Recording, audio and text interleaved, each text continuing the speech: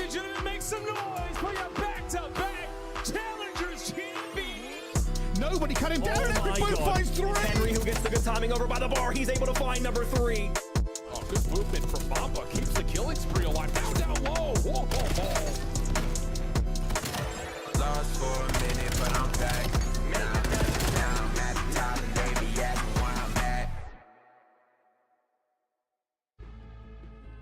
Ladies and gentlemen, hello and welcome. It is time for our second day of our third stage of Challengers Elite.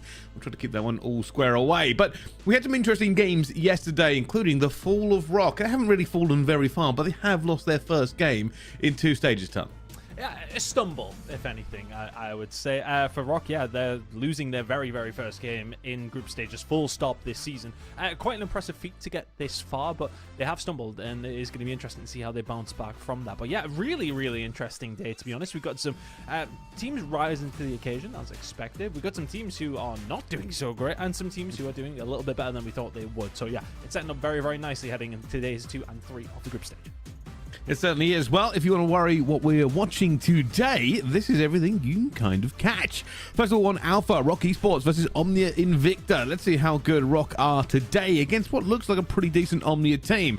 Then on Bravo, of course, Lin versus Decimate. That's a big game for the games going down. OMITNoir versus Hybrid Nation. Then Exceptional versus Treaty 1. And we've got NAJD versus Project 7 and The Vicious against Noah. And you can find all of these games on the YouTube Challengers channel. But my advice, watch Alpha, pop it out, because we'll be covering all the rest of these games whenever we get a chance to, Tom. Yeah, the Alpha game, obviously, what we specifically had a look at and said, yeah, we'd love to get on board with that one. But honestly, NAJD against Project 7, that's the one I really want to keep an eye on as well. NAJD have had a good start. Let's see how they do against the current champions here in the EMEA. Well, we've seen what we're going to be watching, but let's see what happened in the previous day. These are our group standings for everyone at the moment. In Group A, OMITNoir, the only flawless team, a team that has already got a lot of people looking at them. In second place, it's OMNiA INVICTA, Decimate, and Rock Esports. 2 of these teams face off in our very first game, so we should have a good time. Also joining them, Hybrid Nation. Lin at the bottom, 0 and 2, but maybe they'll have a better game today, Tom.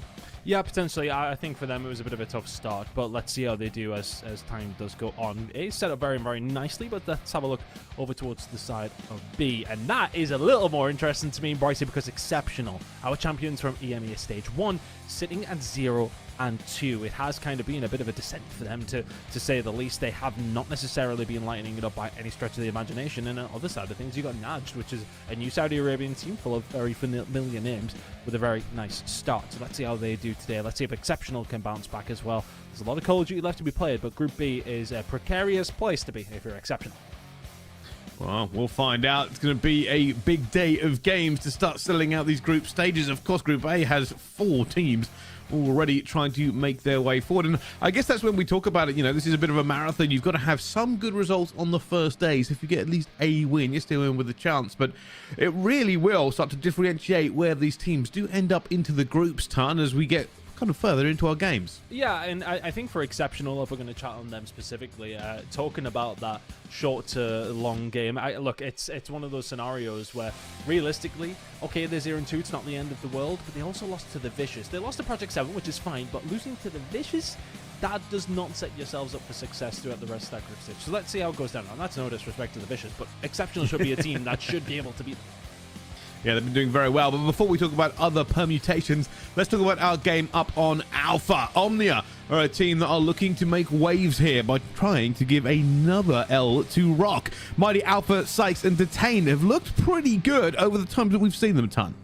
No, they have looked very, very solid. I'm interested to see how they're going to continue. Look, a bit of a difficult one yesterday, getting well, Neslo'd by Decimate. Never that handy, to be honest with you. But look, they put in a decent performance. You look at that roster, you look at the names on the roster, and you know that they're going to be able to bang it out, especially when it does come down to those slaying game modes. When you're talking about Hardpoint, when you're talking about these other, when you need these players to start the kickoff for you, they looked good in those Hardpoints. But need to just switch up on a couple of their other game modes, and a very, very tough test up against Rock to try and do that. Certainly is. I mean, Alpha is, I mean, I think maybe this was the game set. Unbelievable pace in terms of all the stats. I've seen it as well. But they're going up against another team that will be looking for a bit of revenge just against everybody they can find here. Rock Esports, Dom X, Rixled, Kicks, and Dom. of course, handed their very first loss yesterday in all of the group stages that they've competed into, and something of a bit of a shock to everyone at home, but maybe that's just OMITNoir being that good. Of course, they've had the land chops to back it up as well, Tom. No, they absolutely have. And online is, again, it's for all that the group stages have always been very kind to them. Playoffs have not necessarily ever been plain sailing, right? They've struggled somewhat. Haven't necessarily put themselves in the position to go on and win it. They've always looked as if they are a step behind, but then, look, they played in Saudi Arabia. A lot of these players are playing in Europe. It is a problem that both squads have to deal with, one that they in particular haven't dealt with brilliantly, but when it has come to land, they've proved their credentials. So for them, it's a case of trying to get back up to speed to see what they can do in this online stage. They will, of course, be absolutely fine getting over through towards playoffs, you would like to think, but that loss will sting, but it may well just inspire them, Brycey, to get themselves moving again. It certainly will. Well, we'll see how this one all goes down for these teams, because this is how they'll be playing it out. Gridlock, Hardpoint, Raid, Search and Destroy, Exposure, Overload, Sake, Hardpoint, and then Fringe, Search and Destroy. I think this will be our first Sake cast, Tom. We're not calling it Sake, it's Sake, mate. Come on. You speak for a living. It's not Sake. When you said that, right, okay, anyway, I thought it was mean delirious. But look, we're getting a lot of new maps here. We're getting Sake, Gridlock, and Fringe.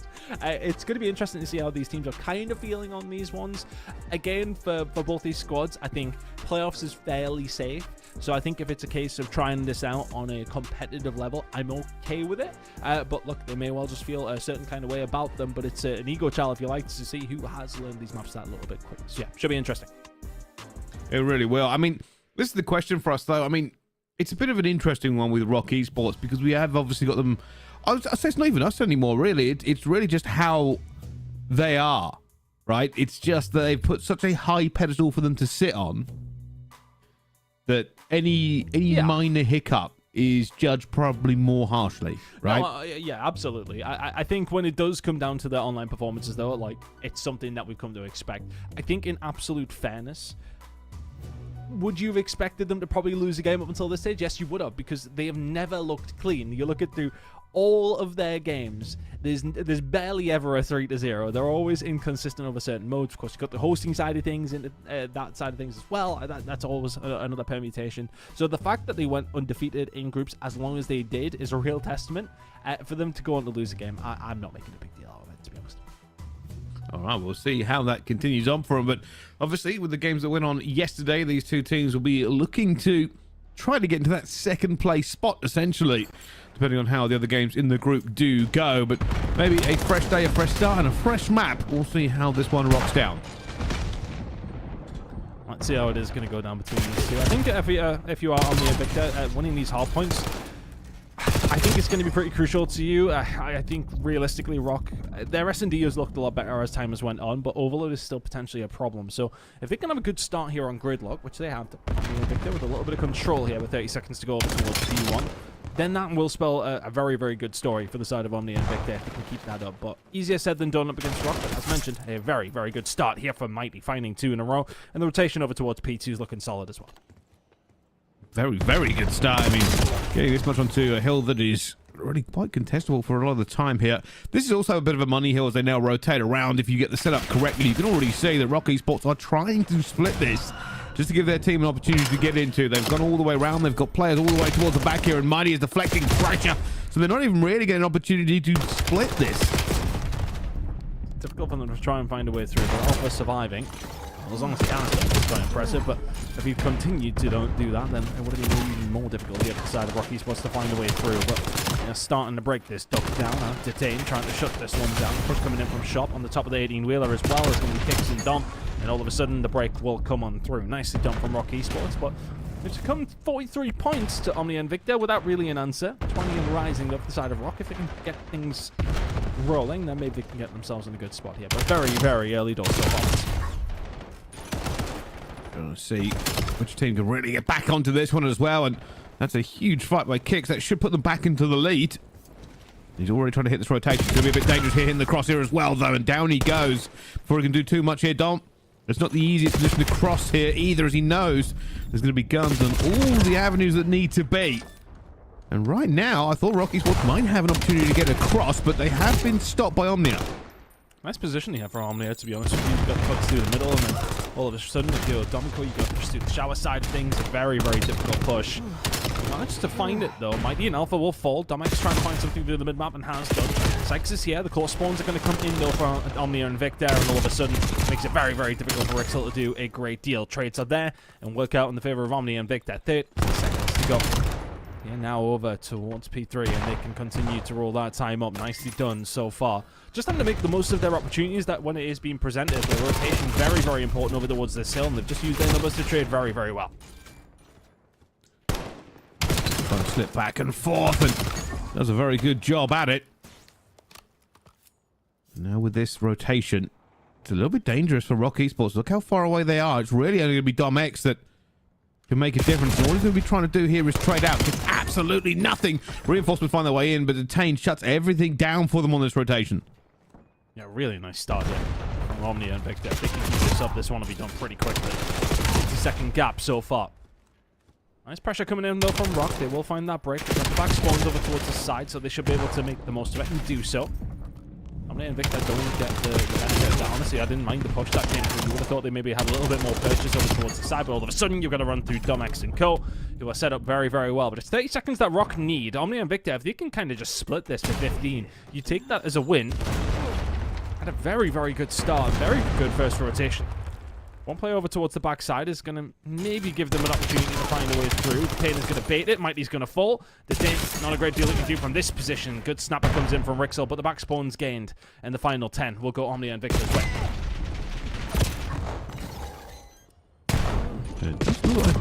A little bit of a better handle on this map so far with some of the rotations that they are really just able to get into. You've got to remember they've managed to just kind of bounce it all the way across over and over again.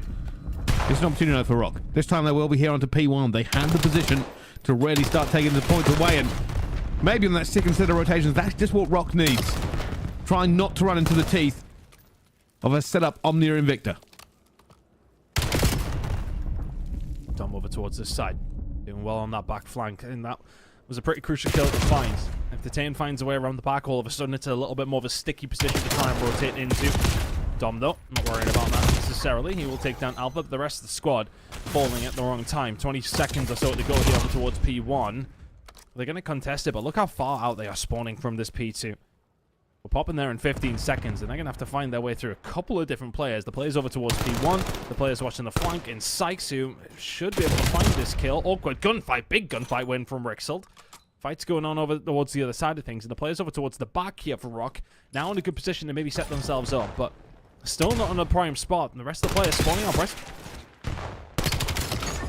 This is always difficult. That is outrageous, by the way. Grabbing it like that. We've seen the NBC. We spoke about it at length yesterday. Some players are really able to come stretch this gun into looking magical at times. But this is always going to be a hard hill to break. You can see the split still really threatening here. Sykes need to clear this one out so he can have out his teammates on the point, but they've got split spawns as well. And this should be Rock able to take this one away. Towards his backside, had to find that fight. He does. Now it's all about just holding down from the front. Big fight coming through, but for 25 seconds, this is a real big opportunity for Rock Esports to get themselves back into this game. And yeah, it's just about holding down the right angles, because honestly, the spawns here, when you do lose a little bit of pressure, a little bit of presence over towards P2, the Tolkien spawning in not. It is not ideal to try and find your way back over towards this hill if the setup is correct from the opposition here on the side of it. And then you can, well, I mean, unfortunately, you kind of have to back off over towards P3, but you can make some good money here as well. Kicks over towards the backside. I like the setup from Rock. They're pinching from a couple of different angles, but so far, not working out for them, but they've got those back spawns pretty much locked down. OMNiA are going to spawn out closer over towards P4. So now, all of a sudden, this is the opportunity for Rock to find a way through. And they get it as well. You see a little bit of trouble coming through. They've got players trying to push this. I mean, if they do not want to give this up quite yet. Kicked out towards the back here, looking for another. Not going to grab it either. Still, trades are good for them at this point. They're holding it down quite nicely as that time does tick away. Rixel needs to get into a better position, or needs teammates' reinforcements. Not going to get it as Mighty gets two, and they flood in. Domex, the last man standing, as he finds two. He might even find the third. They know he's going to be here, and he does. Domex says, all right, we're taking the scrap regardless. Lovely rotation coming in here as well. Look at the positioning from Rixel. Is OMNiA and INVICTA having another bite of the cherry? That is P3. Rock already thinking about this rotation. Like here just to try and distract the rest of the team on their way through. Some good gunfights found, though, by the side of OMNiA and Victor. Kicks, though, has he slipped the net? Dom found 2, and Kicks has got a freebie as well inside of the point. The snapper up top, but he's got the backup irrelevant of that. Rocky Esports find a way through. A lovely transition from 3 to 4. In a prime position to take themselves a very good lead in this map. And this is all about holding this down as well. I mean, Rocky Esports have not really had an opportunity to hold very much from what they would have wanted to do. At this time, they instantly get broken. OMNiA and Victor just not allowing them to really settle into any of these setups they want to get into. And with Sykes having a little reinforcements here as well, they should be able to deflect this for a few more seconds. They do so. That's going to be 3 down. We're now off to the races for P1. There's a hill that you can find some decent time on. OMNiA and Victor honestly do very well from the position that they were in. I felt as if we'd be heading over towards another rotation with a Rock Esports 30-second lead or so. And as it goes, it's still around 10 in the favor of OMNiA and Victor. Alpha having another good game, sitting on at 21 and 18. Rock Esports mostly being outslayed kind of across the board here by, well, a few kills that it's not necessarily making too much of a difference. A 20-second scoreline. Can they find their way through? First 2 players don't manage it. And now all of a sudden it's a very, very difficult push here for Rock, who are kind of just being zoned out of this one, Pricey, but mistakes have been made. 3 kills would go their way. A trophy system for one, a clean kill actually comes through from another, and then a grenade takes down your teammate for the break for Rock. Not what you needed if you're OMNiA and Victor. And they thought they had it. They had a really good P4, and now they're just losing time everywhere. They're giving this one up as well. They're not even going to try. It will be Rock Esports with a pretty decent lead as they cross the 200-point mark. That's big. This break is now everything. If Rock do this easily, it could be a nightmare for OMNiA and Victor. Kicks going for this one. He knows where the players are going to be. He's all over this. Finds the first turns. Burns the second out of this hill. And Rock Esports on the rotation. Absolute chaos to try and deal with if you're OMNiA and Victor, to be honest with you. You got your setup where they're dipping and diving in and around the pillar. You can't get a read, but you may well find a break back. It was a 7 spree coming in from Kicks. 220 and rising. OMNiA and Victor don't have the numbers to try and find a break. They're putting the buds into this one as well, but this is a really difficult run for them as well, but not if you detain. They get back into it. They don't want to get Rock Esports over the line onto this hill. If they hold it for a few more seconds, they won't be able to win here. Kicks dropping this one in as well. As much damage as possible. Not the easiest thing to do to get those in. Doesn't fly very well. It hasn't done that much. The teammates have just not made the kills. It's a hard one to find. The little overpass just protecting as much as it possibly can, and then all of a sudden, 15 seconds to go, you've got to try and ride the rotation over towards P3. This is a big kill, a one that Alpha can find. Takes down Rixold. Rotation will be there for OMNiA. Scrap time will be there for OMNiA. These next transitional kills are huge. Mighty, he should get traded yet. But is there going to be any reinforcements coming in from Rock? Dom can find 1, but that is all you have to write home about. 20 seconds away from OMNiA and Victor. Rock Esports setting up. Can they manage to find a way through? They're going to go from the backside and also from the front. It's one last roll of the dice to try and keep themselves in map number 1. There they go, made a first kill as well, and a second, and a third. Alpha finds himself alone. He's trying to pre-fire his way back out of this one. It's not going to be enough. And now OMNiA, they're so far away. They might get here just in time for one run. And that's what they're going for. They're going to try to get into this one. Detain is obviously calling in the Hellstorm, looking to get them out of this point. He gets nothing. Absolutely nothing. The rest of OMNiA and Victor are now going to be here. They're trying to punch through. It's a 2 versus 2 ton. Sykes finds a way through. That train may well have just worked out, but Sykes will find 1. Kicks has to find 1 back. Detain is there. It's a 1v1. Kicks finds it. The rest of the reinforcements on the way through. OMNiA and Victor 2 seconds away. They just about get in. And the map number 1, absolute barn burner between these two teams. Falls OMNiA and Victor's way by about a 10-second game. Incredible showing. And they will take map number 1. That was a scary one towards the end. As soon as Rock found that break on the initial push, you're really worrying for them, to be honest with you, for OMNiA and Victor. But honestly, what I liked from the Hellstorm that it did, it made Rock, they had to close in. They couldn't necessarily be setting out, pushing out the lanes, and making it difficult. They all had to retreat into showers. And then from there, it's just a case of fish in a barrel and who's going to find that first trade. As soon as it goes the direction of OMNiA and Victor, they had the numbers, they had the spawns, and they take the game by 11 seconds. Great map number 1.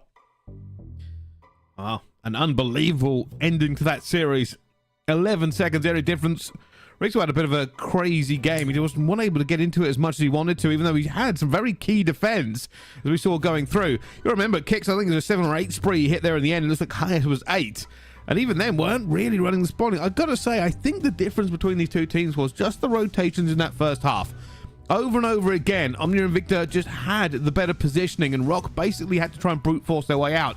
Something that's worked for them innumerable times, Ton, but it is always the more difficult way to do it. Here we go. I believe we're going to be dipping into what's going on in some of the other games very, very shortly, but that's how things are going to play out after map number 1, 250-239 to OMNiA and INVICTA.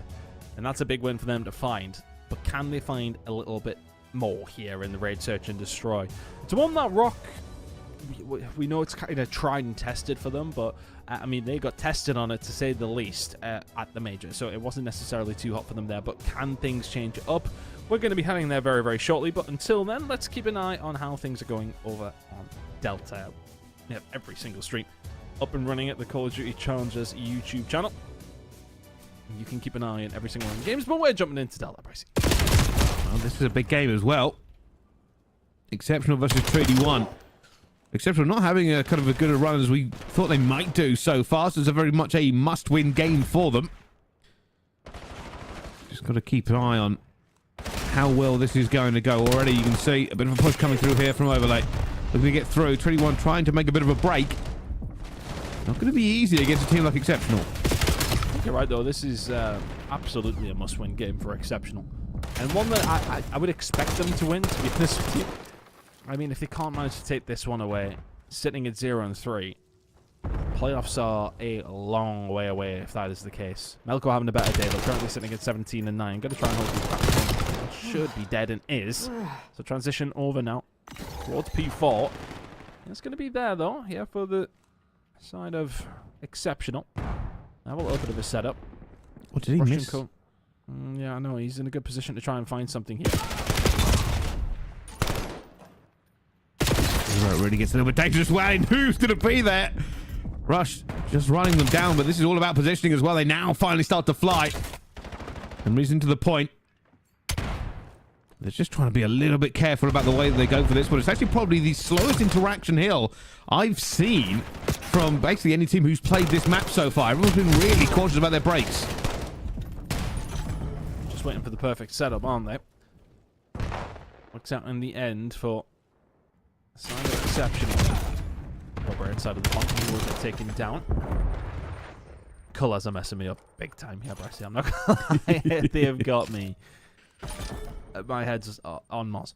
Right, anyway, 50-second lead for Exceptional. We know that for certain.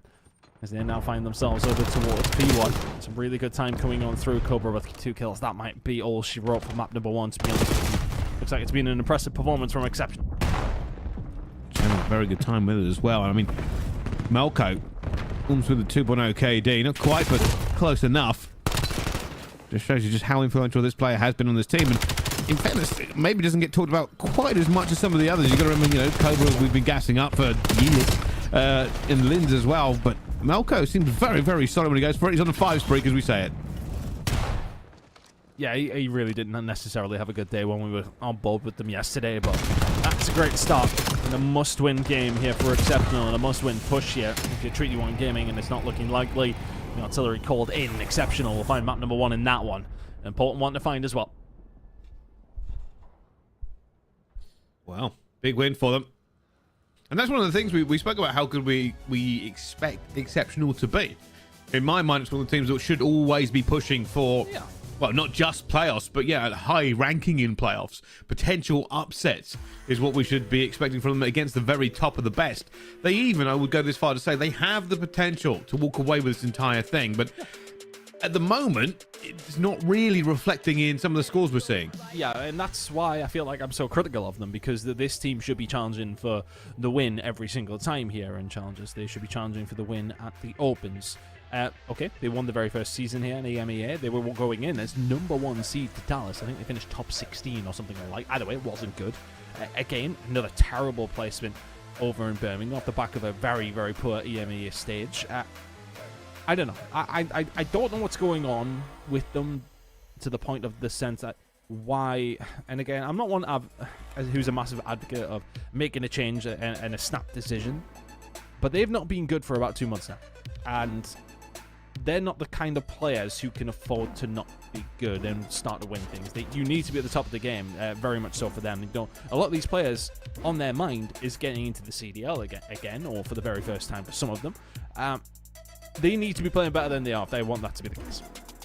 Yeah, 100%. I would fully agree with you that one as well. I was just going through some of the other scores that we do have kind of going through as all the games get onto it as well. Lynn actually took map 1 against Decimate, which is probably a little bit of a surprise because Lynn does not have the best time yesterday, although they did win some maps over the points. So, not terrible. OMITNoir take down Hybrid Nation 250 to 170. So another good game from them, opening up on what is looking like a pretty solid run now for their entire case into playoffs. See if they can find something, find their way through. But this should be interesting for Rock Esports. I mean, obviously it's a must-win. I believe, or maybe back on their host, but they're a very, very good team when it does come down to raid, search, and destroy. I'm going to be curious as the season goes on. Not that I'm ever giving away their secrets, because other people notice this if they do watch their video. How much pressure they put on Kicks to perform in the middle of the map. Typically, he will perform as well. Very good player. He's currently the bomb carrier, though, and that bomb is going to go down over towards B. 4v3. Can they hold this one down? Good push to start things off. They're going to lose that initial gunfight, though. They've lost Dom. Kicks doing well to continue to survive. 2v2. Team wants to get out of there clean. Alpha trying to get into a good position as well here, but might try and fly this with the tank. Might try and hit this at the same time. Knows where Rixel's going to be. They're going for it. They have a little bit of timing for that player reinforcement, but it doesn't matter. Dom wins the gunfight regardless, and that is easy in the end for them. There was a slither of opportunity there for OMNiA and INVICTA to find that kill, but Dom was just better at it. I think in this position, though, it's a very, very difficult gunfight to take if you detain all the rest of OMNiA and INVICTA side. They did well to make it a 2 versus 2, but still, you're kind of relying on that time that is very quickly ticking down, continuing, and you're relying on the fact that the opposition are going to give away this bomb site, and they're not going to. As soon as you get yourself back towards top mansion, top bedroom, very, very difficult to really do a great deal about that if you are the the defensive team trying to get the defuse coming through. And here we go. The kick show through the middle of the map. I just think, you know, when we've seen it in Major 2, Bryce, and I don't know if you'll agree with me, but in the finals, it was kind of to their detriment because they just knew he was going to do it every single time. Don't get me wrong, if he has a good game and puts himself in that position, he runs this map, but if he ain't shooting as straight as he usually does, which is a very rare occasion, then they're in a bit of trouble on this map sometimes. Speaking of trouble, they know this is going for it as well. Rixel is going to try and thread the needle, and well, he finds something by the look of it. Looking for another one as well. Bouncing about here. The rest of Rock going for this one as well. Kick should be able to trade it out, and well, that's about as easy of a retake as you're going to get. Domex with a sniper. 5 in a row from him. I mean, to be fair, that is another very useful tool that they have. If Kix is not winning these fights in mid-map, and if he isn't keeping that control, well, Domex is probably the best sniper in the game, so it doesn't really matter. I don't even think that's a bold claim, by the way. No, I don't think it is. I think one of the key things, I mean, you spoke about how important Kix is towards the middle here, but Domex, I mean, we spoke about it in Birmingham, right? And I think it was FDOT who said, yeah, genuine menace with that sniper everywhere he goes. For another competitor, especially of that caliber, to kind of recognize how much of a problem it is, you know it's something that every team is having to work around. I mean, it's every single time we watch him. I remember actually going backstage and I was congratulating Josh on his Notorious obviously going on to win in Birmingham and beating him. That Domex kid is a joke in Search and Destroy. Since you just literally can't get away from him. An absolute menace to try and deal with. But they have managed to deal with him this time. Kix is going to be left on his own now. In the 1 versus 3. OMNiA and INVICTA getting very aggressive, and well, not a lot you can do with the sniper. If they're up close and personal and in your face, and they are very much hunting Kix down, should be dead to rights and is. OMNiA and INVICTA will get their name on the board here. 2-1 now. Find themselves in maybe a different spot. Just got aggressive, got up in their face, and worked out in their favor this time. But it's a precarious spot to be in if you feel as if that's what you need to do to win the Search and Destroy. But it worked that time. Can it continue to work? Well, this is what we've always spoke about, right? Adjustments. You said earlier about, Kicks taking that middle control here and how teams do deal with it. It's one of those things that in S&D, that call has to be made at some point, right? Either you take it on and try to make it a dangerous proposition to do it, or you keep letting him do it and play around it. But it is always going to be an issue, and as long as Kicks can get into that middle here, that is map control. There he goes, into the middle again.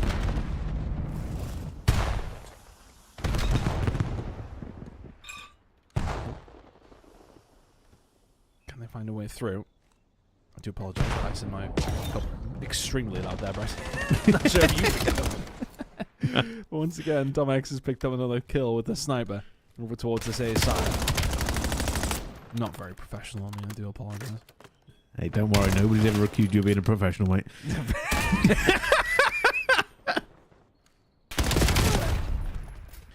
Very fair. Might even find a kill. Now with a 2v2. The pressure coming in here from Rock Esports. Close and personal. Oh, hold on. That's an awkward gunfight. All of a sudden, Dom X is like, yeah, why don't I just bring this back out again? Might be in a tough position. He's done well to find one. Dom X, does he have the flick? The sniper was out, but so is the SMG. He uses the cover to his advantage, I think. Yellow card. I think it was a one pump. Let's see it. Yeah, and then the three others. Oh yeah, then the other one. Yeah. Yeah. Well, he's 9-1, I suppose.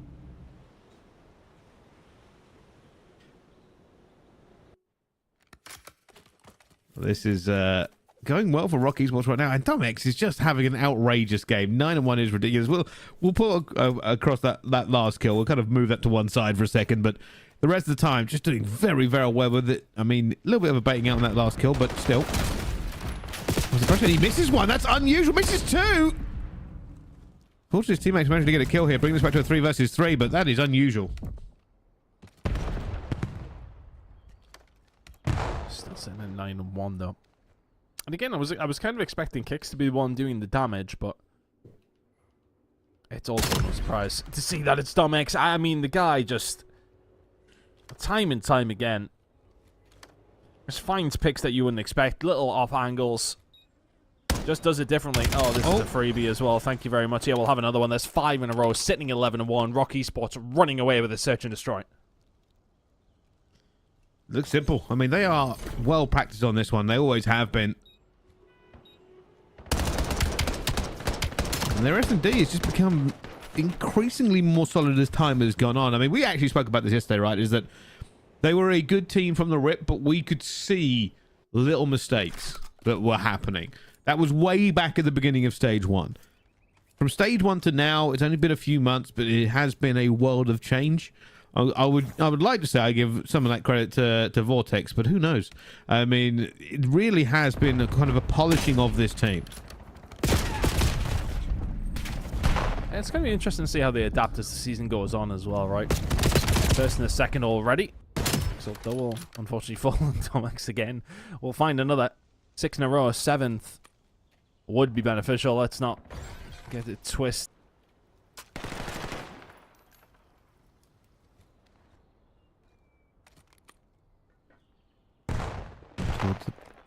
Towards the back, I think. I think this is just one of those ones where the retake is all going to be based on what Detain does.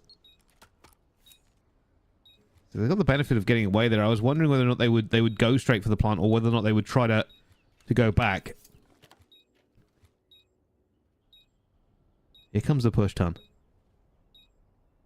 That's actually a good spot, but it's one that is quite often checked. Can find one. A second will be absolutely massive. Sykes has gone huge. And now all of a sudden, it's the 1v1. But Dom X is one of them, and Detain is the other. 15 seconds to go, though. Time is not going to be on his side. He's just holding his angle, expecting to push. 11 seconds to go. He has him on the inside, but has to run, has to get there quickly, and loses the gunfight anyway. OMNiA INVICTA with another round. Well played from Detain. Yeah, Detain did very, very well, but Sykes as well. I mean, getting 2 in that position, most of the times you just want to get 1, right? Like, that's what you're playing for. I just need to get 1 if I'm playing in a position where I can't be traded. Did way more than enough. Way more. To get 2 is outrageous and allowed Detain to basically just play time. Yeah, you would expect him in the position that he was in just to be able to find the one and the trade comes through, but Rock can't find it. He positioned himself really well for that second kill. So good job from Sykes. Big plays were made. Can they keep this up, though? I mean, I'll do my quick maths. Okay, no, he doesn't quite have as many kills as everybody else in the lobby. He has, well, 1 kill less than the entirety of OMNiA and Victor right now. That's not a great start, though, as Dom will take himself down as the push over towards A. Oh, finding some more success over towards Laundry, though. Nice positioning once again. Doesn't get himself overly aggressive. Finds a second as well. There should be another round over towards OMNiA and Victor. Domek's trying to back up, and he isn't going to be able to get it. OMNiA and Victor certainly not letting this one go at all.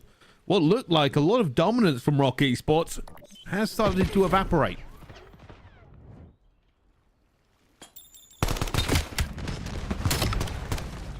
I think that's the thing, though, right? When you see a team go like 4-1 up or 4-0 up in the fashion that they have done, with Dom X being so dominant, if the rest of the team is still not chipping in, it does become a one-man band that then continues to have to survive and thrive. It's not sustainable, right? He can't keep finding all of these kills to win you these rounds. He might, but he also probably won. Oh, if it wasn't for the hit marker, he would have. Shots ringing out over towards B, keeping some pressure on. Bad timing. Yes, somehow found one. It was actually kicks behind him that got it, but again, Sykes, it's not him this time. It's Detained to find 2. And now a 3v2 in their favor. They're just winning these up-close and personal gunfights. Oh, Domex, that is an unbelievable needle to thread. Might have an opportunity here, though. Keep an eye. Not going to be able to get it in. This is now a really hard retake. Rixel could find at least one to put the pressure on. It might have something, but all 3 are arrayed against him. Ooh. I mean, he's don't want to survive as long as he did. Freebie. Oh, and he misses the easy shots, as such as life, to be honest with you. Defuse is going to be very, very difficult for him from here. On the Mighty, not going to quite land. Another round for OMNiA and Victor. I don't like buses, mate. One hasn't come along for a while, but then 4 do at once. Yeah, hey, I mean, they needed it. That's kind of put maybe Rock just off of their game for a few seconds, because, I mean, we saw Domex lose an awful lot of fights. I don't think that was going particularly well either on the other side for Rixel. He just didn't seem to be able to kind of lock in where he was aiming, and they've lost so many rounds in a row here that you've got to start worrying about whether or not they're just going to end up losing this S&D because of it. Momentum is a very real thing.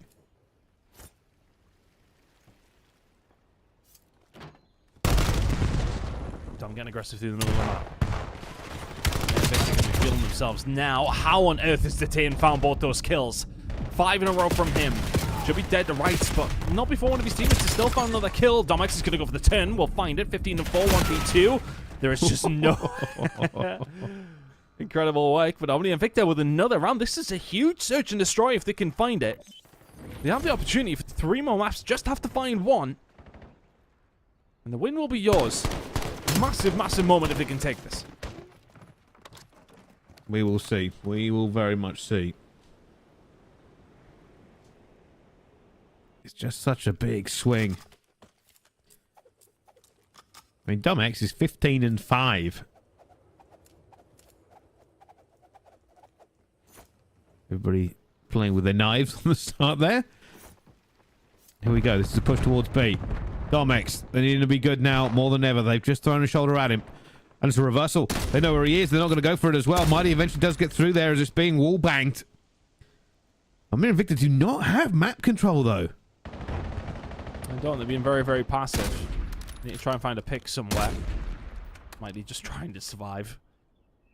The recon of Domex ringing out over towards the pool side. Dom now.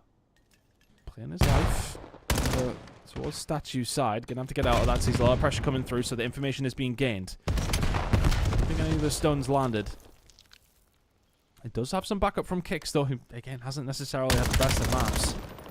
Domex has been carrying the load somewhat, and the other players on Rock need to start pitching in. Oh, here we go again. Domex looking to thread a needle. Bomb is going to start going down here. Looks like they're going towards A. They're not entirely sure, but Sykes gets caught. Domex is now back onto the Overwatch. They are trying to get this one planted. Kicks is going to be here as well. They don't have control of it. And down they go. It's now to a 2 versus 2. They're running for it. They're going all the way across ton. Somebody has called the emergency abort button, and somehow they've got across mid-map. And that is not going to be red whatsoever. Domex and Rixel, they'll be scratching their heads, but now they know. Alpha and Detain, can they hold this down? Players over towards the backside. Detain has been spotted out. 20 HP already lost. The other fight, though, gonna go Alpha's way. He'll find that one comes down to a 1v1. Detain is being lights out, but Domex is 16-5. The big bads of both these teams at this moment in time going up against each other, and Rock Esports need this round. Oh, Detain saw him. I think Detain saw him. I think Detain saw him. He does now, and he gets it as well. They locked that one in. They'd lost so many players as well. That's a 2 versus 4 for the win. An unbelievable comeback for OMNiA INVICTA. Round after round, just falling their way after what was a bit of a masterclass to start off from Rock. I mean, it was a masterclass to start off from Domex, though. Nobody else was pitching in. And as I say, like, in those moments where players are popping off like that, find you 3-4 kills around, find yourself 4-0 up, you're sitting at like 12-4. Yeah, you know, cool, my teammates are great. It's not sustainable. You can't just rely on him to keep doing that. The rest of the team don't step up their game. He ends 16-6 and they lose 6-4. Yeah, it's not been particularly great from the rest of the team.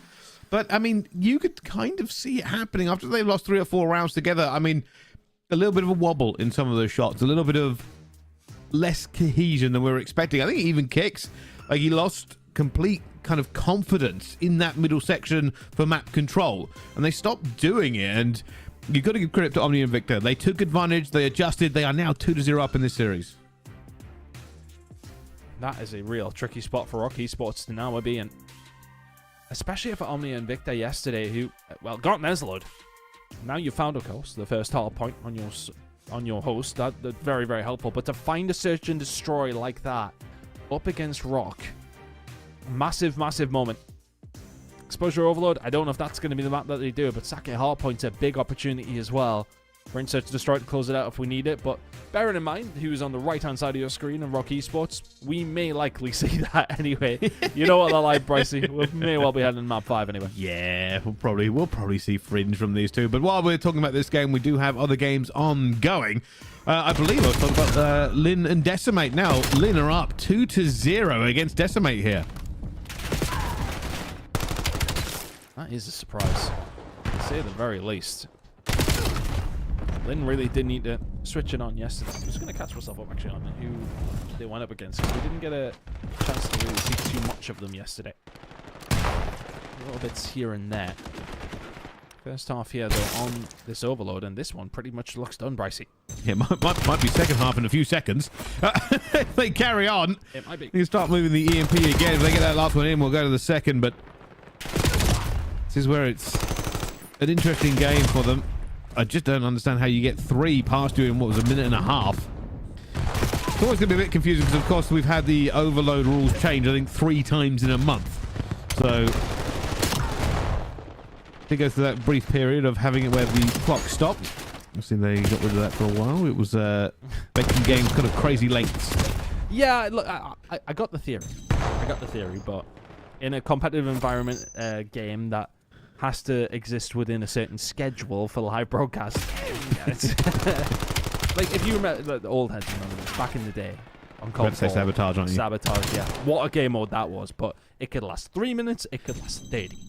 And it was just, yeah, painful one for young Chris, to be honest with you. It really was. I mean, there was we're going off topic here, but I'm going to do it because we watched a different game. There was even a game, an I-Series way back in the day. It was called Endurance Sabotage that went on for over 3.5 hours.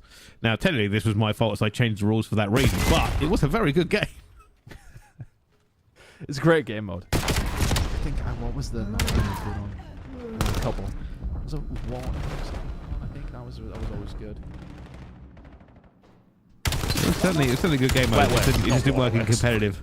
Wet work. Oh my god, Slade. Wet work. No, you're right. I was going to say Waterworks. I didn't really recognise the map there, but you're right. Yeah, well, you're close enough. Hey, it's a long, long time ago. And speaking of long, long time ago, this one might soon be over. Trying to move the EMP. Actually, they've lost all their teammates. So it isn't going to go in too early, but We'll say Lynn, after not having a great kind of start yesterday, I was catching up on those games as well. I mean, OMITNoir obviously beat them because OMNiTNoir are apparently the new big bad of Group A. But they've had a pretty good run so far in this series, Tal. I mean, Lynn, it was 250 to 181 and 6-3 on the S&D. So far, pretty good here on the Overload. Yeah, I mean, interesting to see them, like, after yesterday. They lost the Hibernations in a 3-2 fashion. So it's a close game. It's like a relatively decent team, but I'd expect Decimate to be able to deal with them, and it looks like they're about to get 3-0, unless the comeback can come through here. Overload. Zidix can get things going here. Nadox and Co are going to have to try and find a way back into this. UH and Slade working well together. There's a couple of kills going to fall their way. Maybe another opportunity for them to add. Well, further insult as Decimate did actually manage to find one there. So 3-2. So they brought it back into the realm of possibilities, at least there, Bryce. Trying to get that one over the line. Not going to get it as either. It has been picked up, but wait, that's not gone very far at all, and it's in a bit of a no man's land here with 20 seconds left to go. Finds one, looks for the second. Wheat, will he grab it and get out in time? There's a player right behind him. He jumps with a pistol. That is unreal to get that last kill. 4-2 going in the second half. Big play to make. Finding that moment. Puts you in a significantly better position. Slade with the best play. Nicely done here. Honestly, I'm just kind of catching myself off guard with what the scoreline is here. Sitting in 0-2, but may well be back to the 1-2. But this is what we mean when we talk about it so often. When it does come down to challenges in the group stage, it's not over till it's over. It's very much a marathon, not a sprint. Okay, Team Lynn didn't have a great start yesterday. But a massive, massive opportunity to now put yourselves in a sensational spot and give yourself an opportunity to maybe get towards playoffs. I mean, we've still got some very hard games to go through. But the game up against OMNiA and INVICTA and then Rock Esports are going to be their remaining games. And that is where their problem lies. I mean, need this win just to kind of put them into a bit of a contest, but we'll see how it goes here. But they've made a really good case for them. I mean, they lost, what, 3-2 yesterday against Hybrid, and that may be a game that comes back to haunt them a little bit, especially when it comes down to playoffs. But so far, so good. They just do seem like they have this map and mode worked out quite well. It is working for them right now. Want to keep this pressure on. Patience needed from Slade here as he's playing top church. Spawn's starting to come in and he's just not even trying to farm, but put himself in a good position to help his team out. I kind of like the plays that were being made, but a couple of kills on top of it would have been even better. Weaths will now have to find a couple of kills just to solidify this mid-map control, and that's a wonderful start for the second. Nearly found the third as well. It's D3 with a pistol. He'll just about get rid of him, but 3.5 minutes or so to go. Decimate still need 2 just to tie things up. They've been looking a little bit more on the attacking side so far in this half because the EMP is slowly but surely moving, and for Lynn, they just haven't had an opportunity to really move it as much as they would like. Kepper now trying to stay alive and slipping the net. So what has a little bit of a player with him as well, and that should have got through. Oh, it's been saved off the goal line again. D3 is now rapidly trying to get here, but there are so many bodies against him, and all of that work, all of that grinding to the point, and nothing. Tough one. You put that pressure on and you're not able to find anything, but the pressure is very much still on, to be honest with you. You need to find a way out. Slade, I mean, you're going to offer that opportunity. Players on the cross going to have to find something. It's UH to find one and a second as well. Done brilliantly. And now all of a sudden they can get this one running if they want to. Big flank coming in from Nadox though, and they're well away. Yeah, they had a good idea. There was somebody running over towards that side. I think Spawns may have well have been influenced. Still, the call was made. UH just trying to survive. Doing very well defensively here, all in, but still 2.5 minutes to go. More than enough time for Decimate to get something done. Here comes the pressure for them as well, but they've got to make a few kills before they can really put this one home. And Rich has found himself in not a great position because the rest of his teammates are gone, and now this will be scooped. The EMP will start moving. They're moving rapidly as well. They're trying to get into position here as well. That's a huge cap. Themselves back into the position. As soon as they got that opportunity, it's felt like Lynn's maybe just playing on the back foot a little bit, and I don't think it's suiting them. That's a big kill coming on through though. Plenty of control over towards his field side. Zidix had to go big and did. Incredible work from the squad of Decimate to shut that one down because it was starting to become a real issue they would have had to deal with. But now Jamal can find a way through over towards the side. No, he cannot. He gets cut off entirely. This should be a cap, and this should be us all tied up with a minute and a half to go. Brilliant work from Decimate. Not going down without a fight at all. Instead, I think they've been the better team already into that second half. The Knicks now trying to fight back as well here. The best part for them is that EMP is not moving quite yet. So time for some reinforcements to get through. Now just trying to make the kills as well out towards the middle of the map. Not going to be able to get it, and that one is going to go back into it. Lynn scores straight back, and it all puts the pressure back onto Decimate. They will now have to try and get back mid-map control. Lynn still just about in control here in map number 3. Very much in control in this series, but it's not the only game going on. Plenty of others kicking off here across every single channel on youtube.com/COD Challengers side of things. You can keep an eye on every game that's still going on. Whatever one is live, you can tune into. But here we are back on towards Alpha and OMNiA INVICTA. 2-0 up against Rock here. And into the overload we go. I mean, it has been Rock's worst game by some stretch, I would say. For them to come out and not win that search and destroy, especially the position that they were in, now the pressure is on. You have to win an overload. Well, they're really struggling to get this kill going down, and Rixel will just say, all right, thank you very much, and take it all the way in. This weren't the guns in the position they wanted to be. Now the Taint trying to get into position, but he's all got mantled and somehow walked away with a kill. Kind of incredible that he managed to win that one out of it as well. There's a big kill for Sykes. Looking for the players going through. Alpha coming in to get 2 as well. And Mighty is just being stunned, and eventually that doesn't go home. Oh my goodness, Kicks almost played off the hero play, but it isn't going to be, and now they find themselves scrambling. I mean, just absolutely crucial that Alpha finds that kill. That kind of moment doesn't go your way if you're OMNiA INVICTA. You probably, well, you're not chalked, but you're at least feeling it. They can keep this pressure on. A little bit of mid-map control. We're going to just try and add to that, though. Rock's really trying to fight out of their spawn, and OMNiA INVICTA being ready for them. Alpha 6 in a row. Is this going to be the setup? Detain is there to lead it, and OMNiA INVICTA will take a lead here in map number 3. Rock Esports are in very big danger of being 1 and 2 in their group yet. It is. I mean, we spoke about this yesterday, and they managed to get something coming back for them as well. But is this how this is going to go? Rock Esports, the meta has changed, and it has maybe just wiped off that little bit of invincibility that they kind of found in the groups last time. Mighty wants to go across, slide and get it as well. That's 3. Disaster. It's just falling apart at the seams here for Rock Esports right now. Haven't looked themselves, have they? Okay, close Hardpoint map number 1, but Detain is doing things like this to them. They need to step up pretty sharpish, Pricey. We talk about like groups being closed. It might. I mean, look, I don't think they won't make playoffs, but they're in danger of putting themselves in that position where there's going to be a lot of pressure on heading into next week. Yeah, I didn't even think of that, but actually, that is... it's never easy in the groups. We've always said this before in the past, so there are some teams we always kind of expect to make it just from the off, but the groups are stacked, you know. It's the very best teams from EMEA have made it into this, and it is going to be a league format. So if you suffer some losses you might don't expect to, things can get a little bit tight.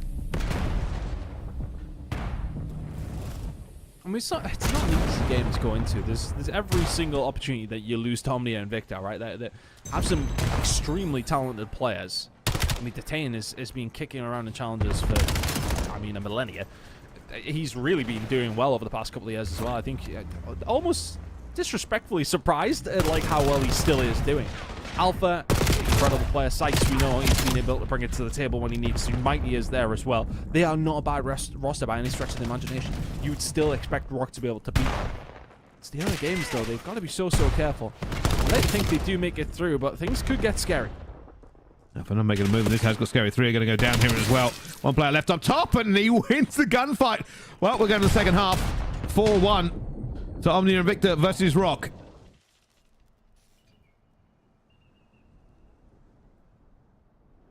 Dangerous game here for Rock now. This one could be over.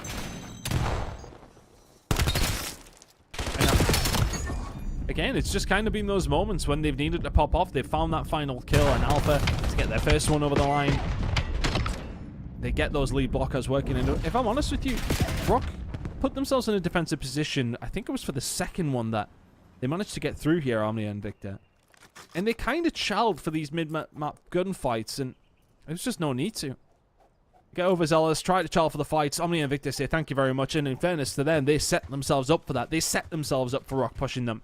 They dealt with them. Very easy cap. Couple more fall their way. 4-1 to the good. Absolutely cruising if you're OMNiA and INVICTA now. Oh, they're having a look. I mean, for Rock, this is not done.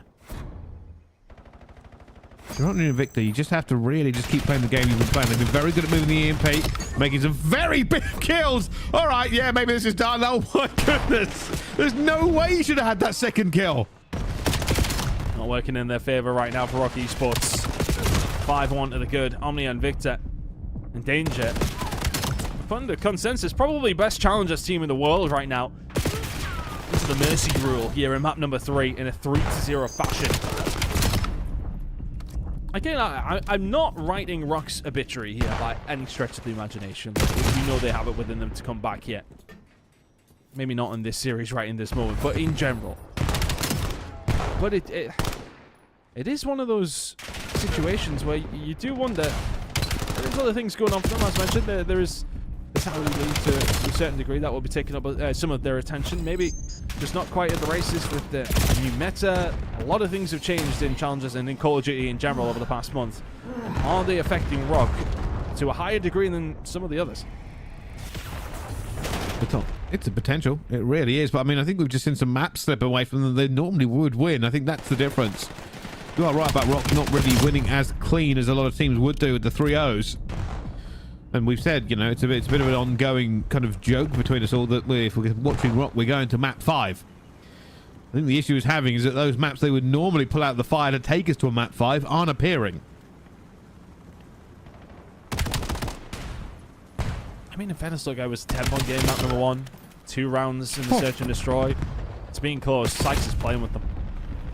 He's literally making fun of them. He's now got a lead blocker in front of him as well. Is he going to be able to find this first kill? No, he is not. Domek's had to find those 2 kills. 2 minutes and 50 to go. This is not impossible. It's going to be difficult, though. With the way that they've been playing so far, it feels improbable, to say the least. We would need to see relay after relay. A continuous barrage of scoring is necessary for Rock here.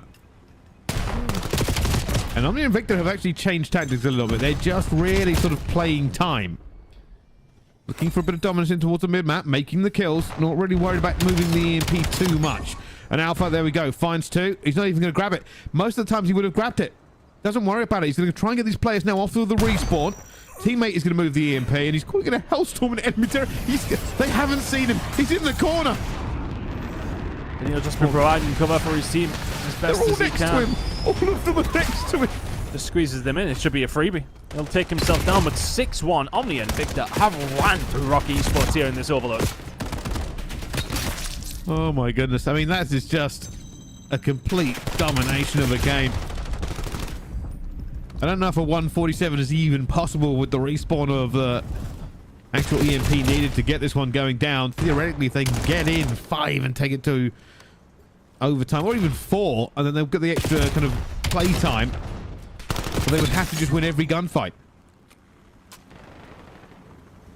It would have to be the biggest of all relays to make it happen. They would have to go absolutely nuclear for that to happen. It's just no way in hell. Especially with the way that they've played over this last, what, 8 minutes and 50 seconds? Mighty as... I mean, when he's doing that, what can you say? OMNiA and INVICTA have turned up today. Smacked Rock Esports around in this overload.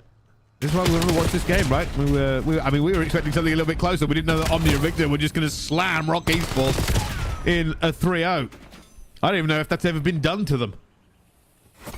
Not that I can remember. I mean, we say slam to a certain degree. As mentioned, first 2 maps relatively close. It's the search and destroy that'll sting them. I think Rock Esports will look back at that one and sort of say, yeah, I mean, what do it? 4-0, 4-1 up. Absolutely cruising. And now Detain is pistol whipping them. 24 and 20 from him. OMNiA and INVICTA. There won't be many other wins they managed to get a hold of this season that will feel as sweet as this one. 3-0 up against Rock. They very much want to write home about. Oh, he's not firing. Oh, I thought we were going to end it. I thought it was going to be done. I'll be honest with you, I don't think the clock will stop for the next 6 minutes to allow them to get any sort of relay going. So this game has been over for a while, but OMNiA INVICTA take the win against Rock Esports. It is a massive win for them. It puts them in such a good position in terms of the playoffs run, in terms of tiebreakers and everything. Rock Esports are now, for the very first time, going to be one of the teams that we worry about making playoffs for. We have a little worry, I would say. Look, but it's a real possibility now. Sitting at 1 and 2, it's not a good position to be in. Look, again, I would expect them, like, I'll check exactly what other games they have to come up. I believe they are very, very winnable games. But, I mean, look, if we are talking about Rock, we consider every game to be very, very winnable because of how good they have been. But looking how they're playing so far, it is a bit of a worry. I think they've got at least a game you would be able to think they're going to be able to take away. I'm just having to look through their remaining games. So Rock have already played Decimate, beat Decimate, lost to OMITNoir, fine. Lose to OMNiA INVICTA, that's a question mark. But they've got to play Hybrid Nations, I believe, and Team Lin. So I would expect them to be able to find those series, Brycey. But I also would have expected them not to get 3-0'd by OMNiA INVICTA. So you tell me. I don't know. Who knows? Who genuinely knows at this point, because it is a difficult one. I was actually just quickly going back through some of the other games that we've got online here. So we will see how this goes. But we have been told that we are going over to Charlie. So we'll see how this game is going on. Now, this is OMITNoir versus Hybrid Nation. So we're still in the first half. And apparently Hybrid Nation are up 2-0. Now, that's actually different to what I had on my scoreboard, Ton. Is that the wrong way around? No, apparently it was 1-1. So I don't know what the actual real score is, but we will find out. That's pretty crucial. We'll try and find out what's going on. OMNiA, well, like to put themselves in a bit of a better position because Hybrid Nation, I think this group's setting itself up really, really well, isn't it? We'll have a check in on exactly which way things have went, but one will be fair. You would expect OMNiA to win map number 1. They're up pretty comfortably here in map number 3, at least. So yeah, we'll double check in on what's going on, but as far as we're concerned, it's sending it 1 apiece. Should have never given us the access to the back-end scoreboards. No, they shouldn't. Because now all of a sudden I'm just making things up. Or not. Yeah, well, I mean, we'll work it out at the moment. We'll just see how this game's going right now. OMITNoir look like they're having a pretty good time with this one. I mean, a little bit of a grudge match, of course. You know, DK and Scythe, we were talking about an awful lot last stage, if you remember. About being standout players on their teams. Also, with all the team switching fun that has occurred, they find themselves at odds. 7 dealing with NAJD and a 3-0 win. So that's the honeymoon period somewhat over. Hybrid Nation will get one back, though. Blade Center 3 and 13. That is a to say the least. I believe this is the second half as well. Trying to get something going here for Hybrid Nation, but I mean, if you're 2-0 up, well, I mean, you're chilling. We're getting that clarified, though. We are getting that clarified. Also coming as well, trying to get a bit of a move going on through here, but DK turns and burns, but unfortunately gets taken out by his teammate. And for Hybrid Nation, I don't think they're aware that they're actually got a clean run. Ethan holding this down.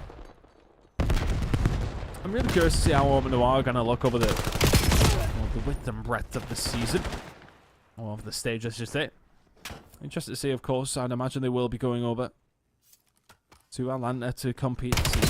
With a really a decent placement, especially for DK. One of his very first, if not his very first line, I believe. Some really, really decent results. Just lost the map 5 up against Bush. Those kind of games, if they swing the other way, a lot of people are talking certain things about potential. And I think that's something that's been all over my timeline. I think, if anything, Bansico are just trying to slow his ego down at the moment. I hope he didn't listen back to the broadcast. That will not help.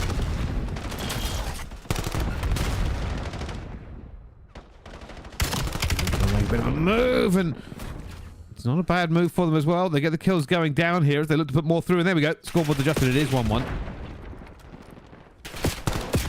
It is 1-1 between these two. Looks like it should be a potential OMIT 2-1 after this. It's looking that way. Just less than around 11 in the search and destroy. That one will be an annoyance. It's looking really good for them so far, though. Aspect getting things going, pushing over towards Dojo. Can they find anything here? Blade's done well to find one. DK will pick up the pieces and we'll wait for the other players to bring this pressure through. They'll get taken down, though, so an opportunity here for hibernation. Not out of the realms of possibility, this one. Sides found one towards the front side. Needs a little bit of help. Ethan is here, though, to, well, get rid of the reinforcements. 16 and 8 from him. This is looking like a really impressive performance from OMITNoir. On Overload specifically, at least anyway. Great job. Looking to go 2-1 up in this series. Just trying to hold off here. Here comes the push. They are have a little bit of an issue. Not to play is still alive into this one. It won't be a quick run at all as more and more bodies pull in. But also, I mean, that EMP is just not moving that much.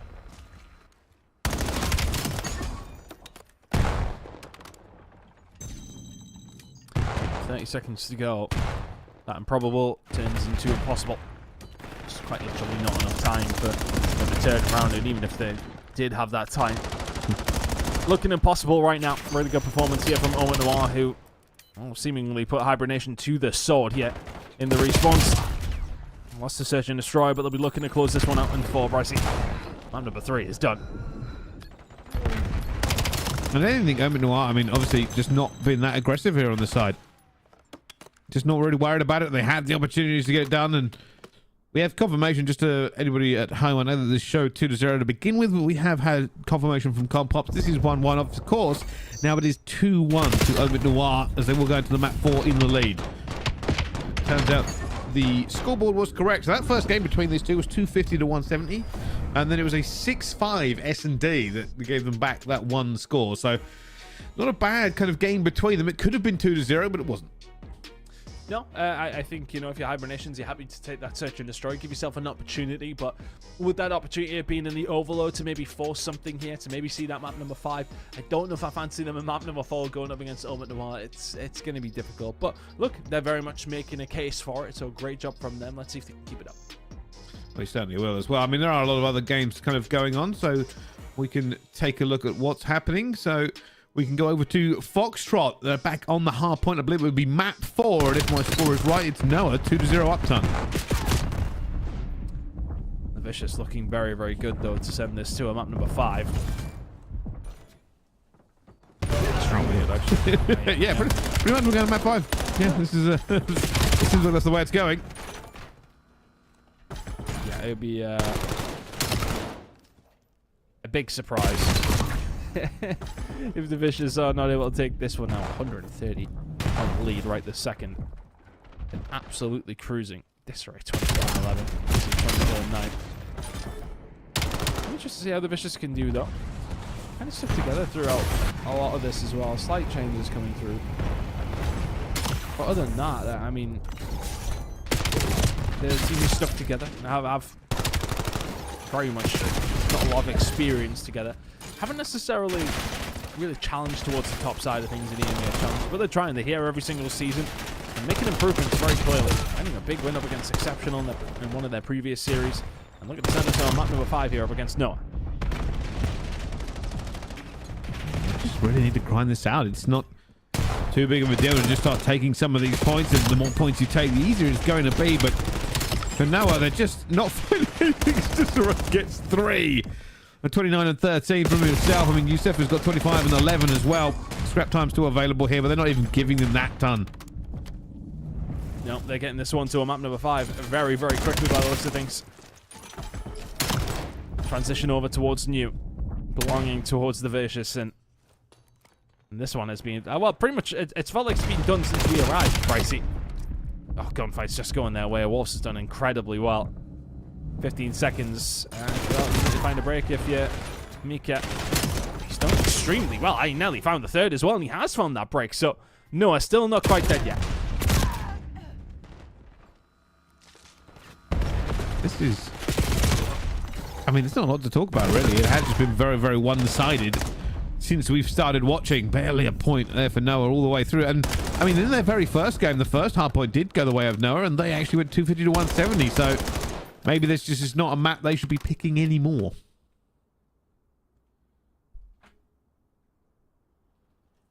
It will go their way, and the map number 5 is what we'll be seeing. And hopefully we'll be able to tune into that. But if you want to continue to watch that, if you want to see that map number 5, we're going on over on FOXTROT. See how this one's going to go down when it does end up. But yeah, interesting first group. I see some 3-0s and some map number 5s heading our way. Well, yeah, in fact, we can actually kind of take a little look at them here. I think OMNiA and INVICTA 3-0 Rock Esports, which was our main game. Exceptional just finished up their game against Treaty 1. They've won that one 3-0. Pretty good fashion. 250 to 150 on the Hardpoint, 6-4 on the S&D, and 4-1 on the Overload. Project 7 took down NAJD as well. That was actually quite a dominant game for them. 250 to 143, and pretty much the same way all the way through here. Basically just doubled the score in everyone apart from the Overload, which was 4-1. The only ones really still going are, of course, the game we just watched, the Vicious versus Null. Let's go to map 5. OMITNoir versus Hybrid Nation. That should be in its Hardpoint, or at least coming to a natural conclusion of its Hardpoint very, very soon. That one did eventually go just a few minutes ago, so they're probably setting up the lobby. But yeah, a lot of 3-0s. Yeah, that has been, and I think you sometimes just get these kind of fixtures that shrug out. I mean, the Rock one does surprise me though. Like, to see a 3-0 there is insane. To me, like, to see Rock not even win a map in that series is surprising to say the least. So let's see how they're going to continue in their evening. I'm interested to see how they're going to do in game number 2. I believe we'll be on board with somebody else though. We are going to be keeping an eye specifically, I believe. You did pick them, so I'm going to blame you if it's not a great game, but I would imagine it will be. Just having a little look. OMIT, okay, so we're going to see OMITNoir against OMNiA and INVICTA, so that's going to be a really, really interesting game over on Alpha when we do get into the second slot. Yeah, no, it should be interesting to see how they're going to break down, but yeah, these ones have just went the way of 3-0s for the most part. Yeah, they really have. I think for me, it's been kind of a breath of fresh air, because after yesterday, we saw so many game 5s. We were saying maybe this is the meta now. Maybe with everything changing up, everybody's got a lot closer.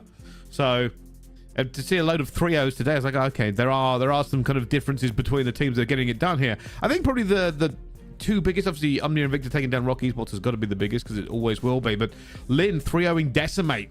Again, that's a very big game, and that's happened in a couple of close calls for Lin. Obviously, it was 5-4 on their Overload, but yeah, getting that win for them is huge, considering they started 0-2. Yeah, very, very big for them. I think, you know, we've seen a couple of strange results in this block to a certain degree, but look, there's still more games to kind of go through, but there has been surprises in this round, Brycey, but plenty more games to go. Certainly are. Well, we can take a quick look at what has happened as it stands. Obviously, there are still some games ongoing, so we can't give you those scores.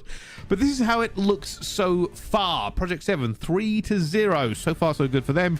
Pretty much what we're expecting. 2-1 to NAJD at the moment. Then the Vicious Noah.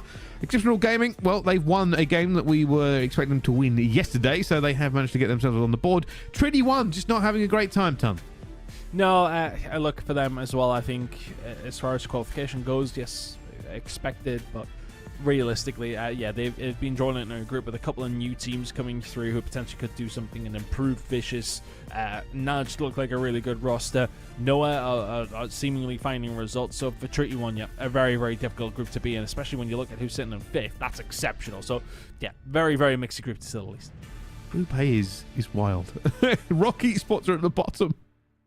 Lin, who stood there at the beginning of the day, and now up in 4th. Decimate, 1 and 2 as well. This is a wild time in terms of now the run for this top 4. OMITNoir and OMNiA INVICTA. I mean, that big win by OMNiA has really put them in the driving seat in terms of their own fate to get into the playoffs here. But for Hybrid Nation, for Lin, for everybody else, we will have to see how it plays out. But that group is getting spicier than we've ever seen. Yeah, a lot of these groups looking very, very difficult to kind of call at this stage. I think, you know, we had our favorites going in. I was even saying yesterday, I have like a pretty much predefined top 3. Let's see how things are going to work out, though, Bryce. Plenty more crazy games to go. There certainly are. Well, we're getting all these players into a lobby. So while we do that, we'll go to a quick break. Don't go anywhere. More action here on Challenge the Elite.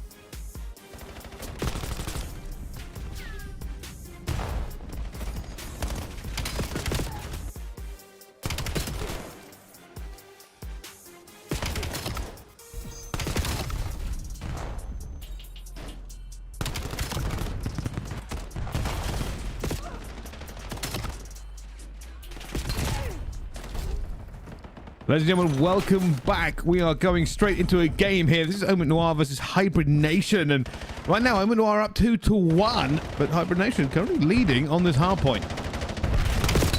See if we can find a bit of an upset and send this to a map number 5. OMITNoir, I don't want to say they've been this story, but look, realistically, they have been the team that a lot of people have been expecting to do well, but maybe not as well as they're currently doing. Names are currently swapped around. It is, of course, OMITNoir currently in the lead.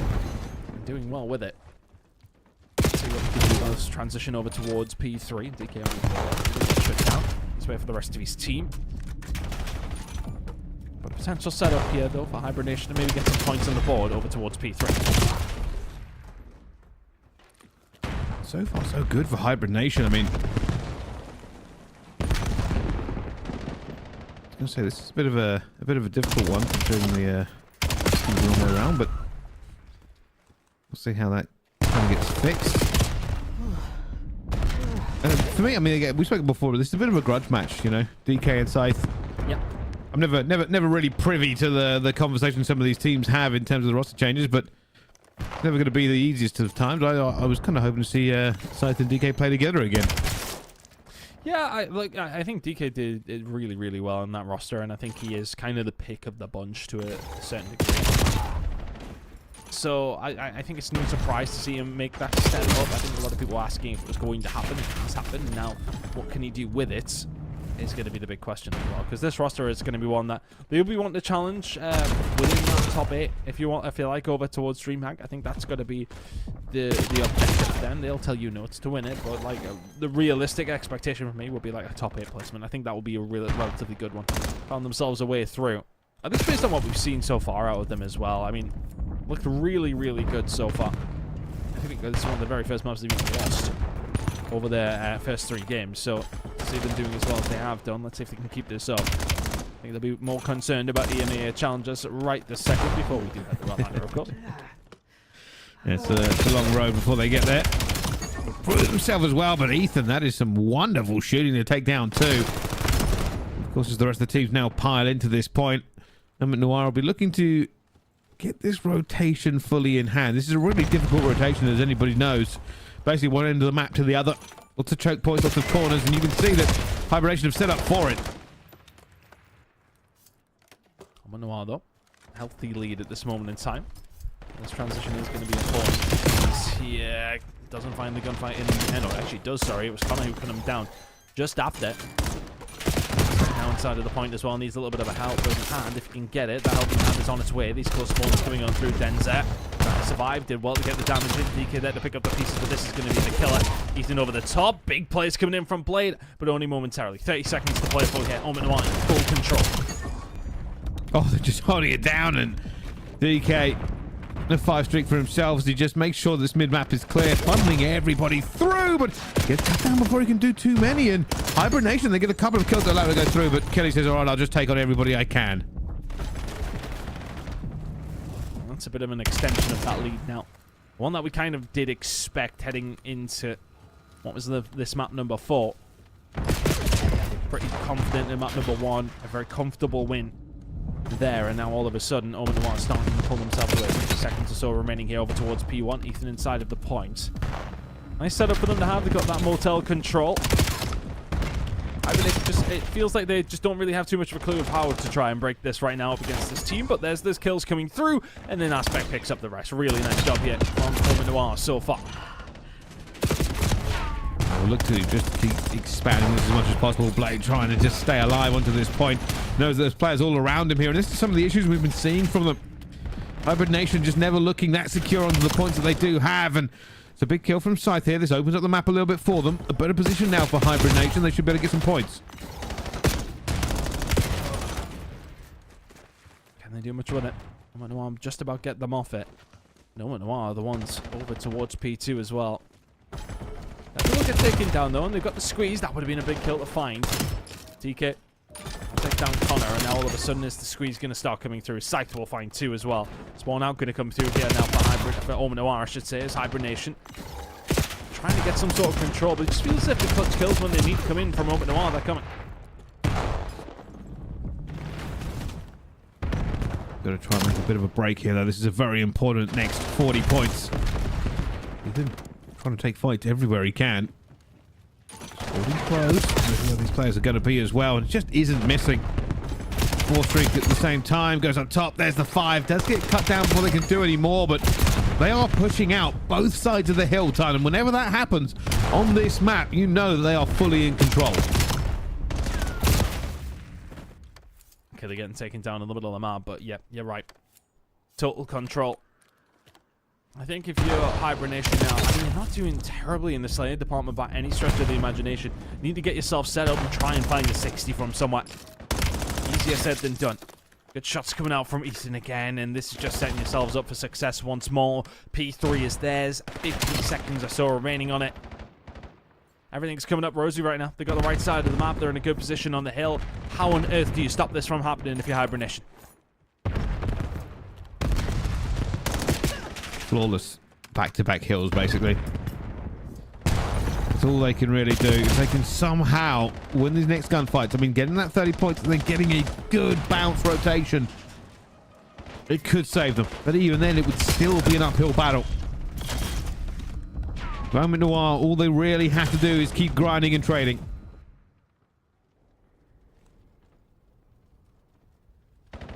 Points still the gap, even though they are able to find a little bit of scrap time. But the transition over towards you, not too bad. Finding 3 kills, and now it's going to be the spawn out here, but DK is left. He's found 2. Not going to get the spawn up for his team. They're on the way. But he'll find the deepest, darkest corner and just try and find a little bit more. Blade's got him very, very weak. Nice snap. He's eventually going to get taken down, but has he done enough for the rest of his team to maybe try and find a foothold over towards P4? Ethan over towards his backside. Finds Danny as well, and there's the transition, and it's kind of down to DK. He can find those 3 on transition over towards P3 or P4, I should say. Allows the rest of the team just that little bit of room. Less than 100 points now, the gap, but it's still a big one. Doing a little bit of a dance, finds one. Trying to just put this one fully to bed here, and it allows them to just take as much scrap time as they want. They can keep fighting this. So player finds one inside. Not even going to be worried about that. They're just going to take this time and, again, get ready for the setup, get ready for the rotation. Last time around, OMNiA blew through everything Hibernation had.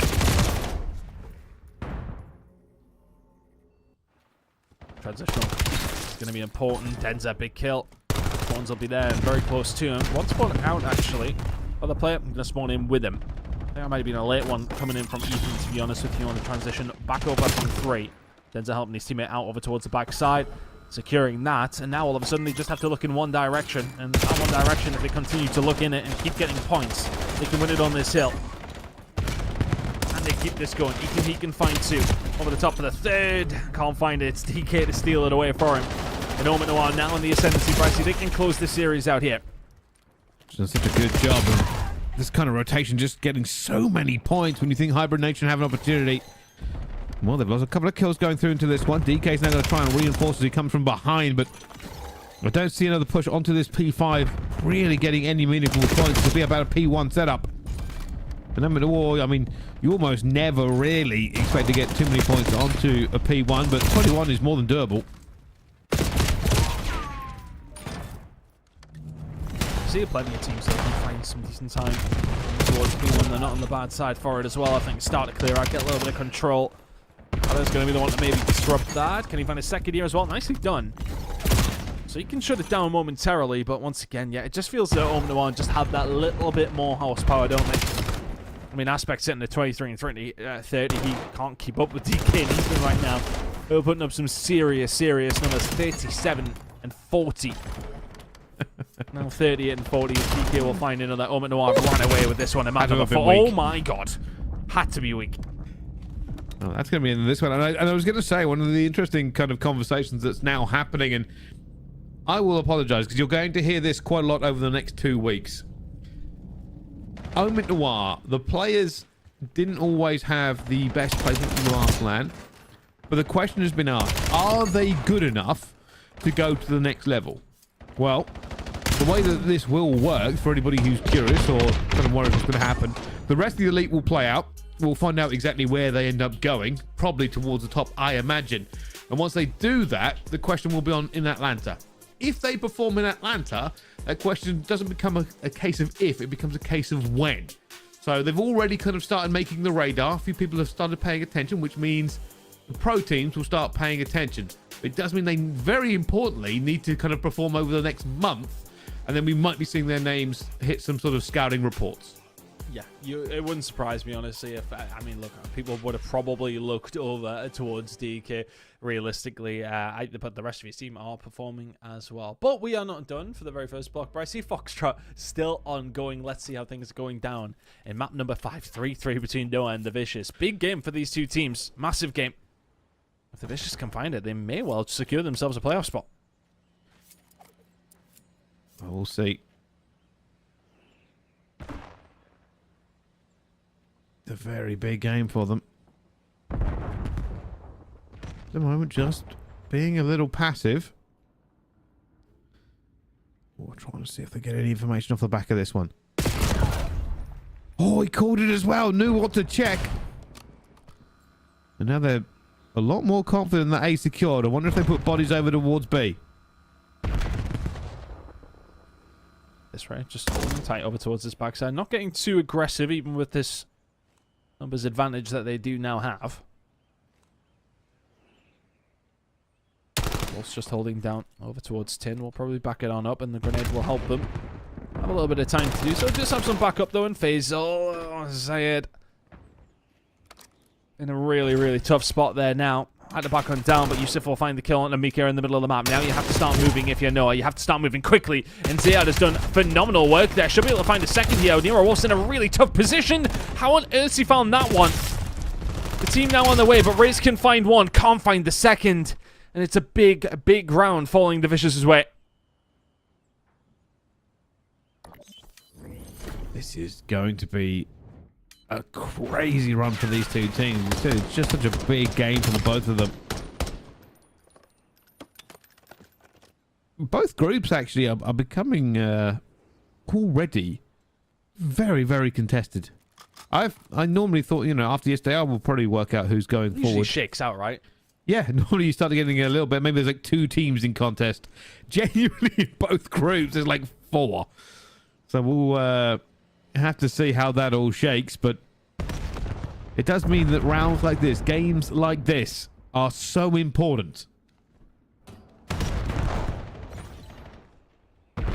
Yusuf finding another kill with the sniper.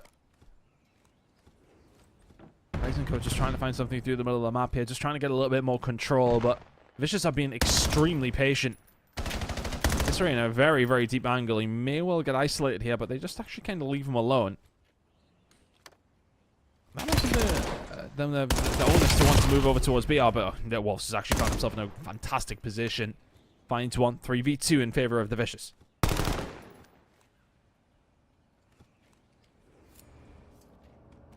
Backing up, they're just not happy about that push. See the map being wide open for them if they've got the information. Hasn't seen them leave. But Disarray has. Well, they've got to be worried now because Disarray will call out to his team and, hey, you can't plant. You cannot go over there. And now they're going to try and get back. The benefit, of course, is now this is a 1 versus 3. And that bomb will go down at A. Difficult position now for Zayed. 1v3 going to be very tough, especially when you already put it up. Try and head into the restaurant. Not going to happen. A Vicious find another round. 5-3 to the good.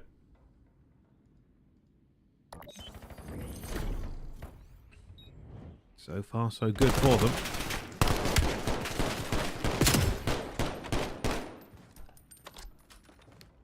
Just need one more. And I mean, that could have been a bit disastrous. You think about how it shook out. The team decided to just rotate very aggressively through the middle of the map. But for the Vicious, one more round in an oh-so-crucial game.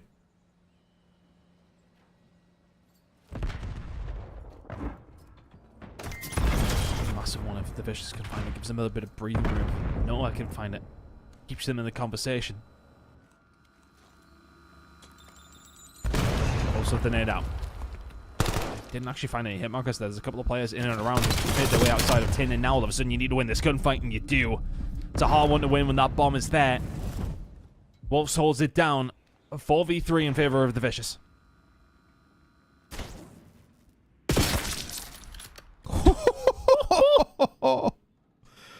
Oh, that's not what you want when you slot in for a chow. Oh, and they found it. There's now a 1 versus 4. Down they fall, and the Vicious will take the S&D. A massive S&D for them to take. It puts them in wonderful position. And if anything, this just makes this group even more crazy. Oh, I'm sure we're going to be keeping an eye on how the groups are going. I know you'll have it up on another screen, but we'll have a look here for the viewers as well. This is, it's going a bit mad, isn't it? Because honestly, the way that it's been set up, okay, it feels like we have our top team in each one of these groups, but then after that, haven't got a clue at this stage, Brycey. I mean, look, we have some realistic expectations of who we are thinking it's going to make it through, but the numbers ain't telling us that it's clean cut by any stretch of the imagination. This is still anybody's game. Oh, more than anybody's game, and I think this is probably one of the most contested elite stages that we've had in some time, not just this year. I think I'm going back years. I'm trying to work out when halfway through we've ever had this many teams sitting on the bubble.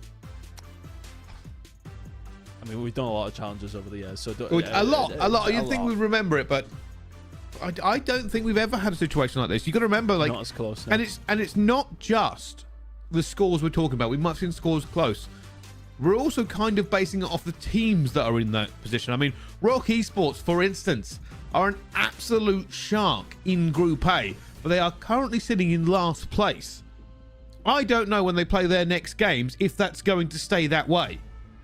I mean, having a look at it, I think we can have a little look at who's going to be coming up for them. I mean, Rock have got to play Lynn, right? That's their next game. They've got to get that done. They surely have to find the win up against Lynn, you would like to think, which will put them in a great position. But, I mean, looking at the actual groups, though, and how things are turning out, you never know how this one might change up.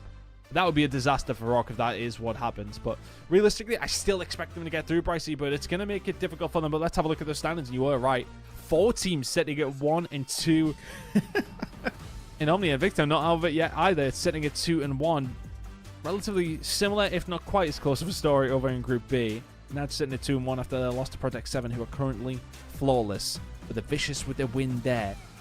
I just want to bear in mind as well, with Vicious finding that win, they'll have the win condition over Exceptional Gaming if it does come down to that. Pending what NAJD do, pending what G1 potentially do. A lot of games still be played out. This is what I'm saying. We're in tiebreak. We're talking about tiebreakers already. That's how crazy this is. I mean, Exceptional against NOAH is their final game. And that could be the decision maker of who's going to go through. And that's insane. How are Exceptional in that spot? That is criminal. Hey, I'd say something we will find out because there are only a few more games to go as well in this one. But genuinely, it is so open now for these teams. The fact we have to go and look at the permutations of who would win where and what games they're going up, we don't know. But what I do know is that we will have a bit of a clearer picture right after the break. More games coming here on Challengers Elite Stage 3. Don't go anywhere. We'll see you right after this.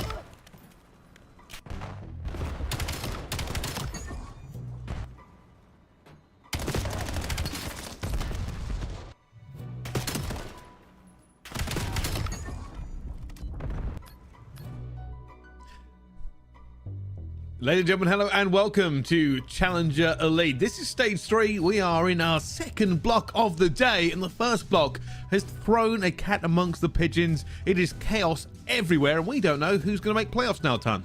We don't, and that's a saying that we maybe didn't used to use as much, cat amongst the pigeons, and I'm so happy that we use it a little more often now, because it is very, very relevant in this issue, isn't it? That cat is, well, a couple of these different teams, to be honest with you, but, well, a couple of these different teams have actually started already. Let's keep an eye on what's going on over on Delta in just a second. Let's see how this first game is kicked off, and again, it's another big one. NAJD taking on Exceptional Gaming. And Exceptional need to start winning some games very, very quickly, Brycey, or playoffs might not be happening for our EMEA Stage 1 champions. Wow. This is massive. I mean, we said this about a million times already today, but I do enjoy a lot of these games meaning something. Sometimes when you get to this stage of it, some of them teams are kind of just playing it out, but that is not the case. Wins must happen for them to get through. Everybody's still fighting over this Hardpoint. It is a little bit of a difficult one to grab fully, especially if you've got clocks shooting like that. Yeah, he's an interesting player who I'm very curious to see how he's going to do over this season. And also, I kind of want to say it's our first actual proper look at NAJD. Fair play to Cody, right? I mean, went over as part of that Falcons roster who, okay, admittedly, didn't really get things going, of course, in their first iteration. Excellent, of course, kicks all looked relatively well, but Bodhi still stuck around in challenges in NA and has done some relatively decent things. Look, he hasn't lit it up by any stretch of the imagination. He's stuck around, and rightfully so. Now finds himself back over in the European region, or back over in EMEA, I should say. And see what he can do here. Up against some very, very well-storied players and Exceptional Gaming. Well-storied players who are not necessarily going to waste time. Right now, there's a bit of a fight going through as well. I mean, we'll definitely cover that a little bit more later, because I think the story of a boat is actually very interesting in terms of how it kind of shakes out from his pro career. But right now, they're certainly making a name for themselves in this one, because Bodhi and his team, they're currently second in their group. They will certainly cement their position in the playoff if they win this. Unfortunately for Exceptional, this is almost a must-win game at this point. I mean, it really is, to be honest with you. We're keeping an eye on how the groups are really playing out, obviously, as time goes going on. It's not clear-cut by any stretch of the imagination, though, is it? There's a few different things that could still happen. I don't envy the admins. I don't think I'm going to be trying to make any of my predictions on who's going through based on any of mine, because that gets me in trouble. Well, this is what we were talking about just before the break. It's bad when we start talking about tiebreakers this early on, especially since we always have to be a little bit careful that we don't give them wrong information.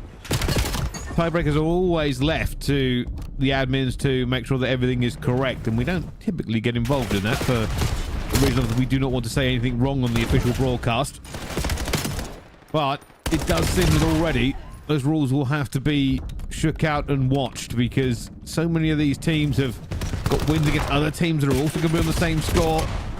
We're talking three-way tiebreakers. We're talking everything, because that is probably now the most likely scenario. Ahead, to say the least. We'll be trying to keep it in with the admins, just so we know exactly what is going on when we are talking about certain games that we're going to be moving into. Champion's done well to find a kill up against Cobra. Should get taken down by Lens, or at least butted up one of his other teammates to deal with.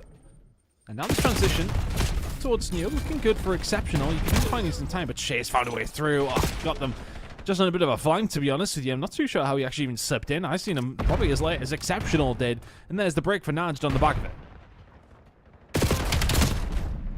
Oh, that's a huge kill to make. That's going to kill you again. You're just absolutely furious that that has happened to you.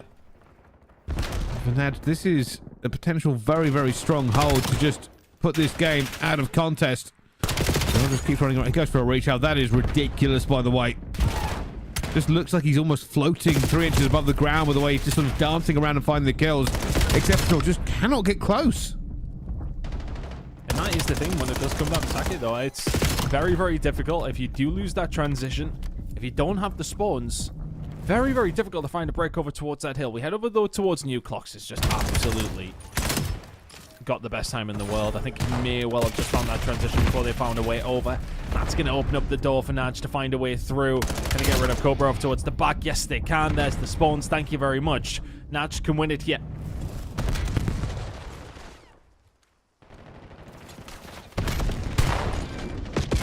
Just trying to lock it down. You can see a lot of pressure coming in from Exceptional. I know that this is an absolute must-win game, and they managed to punch through. But Naj, they can afford to take their time. This is the benefit of being so far ahead at this stage. Go for the splits, go for the positioning. Squeeze them out. Even if you just get scrap time here, it's beneficial. And that's what they're going for. Look at that. They pretty much played it textbook. Going all the way across it here. They lost a couple of gunfights, 4 at the same time, but Cobra needs to make this one and does not do so. They don't lose that much time, Ton, but 10 seconds still hurts. It does, but they prevented Naj from winning. At least, and have given themselves an opportunity here. It's not out of the realms at all. 80-point game. Need to start performing though. Milk has been struggling, but he will find a kill there. Bodhi going to try and find a way through. Just 2 free. He's going to find out Nabrezi as well. The rest of the team are they going to be there to pick up the pieces. I don't know if Bodhi has anything to say about it. Channeling Cobra as well. Oh, and the mantles absolutely killed him. But Shay will be there to pick up the pieces, if only momentarily. Naj did find their way in, but Exceptional still holding on. Surely they're not going to see an incredible comeback from this position. Exceptional though. Gaining these points slowly but surely. I mean, Naj are only basically 1 break away from taking this completely away from them at the same time, and everybody trading. Exceptional still in control here, and Melko getting his 2 here. Bodhi will jump back onto the hill for this one and flies out for the kill and gets it. Bodhi still alive, will eventually fall. And Exceptional Animal's fingernails are going to be bleeding here with how much they're holding on. Yeah, just through sheer force of will at this stage. Because Naj, I mean, they have looked the ones to be in the better position to close this one out for quite some time. And haven't yet put it to bed, but that might do it. Shea with a couple more, doesn't find the pistol kill. His teammate will do though. Abodi finds another. And that should be that, as Naj will get this one over the line. Map number 1 goes their way. Well, there we go. A potential settling of this one as well. I mean, it's going to be one of these ones where you got to ask yourself, can Exceptional Gaming find another kind of caliber to get to? Because technically right now they are out of the bubble. They are not in a position to win just on map difference. Will that stay? I mean, it's Group B, so it's not quite as bad as Group A is, with 4 teams all sitting on the same score. But it's still not great. It kind of comes down to how this does go in the end. But Exceptional Gaming do need this win to at least put themselves in contest. It still only puts them technically at 4th. But if Nads get it, they basically guarantee playoffs. It's so difficult because, as mentioned, Exceptional are going to play up against Noah as well. They're sitting in 1 and 2 with a 6 and 7 map record, so don't feel unfortunate for that. But for all these teams, so many of these games are crucial. As you say, for Naj, that pretty much secures it. They'd be sitting at 2 and 2 if they go on to lose it, but so would Exceptional. Massive game for both these 2 squads. And the one that Naj has first blood in. Well, we will see. It has become a very entertaining and very close run just in this second run. So for me, we will find out. But our alpha game apparently is going to be ready, Tons. We can take a look at the maps and modes for it and find out how these 2 teams will be shaking out in terms of what they want to play for this one. Well, it's OMITNoir versus OMNiA INVICTA. That is a mouthful and a half, but here are the maps for it. It's Colossus and Triple Den, and then Gridlock. Yeah, OMIT and OMNiA is what I'm going to kind of go with for this one, just to make my life as easy as possible. Colossus Hardpoint to kick things off, then Search and Destroy, Den Overload if we need to see it, then Hardpoint, Gridlock, Search and Destroy. This should be an interesting one, honestly. I think OMNiA and INVICTA have kind of proven that they belong in this realm to a certain degree, right? I mean, we always thought that they would be a mixy team, but can they mix with the big boys up towards the top side who are currently undefeated and look lights out every single time we watch them? OMITNoir. What can they do? Can they find themselves still perfect, or are they going to invite OMNiA and INVICTA to the table where the big boys sit? Well, Being the 1 and 2 team in Group A, I mean, they're actually not really in that fight at the moment for survival. What they are in fight for is that number 1 seed. Now, you are right. OMNiTNoir definitely have the better stats going into this one. OMNiA and Victor are not a million miles away. Truthfully, I do not know. I mean, theoretically, we've been kind of hyping up OMIT for some time. Yeah. Especially after that first game. I think that kind of settled our minds for it. It was a team for us to keep an eye on. We wanted to watch them straight out of the gate. And it turns out we were correct. This team has been the talk of challenges since they formed. And now they get their chance to prove it.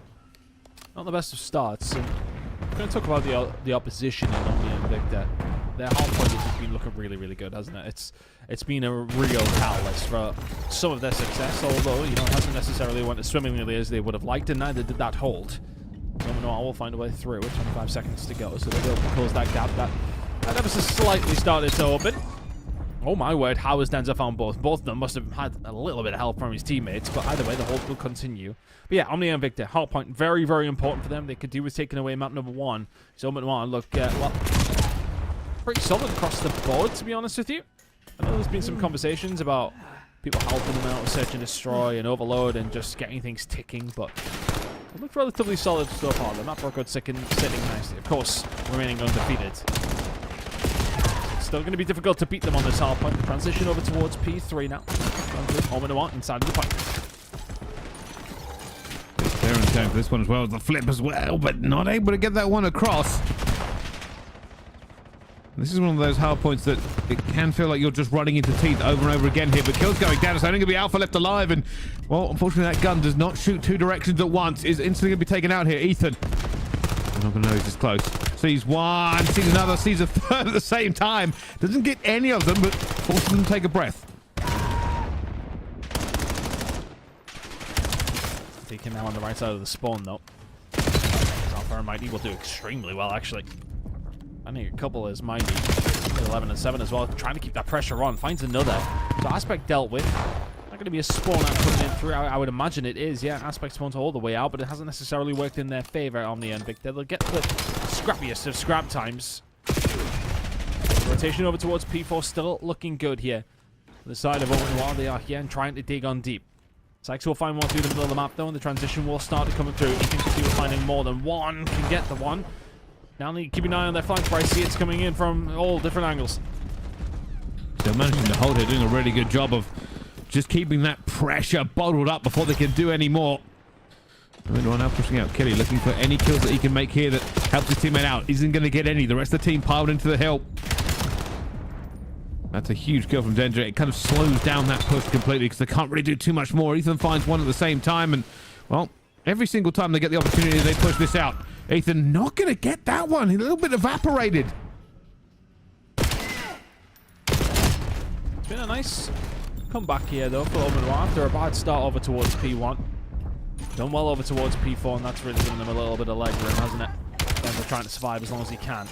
All about trying to get these spawns over towards P2. Ethan's done extremely well to find 2, but everybody else is dead.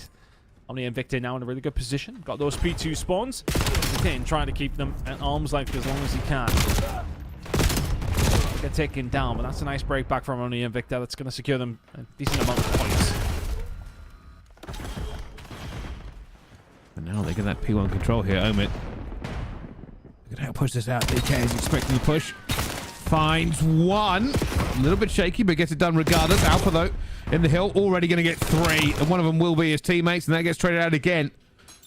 Both teams just trying to burn the candle at both ends to get these trades in the way they want to. And now OMITNoir know that they've lost the spawn. They're going to try and make a bit of a push here with a lot of time left to burn. Kelly's going to go down, but that's a huge trade by Ethan. Going to see the second player as well, wins it, and that gives them a little bit of a weird spawn because that's still going to be Denza who spawns out. Who's going to work out for, though? Seemingly OMNiTNoir, but they would need some players around to help them out. Kelly is there, but then the spawn's coming from OMNiA. Who's going to win the gunfight over towards the front side? Better position here for OMNiA, and Sykes finding the gunfight as well. Done extremely well. Yeah, okay, the spawns are favorable towards them, towards the back side of things at the end, but still got to find those kills, and Sykes did a great job at that. Alpha, super aggressive this, by the way. Trying to spawn them out off the map at that point. Mighty finds 2 over towards the backside. The team's starting to spawn back up as well, but a bit more pressure to try and deal with. Ends up for 2. DK, is he there to pick up the pieces? Yes, he is. Spawn still towards the backside, but for 20 seconds, OMNiA, if he will find their way back through. Big kill by Ethan. This just turns into an absolute slugfest as everybody piles into the point. That time going to be available there for OMNiA and Victor, but this is where you felt like OMITNoir were a little bit stronger, over towards this middle hill. Mighty looking for one. Is there a triple shout that flies over for him? Great coordination there from OMITNoir. They still have closed this gap. Starting to look a little bit scary. It's still relatively comfortable here for OMIT. Pressure going to start coming in here though from INVICTA. Mighty and Sykes have both done some relatively decent work when they've needed to, but they need to find some moments where they can actually pick up some decent time. They're going to back on down, going to have to help out through the middle of the map. As Mighty will find Ethan. Now the pressure going to come from the outside, but they weren't expecting the double flank to come through. Detain is there, buttering them up. Everybody else finding a way through. Well played from Detain. I like the patience to let your team come through and do the work for you. 157 to 104. 15 seconds to go here, though, over towards P3. The P4 transition again coming through, and again belonging to OMITNoir. But last time around, they found a great deal. Can OMNiA stop them from doing so this time? That's what we're here to find out, because this is where everybody's putting their bodies, everybody into this fight, and Denzar is not going to find anything. This is huge now. OMNiA and Victor in the better position. Last time around, it was OMITNoir. They can start to just hold this one down. Detain, a little bit of a wobble, but finds one. Good spawn from OMNiA and Victor, and that allows them to keep piling the pressure forward, even though they've lost this hill. If they win the trade, they will be here first. A bit of a pinch get through, though. They were taking their time from these back spawns, and everybody else now trying to start to filter through. But OMITNoir still somehow lost it, though. It's been a bit of a mixy one, to be honest with you. Neither one of these teams have really had proper control. Worked out for OMNiA and Victor. 20 seconds to go here. They can make this game 20-30 points by the time we head over towards P1. I think they would have taken, I think, a net positive over that second rotation there, Bruce.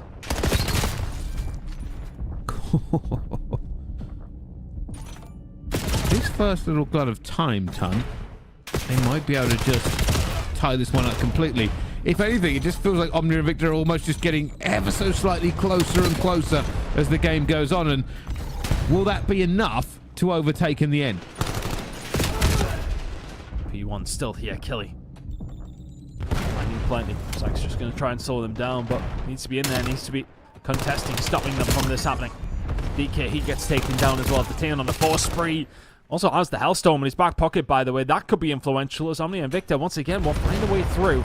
Spawns are going to be there, though, for OMIT. It's a team kill coming through, probably at the wrong time. Killy will find Alpha, though. Can they find a break? Looking to try and find it. Detain, watching the shadows over towards that side. No problem, but Ethan, it will take him down. The trade's work in their favor. OMIT find a way through and have the spawns that they want for in 15 seconds' time.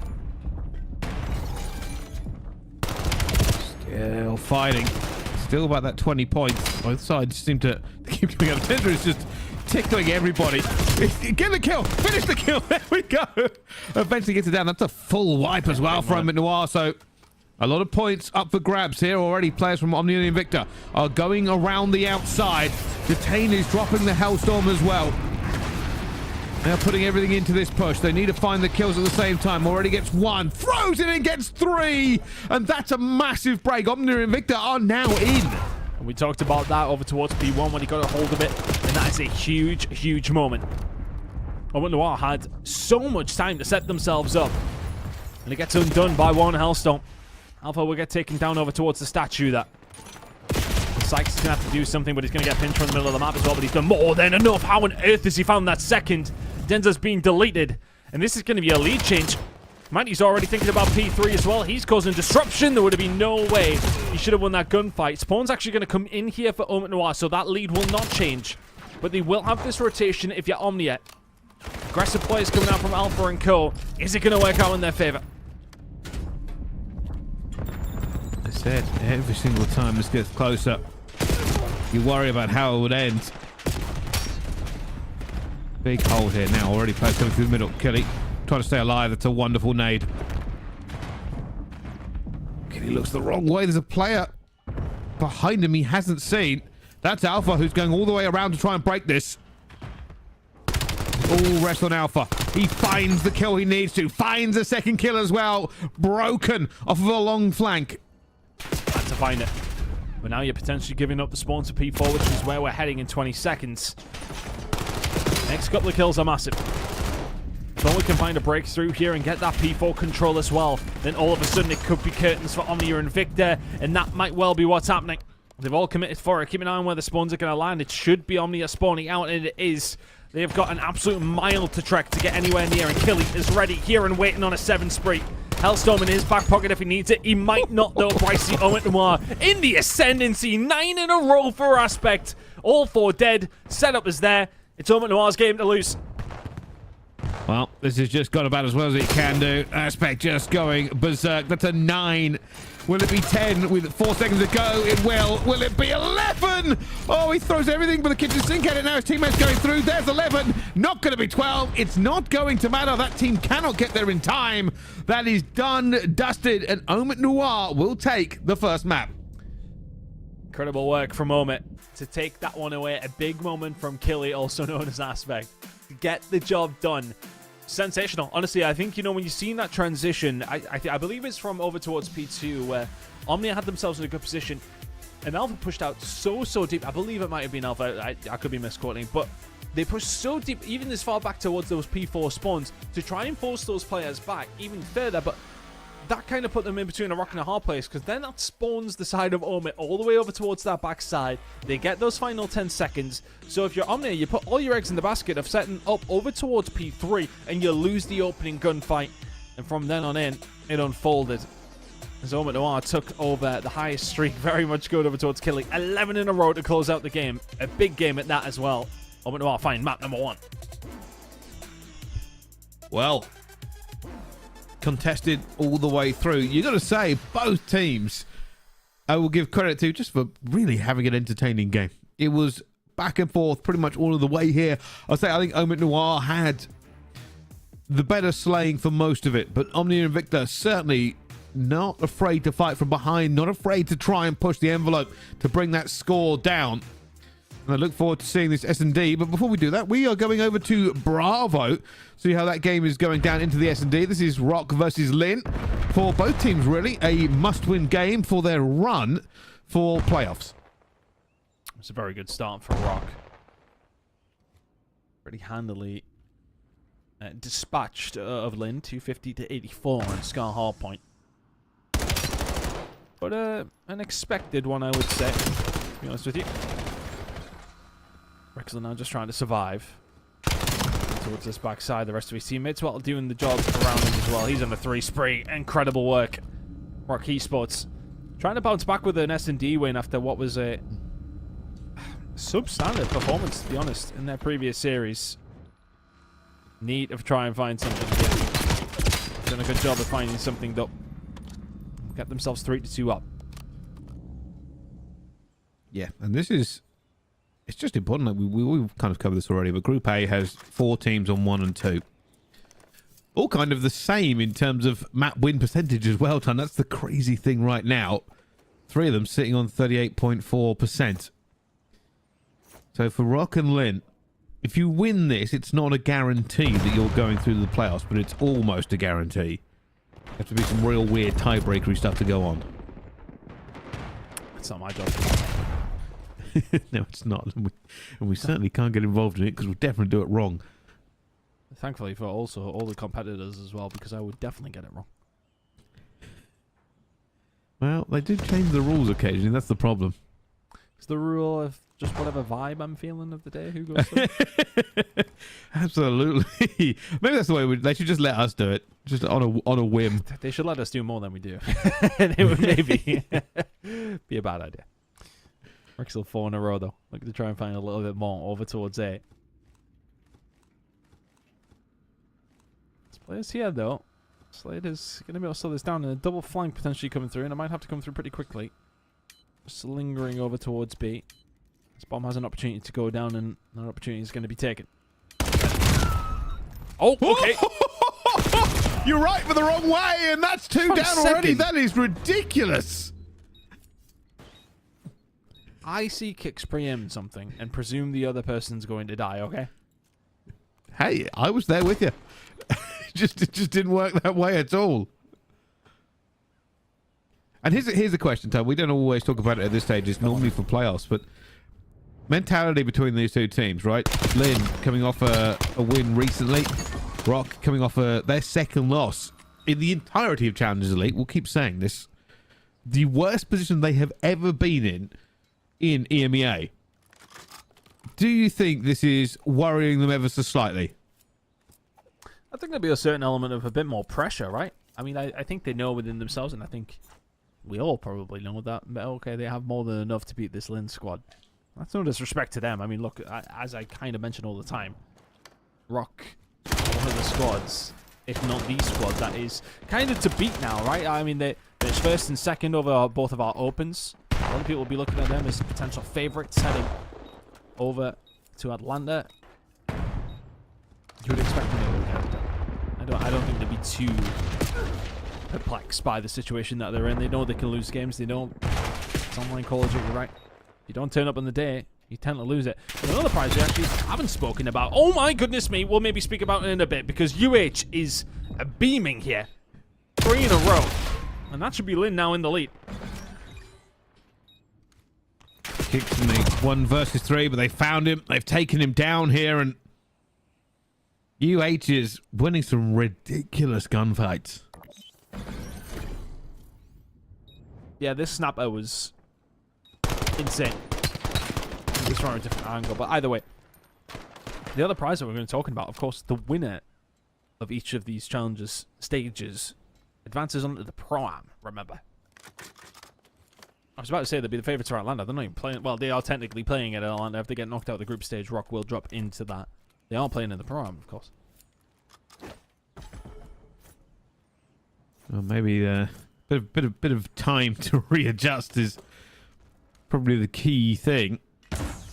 Also, the biggest benefit you can have is that Challengers and the Pro sort of side of it do not play the same. No.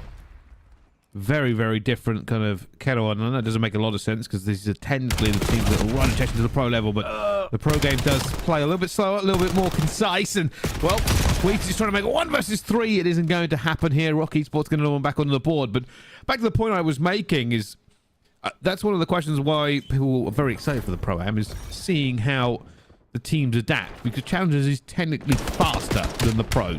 And it sounds really weird if you've not watched both as long as we have. It sounds counterintuitive, right? Like you'd think that the pros is always faster. The pros might be faster, but the game in Challengers is faster because they take a lot more risks with their challenges.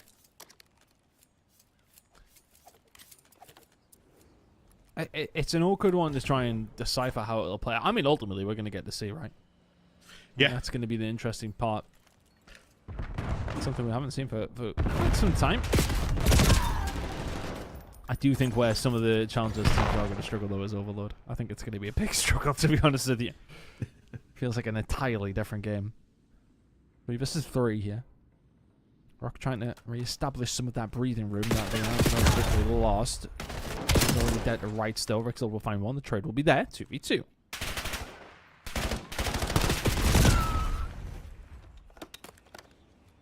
Two versus 1. Jamal is looking. No information for him at the moment.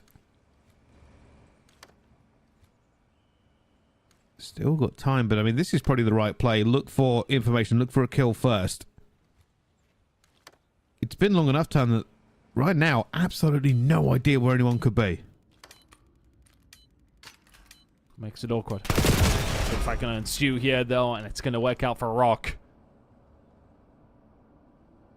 5 to 4 up. Be a massive map for them to find, especially 1 to 0 up, finding themselves 2 to 0. A sensational position to be in. A couple of very, very close rounds, though. Wouldn't surprise me to see this go to round 11.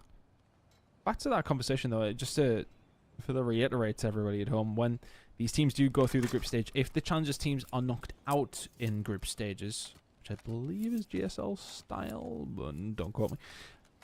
If they get knocked out of those groups, they do drop back into an advanced position in the Challengers bracket. So that's something for us to worry about at a later date.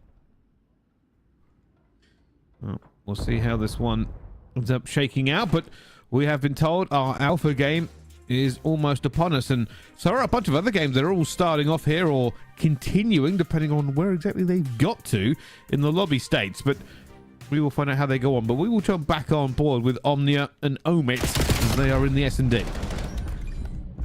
And this is where I do worry for OMNiA.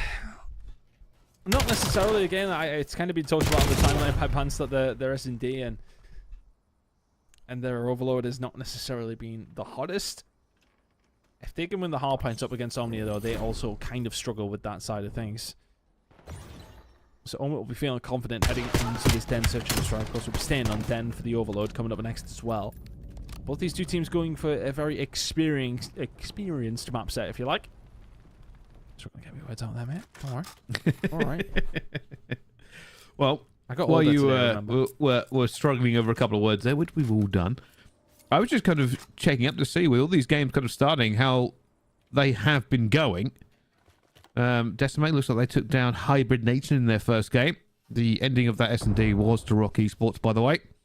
NAJD currently 2-0 up against Exceptional. That could be the end of their run towards playoffs, which is crazy. And Project 7 against Noah, 250-177.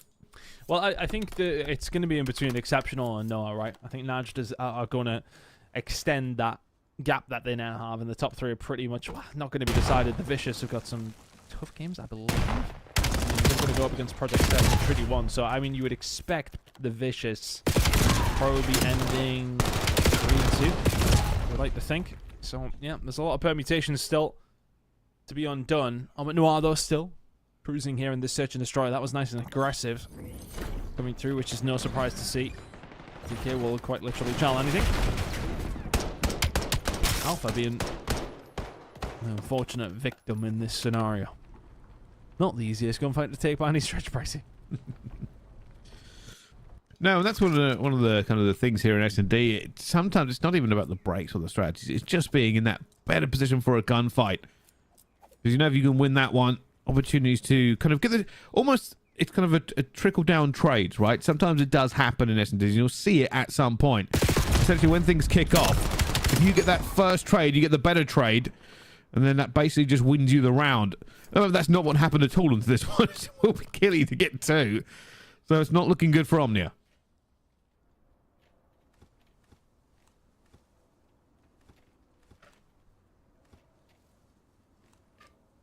Then trying to find a run around and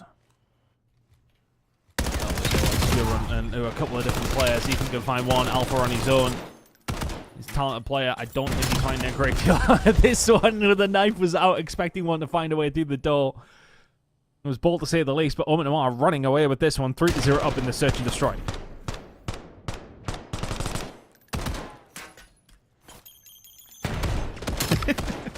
Just an ineffectual swipe at the doorway. About as well as my knife attempts go, to be honest with you. Yeah, sometimes I find that I'm like, oh yeah, the knife has worked great here, and other times I'm like, I have missed, and they are just running away from me. Because even in full sprint, you sometimes feel like you can go backwards about as fast with the slide mechanic. So it can be a bit difficult to grab people with a knife, which is why I assume the pros have still allowed it in.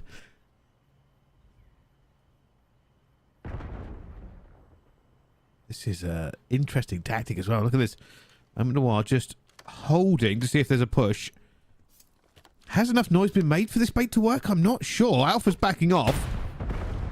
He will now call this out. You can already see OMNiA and Victor are now reacting to it. But how do they react to that? With the bomb down, everybody out. Also got free and double take a couple of bullets. It's got to be some sort of flank play, which is what OMIT are really keeping an eye on. But honestly, it ain't coming yet. Ethan will take down Alpha, though, and that's just one of those moments you're not expecting a grenade to be heading that way that late in the round. He'll get taken down, but he is there for the trade. Denza gets caught between the rock and the hard place, though, and all of a sudden it's DK left in 1v2. Finds one of them, gets caught out, and the round will go OMNiA's way. As soon as it erupted, it became a little bit difficult for OMIT to try and defend up against it. I honestly think it's just because the flank never effectively came through. Expecting something to happen, it didn't. Everybody through the front door could not deal with it. Wow.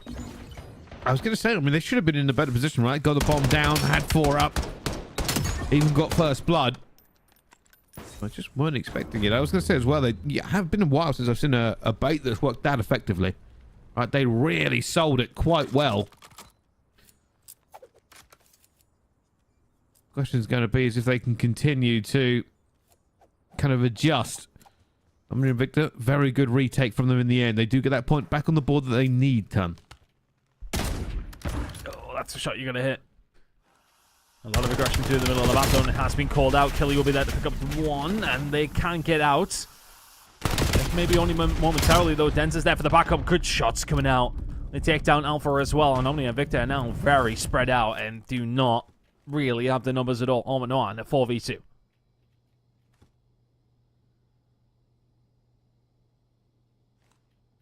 And they're just waiting here. OMNiA INVICTA, I mean, their only real path to victory is finding a pick and getting away clean. So, I mean, this, I don't think Sykes is going to be the one to do it if he steps around this corner.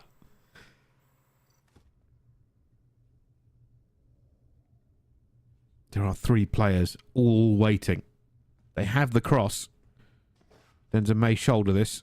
May check it. You see a player already coming through, and Sykes shoulders it and stays alive. Mighty does not find the kill. They needed that as well. And now Sykes is being pinned in, and just unfortunate to get nothing. And even if he did find something, I don't think it would have been enough to find the round. OMNiTNoir cruising now. Rest in you can do, honestly. We have been keeping an eye on it. Just got a dip and dive, and honestly, it kind of all blurs into one for me for the most part, as we're dipping through every one of the 6 games that are ongoing. But the S&D has looked pretty solid. I think they're currently, with their map win in map number 1, is a 10-2 record overall. More than happy with that. Very consistent across the board. Over towards A we go, though, for OMITNoir here. Can they just about seal the deal with another round? Minute 15 to go. This bomb is likely going to go down. OMNiA INVICTA not in a position to really counteract this. We'll have to go for the retake.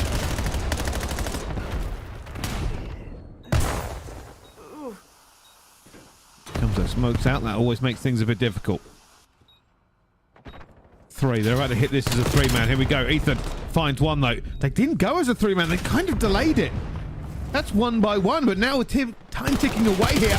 Ethan looking for a second, gets it as well, and that'll probably be the end of it. Sykes in 1 versus 3. Finds the first. Not going to be any more, and that push was a little bit questionable, and the fact it was a bit sporadic. A strange one. And it doesn't work out for them. Kelly's sitting at 10-2. There's just so much confidence flowing for OMNiTNoir after that map number 1 win. And just not a real lot to... honestly, it's been a bit of a strange one because it feels as if there's a couple of close rounds, but OMNiTNoir just consistently coming out on top. Kelly sitting at 10-2. Had a crazy end to map number 1 as well. If they can keep this up, this game's going to be done pretty quickly. Wow. It seems like it has been a bit of a run for them. Oh, finds one. Not going to be any more, but brings it down, and they've got to play minded. So you were right, very quickly. very, very quickly. Couldn't even read just how all those trades went into it, but Noir said, hey, it's not going to be close after that hardpoint. Yeah, it was close enough for us, thank you. We will just run over you in the S&D. And that's just one of those games you look at and just say, yep, okay, well, that was an S&D, and it happened for one team at least anyway. In OMNiTNoir, they will take that one very, very convincingly. And that was my worry heading into this one. If you are OMNiA and you don't find the hard points, what are you going to be able to find? Not a great deal on the Search and Destroy, and Den will stay on Den for the Overload. OMNiTNoir really proving what their pedigree is looking like here. Again, look, I know OMNiA INVICTA aren't necessarily like setting the world on fire by any stretch of the imagination. They're setting it 2-1. But this would give them a very, very clear indicator of where they're sitting at in this group, which is obviously at the very top.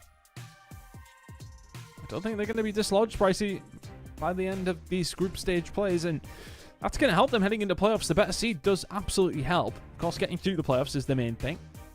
If you want to finish in any seed in particular, it's 100% seed. Although I say that, you never know what's going to come out on the other side. I think it's just objective is avoid Project 7 on the other side of things and see what happens after that.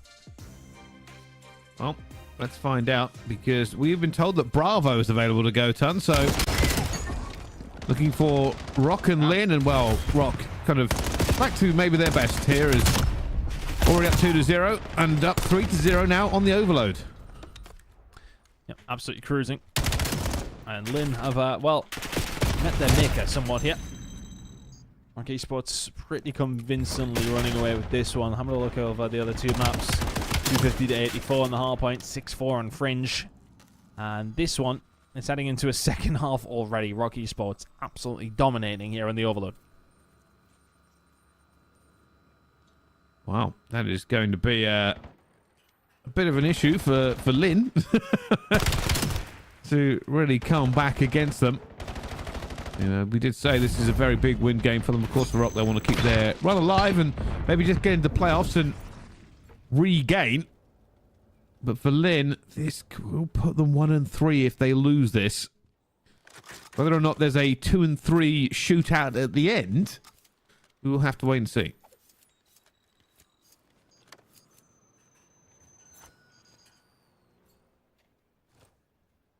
Five in a row from Kicks. From Kicks. Nade over the top. Catching them off guard and just immediately puts that pressure on. Yeah, I think for all that I don't want to say I massively criticised the overload play of Esports. It definitely has got better. But when they went up against Project 7 Notorious, this is where they really did look. Even just some of the other very, very good North American sides, they looked a little off the pace. Lin coming up against them, though, shows there are very much still levels to this. Lin seemingly not as well versed as they would like to be in the ways of Esports here on Overload and Scott.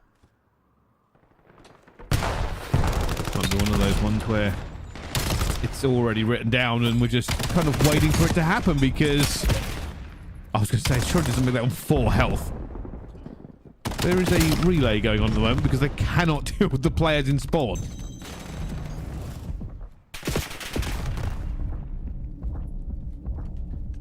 This one could be over in the blink of an eye, frankly. Kicks now. Yeah, putting himself in a fantastic position, just keeping this pressure on over towards Motel. Dom surviving as long as he did, honestly. He's done well to keep that pressure on. Yeah, Lin are just kind of in the spawn, quickly in their boots at this stage. Bryce, he's trying to find a way out, and they have done. A little bit of a route over towards Motel that can maybe get going.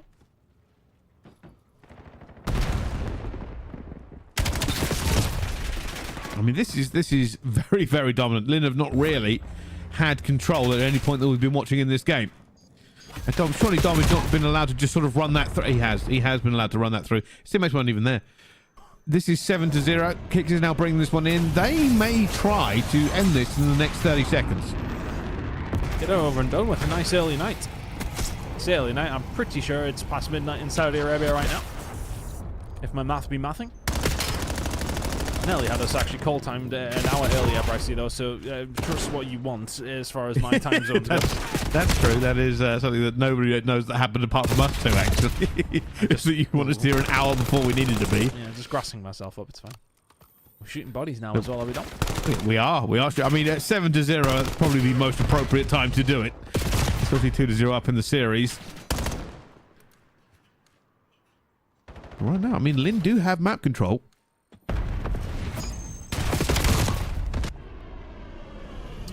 Can do with it and maybe try and get something on the board. Big opportunity, yeah, I mean, that's it. There you go. Slater managed to find one. Just off the basis that Dom was already inside of his Hellstone. This one is done, honestly. I'm quite happy to jump into another game very, very quickly. It seems that way. It seems as if we are going back over towards Alpha, but every other game is still ongoing at youtube.com/COD challenges. You can keep an eye on every single game. The Vicious and Treat You on Gaming eventually has started up. We'll likely still be watching that in an hour or so's time. That one's a couple of months behind, all things considered, how quickly this one's been going. But OMNiA and INVICTA, speaking of quick, start this one absolutely rapid. And 2 in the blink of an eye. Not letting this series go at all. I mean, got a little bit bullied there on the S&D. They are fighting back with everything they have. Despite going down here, you can see this is a big kill if it can be made. And it won't be at that point already.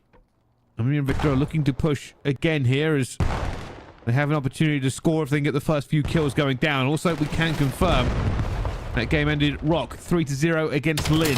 But Rock's in a great position, and Lin not in a very good one at all.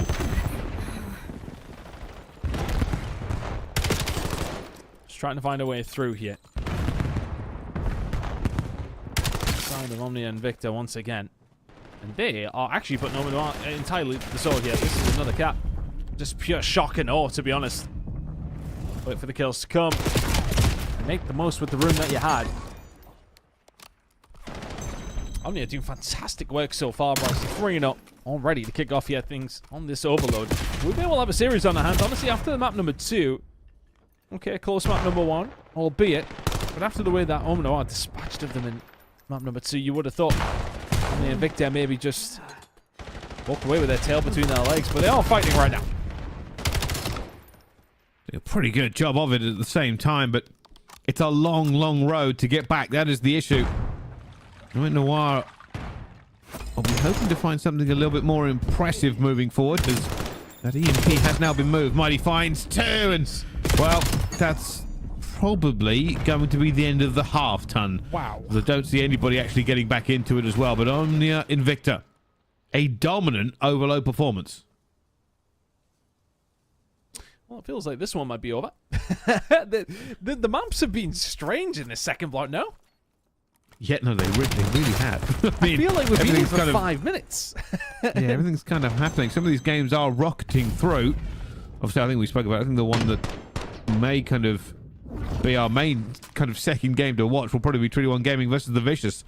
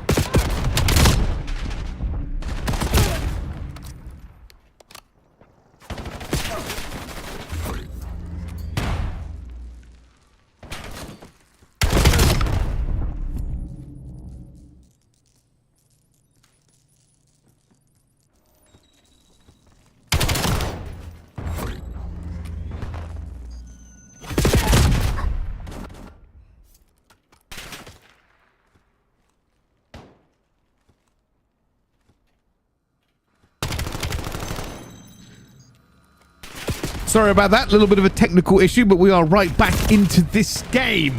And as you can see, OMNior have been fighting back furiously, Ton. Happy. They brought it back into the, well, not just the realms of possibility. They got 4-0'd in that previous round, and now all of a sudden they may well be about to do it back. 2 minutes, 20 seconds to go. Denza running the EMP. Might will find a big kill on the kill though. Sax will take down Denza, but is eaten there for the second. Not going to quite happen. Okay. Trying to keep this pressure on, and he's done a good job at that. Detain's caught him off guard. He's going to try and get himself away, but he may well be in a bit of trouble. But Killy might be here to pick up the pieces. Sykes takes down Detain. That might be a freebie if they can get past Alpha. And they can do. 4-4 in the blink of an eye. OMNiTNoir have fired back massively. DK. Not going to find any more into this one. And we can see where the CMP is spawning at the same time. OMNiA and INVICTA are punching a path of destruction. And, well, I was going to say they've got to play all the way in the backfield, but it's not going to matter. Now it'll be 5-4. Oh! No way! He's paused it! He paused it! Was he waiting for the relay there? Was that 4 and it's missed?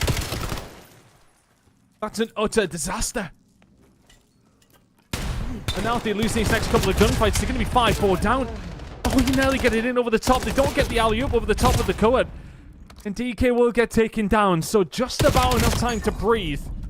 Good shots coming in from Detain. He can get this one moving now. Another opportunity for the side of OMNiA and INVICTA to get one over the line.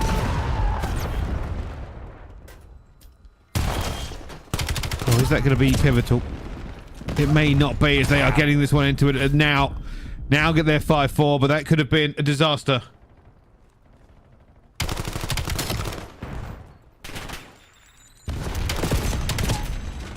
Is there an opportunity for OMNiTNoir to find another? It's been a hell of a comeback.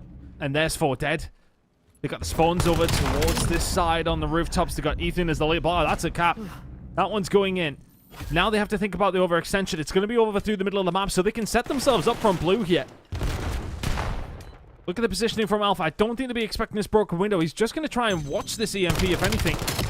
He should have a freebie and does. Smart play coming in from Alpha. Now the rest of the team, can they try to pinch in from their own spawn? Looking likely, and they can do.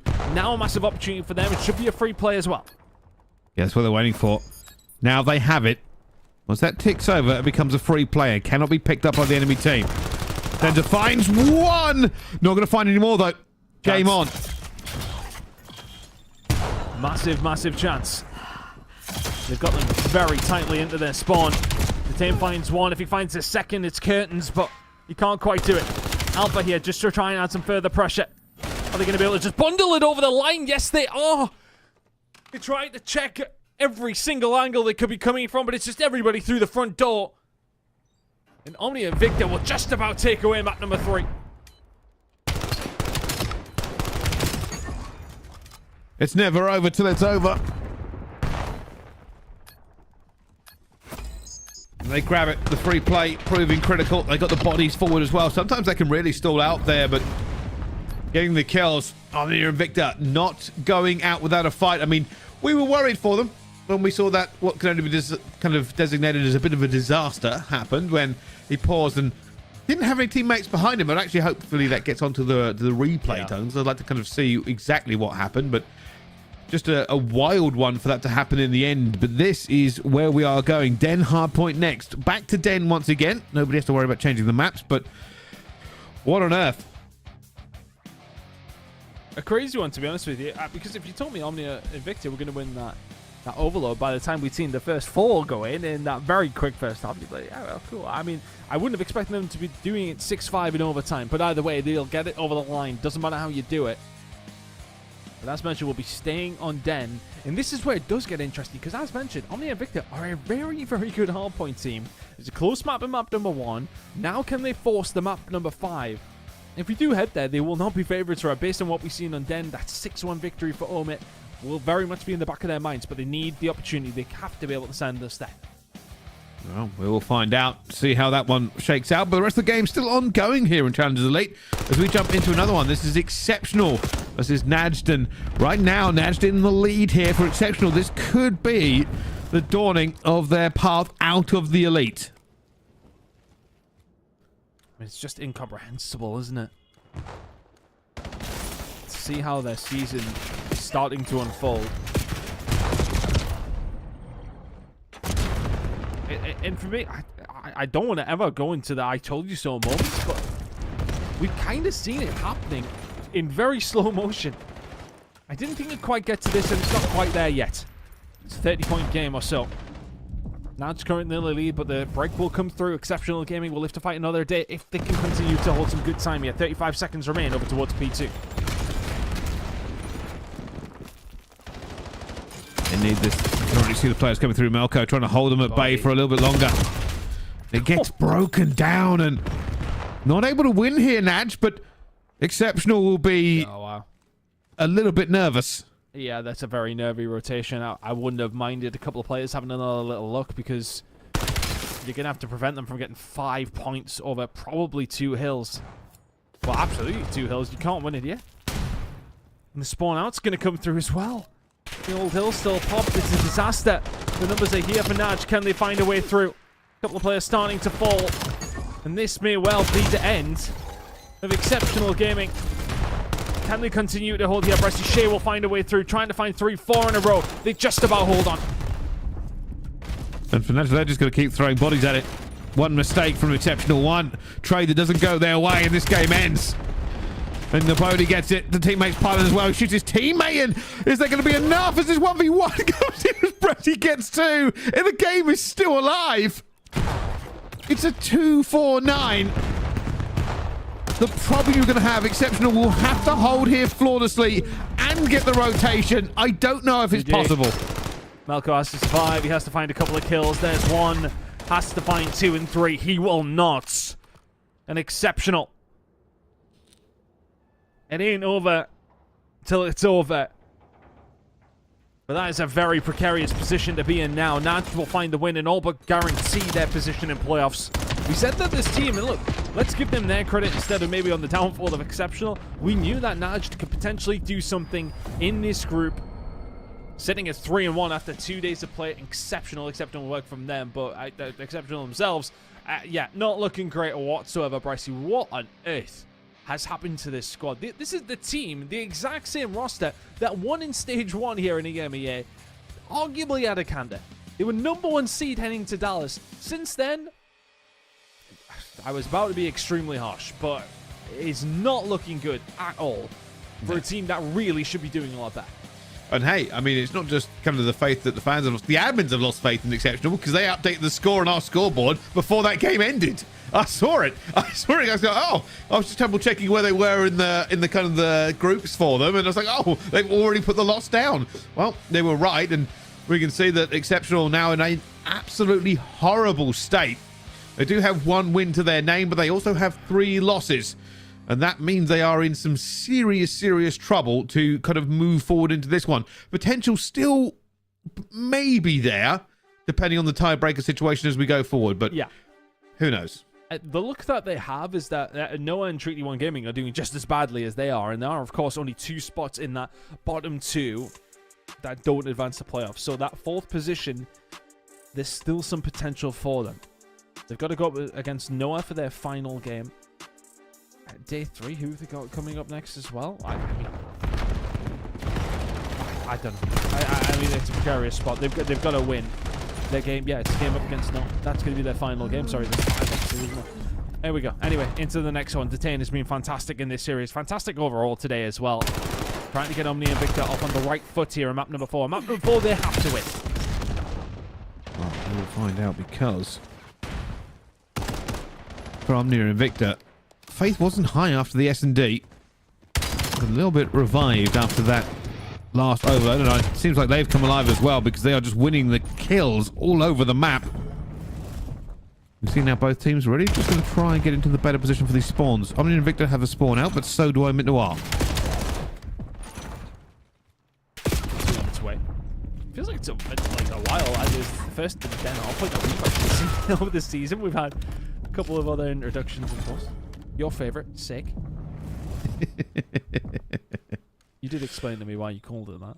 Yes, well, it's been called that for how bad it's been going for me in ranked play. For perfectly honest, for goodness sake, is what you've been saying when you're exactly. losing it. Yes. No, yeah, that's exactly why it's called that. That's all we'll be saying about it for the rest of time. But right now, this is a map we haven't seen too much in this stage with all the new maps coming through. But at the moment, OMNiTNoir are desperately trying to fight to regain the lead on it. Decent position over towards these back P2 spawns, and honestly, OMNiA and INVICTA's yeah, their push has been a little one-dimensional. You'll like to see somebody maybe try and find the push through the mid-map, and it's maybe a little bit too late to do that. Everybody flipping over towards P3. Should be a little bit of a pick here for Killy. Cannot find it. And now on his way over as well. I mean, that's those are the kind of moments when I look at OMNiA and you look at a player like Ethan, obviously hasn't like had that experience yet. Just slow down. You ain't gonna kill all of them on your own, buddy. Just relax. Alpha's wonderful. This is so well played. Oh, he's continuing to survive as well, and he's gonna play with Ethan as long as he can. How on earth is he still alive? What is going on? Eventually they kind of drag him out there.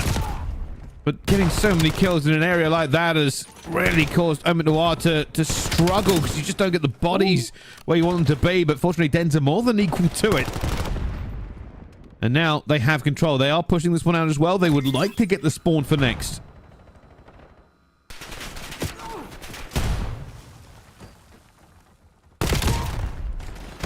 Trying to find a way through, but they are just being pinned out of Dojo.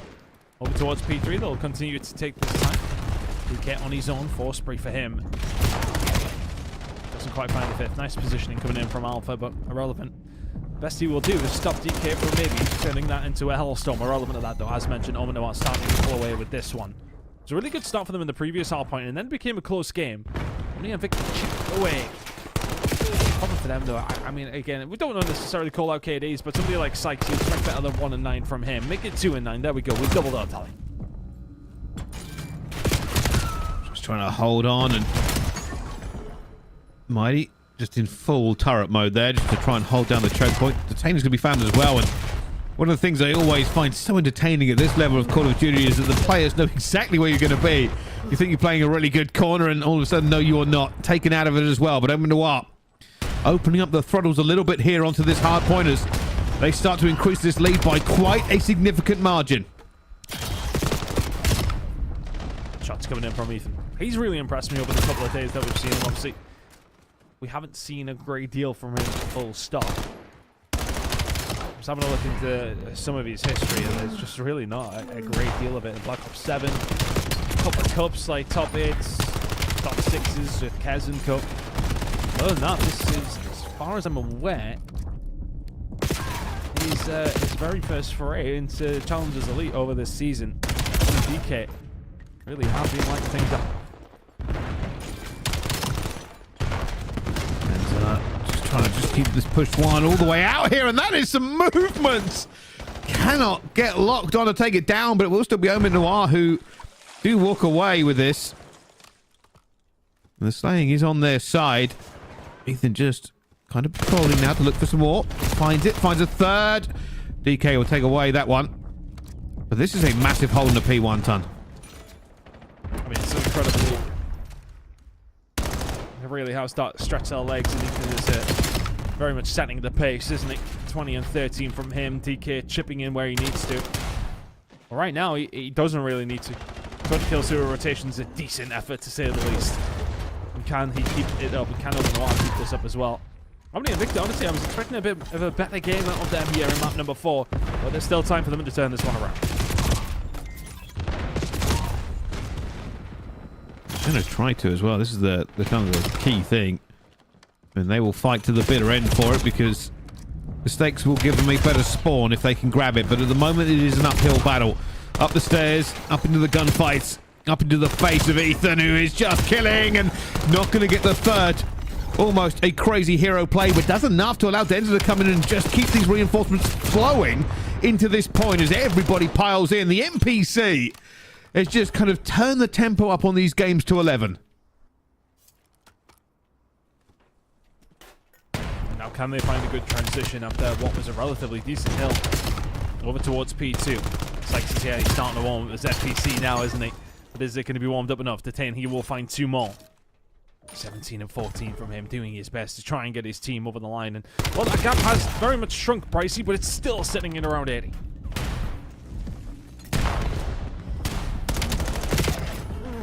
Now, 80 is certainly not something that you can get back from easily here with the way it goes down, especially not with a full wipe ton. Already Kelly looking for a push out here. We'll see that information so they know where the push is coming from. That's why we're seeing the push out at the same time. But Ethan kind of gives away his life very cheaply. And now they're worried about the reinforcements have to come through here. Just not able to get the kill they wanted to with that push out.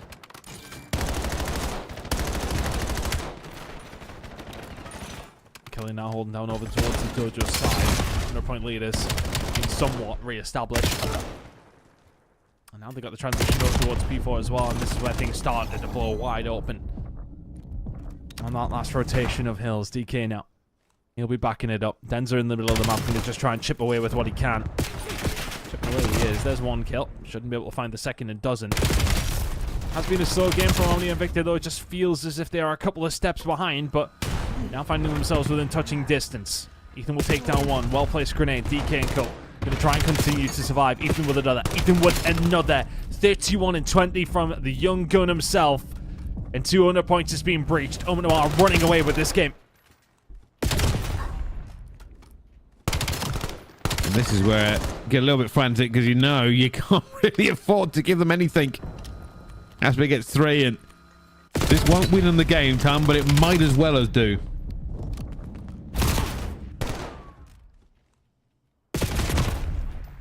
Almost feels like a little bit of a walk now to the ending here between these two. OMNiA and INVICTA. Bit of a very good fight, but this game just really has run away from them completely.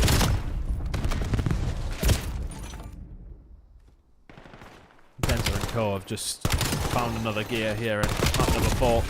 Be disappointed to lose, of course, in map number 3 in the way that they did, but feels like their very good record in this group stage is going to continue to be a problem for a lot of teams to have to deal with. They are going to be a huge problem for teams in playoffs. Whoever they do come up against, a very tough time, but for the first time, it feels like EMEA challenges, I think outside of Project 7 and OMNiTNoir is extremely, extremely tight. And even then, OMNiTNoir are somewhat unproven to a certain degree. Yeah, okay, they're doing great in the groups because Killy and Co are doing things like this. But can they convert it to something in the playoffs? They'll be one of the favorites to do so. This is a valiant fight back from OMNiA and INVICTA. You have to give them credit. They're not letting this one go. Unfortunately, that's a wipe because they have to take all of the risks here. And even with that flank coming through into the P2, that is going to be game. OMITNoir will win against OMNiA and INVICTA, and their unbroken run so far in the groups continues against what is their biggest competition. Nicely done from OMNiTNoir. Put themselves in a fantastic position to finish very top of this group, which has been, well, feeling likely for quite some time.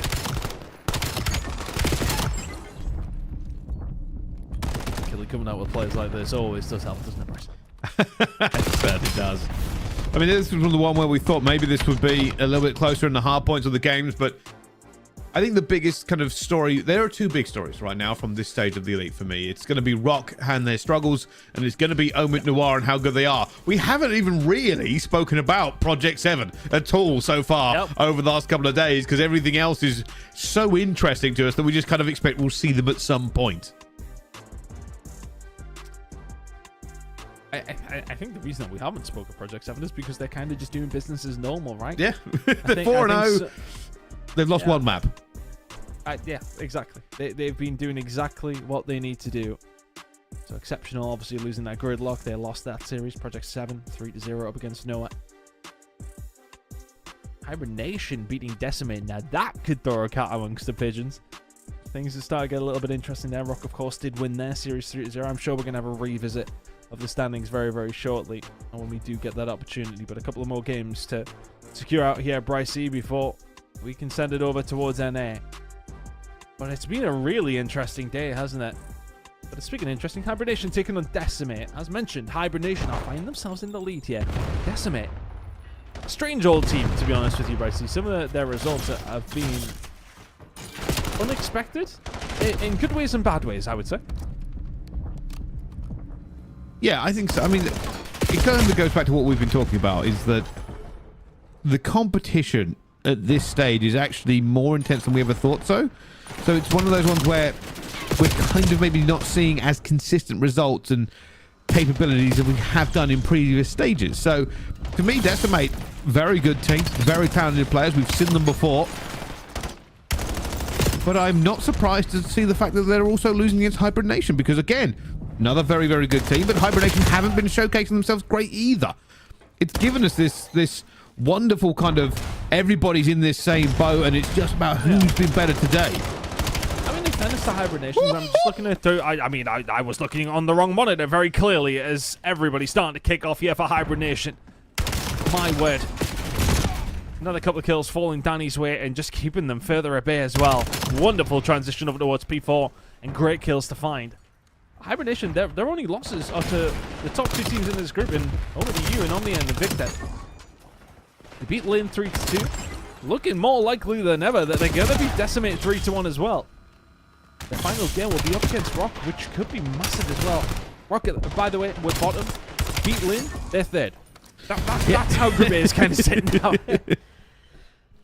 That is just how stupidly tight the groups actually are.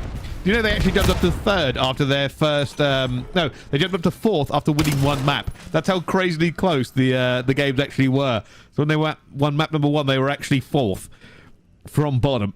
So it's just kind of crazy just how close the statistics actually were on all of those teams. But Hibernation have opened the taps here against Decimate, and well, they're looking to make a name for themselves as well to get themselves safe.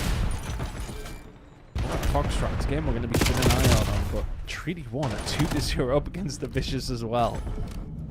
I mean, in my mind, that puts them in a position where they could spoil the party as well. Treaty 1 have got to go up against Hatch, though that's going to be really tough, but they've given themselves a lifeline if they can find that game. Oh, we'll see if there is any opportunity left, but they've put themselves in a horrible position to do it from. Now Hibernation, though, will be looking to end this one as quickly as possible. If I remember correctly, I think INVICTA and that did not make playoffs last time around, so Hibernation will be looking to do a little bit better this time. You can hear the Hellstorm. It's ever so wonderful sound, kind of running towards this hill here, but this is, I think this may be the hardest map to be effective with Hellstorms on. Yeah, absolutely. I think if you can call it in right, specifically over towards P4, that's where things do tend to cook. Scythe in a really good position there. It's not a stag glitch, nobody gets too excited. There's the oh my word, okay. Well, I thought we got rid of the SMG, that was like an AR, but never mind. Scythe, proving that the NPC can do it at every single range. This Hibernation find themselves now only 5 seconds away from the win. One more opportunity, Nadox needs to find a way through, he needs to just do as much as he possibly can. Played Connor combining well. Connor may well have just sealed the deal. Hibernation taking down Decimate, who've had a woeful day. Hibernations will hop over them after that one. They're sitting at 2-2. These groups are getting extremely spicy heading into our third day next week. Well. All of these games are kind of throwing what we were expecting at the beginning of this out of the window. To the point where, again, we are going to start talking about the permutations of how these teams end up. But that's a very big win for Hibernation. Gives them a little bit more of a cushion, at least going forward, because Lin and Decimate currently 1-3. So it's got a little bit better. And, you know, we were worried about this group. We were like, how is it going to all kind of shake out? We'll still be seeing a bit of a run as it all the way goes through. But for Hibernation, just a very, very strong signal to end onto that one. And it kind of jumps them into third place, Tom. Yeah, and for Decimate, on the other hand, they've got to go up against OMITNoir next week. And right now, they'll be sitting in the bottom 2. It's got to be so disappointing for them. I think they look at their results today, right? Us 3-0 to Lin. Us 3-1 to Hibernations. That's not where you want to be. Losing the crucial games when you really did need to win, and maybe winning a game you weren't expected to. They took down OMNiA and INVICTA in a 3-2 fashion, and then have lost the games that would have really qualified them. If they managed to find those last 2, then yeah, okay, they would have been sitting at 3-2, and they would have been sitting pretty. But yeah, you've got to win plenty of their games here, Brycey, and they have not been able to be consistent, and that's been the problem. No, that is the issue. We were kind of talking about it as well as they went through. So for everybody involved, it is difficult to kind of find that consistency against some of these teams. But hey, that's what the Challengers Elite is for. You don't play one game, you play 5 before you get into the playoffs. And speaking of playing games, we're going to go to a quick break before we finish up our last game in FOXTROT. So don't go anywhere. We'll see you right after this.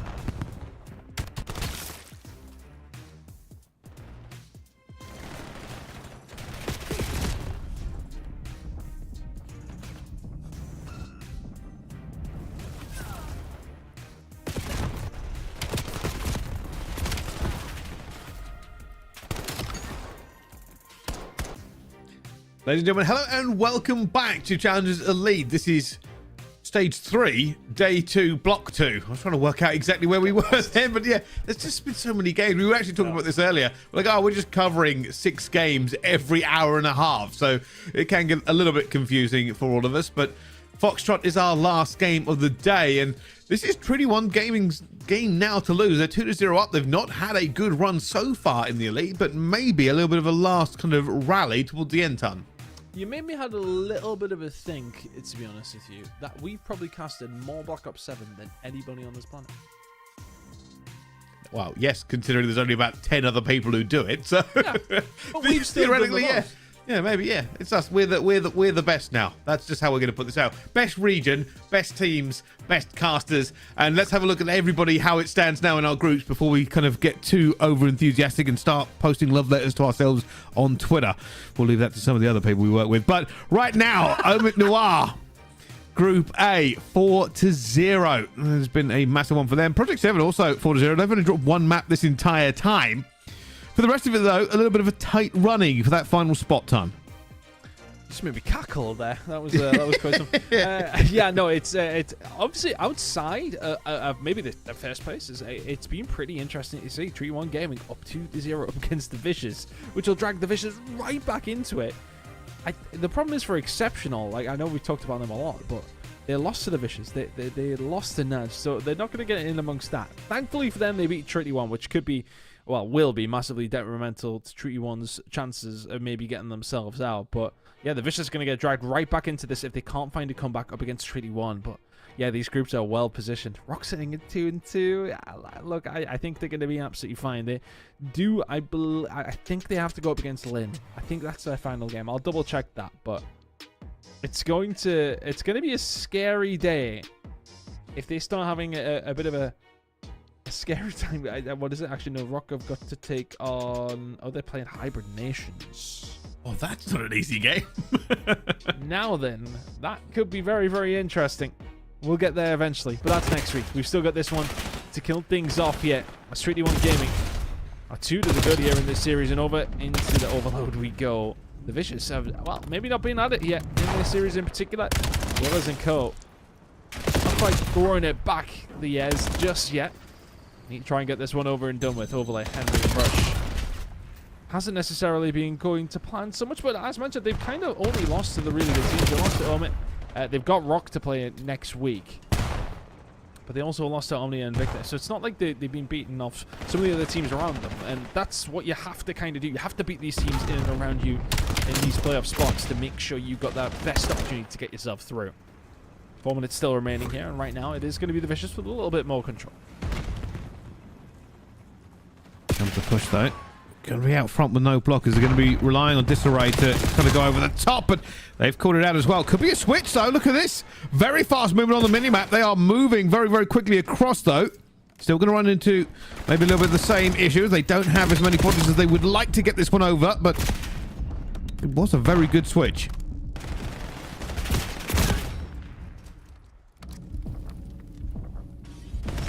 Over. Managing to just about defend this. Try to pull this one out. It looks like we will rewrap this round through the middle of the map. Plenty of pressure coming in from the Vicious, but Trinity One Gaming feels like they've kind of been on the back foot from the get-go here, but if Henry keeps shooting like that, they're going to feel very front-footed, to be honest with you, but the pressure is in the middle of the map. They can't get a hold of it. Now Henry's going to have to try and find a way around to help his team out.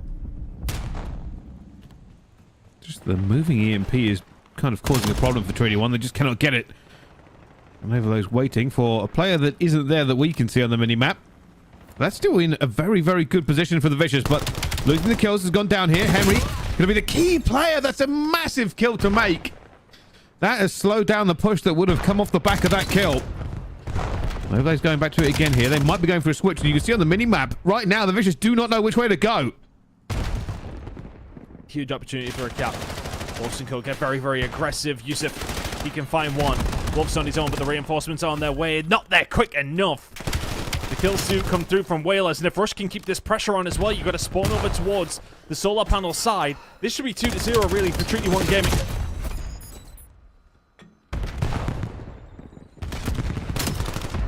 Find the mid-map, they win that one through the front door. Again, they will find it One big kill needs to come through. It does not. 2-0 and a couple of extra bullets from Rush as well. Fantastic position for Treaty 1 Gaming. 2-0 up in this map and 2-0 up in this series. All right, just got perfect timing, but not good enough. Telluride does find him before he can do any more damage. That'll be good comms and good awareness to know that that player is still there. The rest of Treaty 1 Gaming are set up ready for this, but they don't have the positioning towards mid-map. This mid-map control that's so important on this map all of the time in basically every game mode. And now, So if they can move it, they might have a chance, son. Yeah, we often talk about this map, though, and with the amount of times you can see a very quick relay come through. The Vicious had a decent amount of control throughout the first half of that, the first 5 minutes, I would say. Can they do something with it? This seems like a big opportunity. Shut down. Almost immediately. Yusuf trying to find a way through to try and shut this down. Needs to find something. He'll get taken down. And honestly, right through the solar panels now, a little less attractive. Fight in the middle of the map. That seems like an one that Rush has somehow managed to win. Going to go through the middle here as well. The backup should be there. They should be able to find the trade and have done. Can keep this pressure on over towards the solar panels. Henry's going to look for this. Can he finds one. Looking for a second, not going to be able to get it here, and that means that we'll go back down again with the EMP being dropped. Overlay out towards the top, and the best part of this is really just keeping the pressure on the Vicious so they can't make their own move. Wedges now looking for the kills going forward. The EMP is moving. This might be a switch, but it's a long switch if they do it. Oh, back into the mid-map. This gives them the opportunity to go two different ways. He wasn't able to shut down the first to have the overload, and that one is really just about to be ran home if they're not careful. But they get the kills, and Whalers and Co will have the last roll of the dice. 7 seconds to go. It's a free hit. Oh, Henry's positioned himself so well. The Vicious just not been dotting their I's and crossing their T's. Henry, can he find another? Yes, he can. And he found one more. Henry absolutely snapping. His Treaty 1 Gaming will find themselves 3 up after the first half. 2-0 up in this series, Brescia. They are cruising. Absolutely refusing to let this one go at all.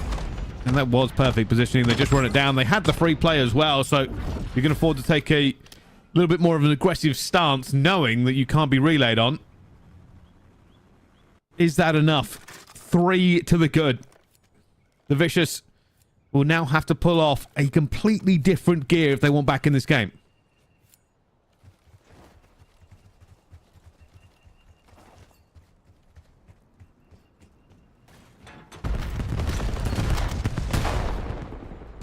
How do the Vicious turn this one around? We've seen it happen plenty of times here on Exposure, but honestly, Henry is shooting disgustingly. Setting at 21-9. And it's just, they just haven't been able to have an answer. The Hellstorm's now coming in. They're going to have to start panicking, trying to find something. Puts you in uncomfortable positions. Typically when that happens, another score will come through. There it is. It's a freebie. Henry with the Overwatch.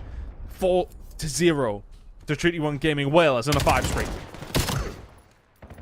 And it might be the case that the Vicious have almost given up a little bit of hope. There is more coming from the sky here now. The Vicious will be able to get this one in before this can stop them. 4 minutes to go, and that takes down 2. A little bit of a threat here to keep it alive. And already, Treaty 1 Gaming are all over their spawn.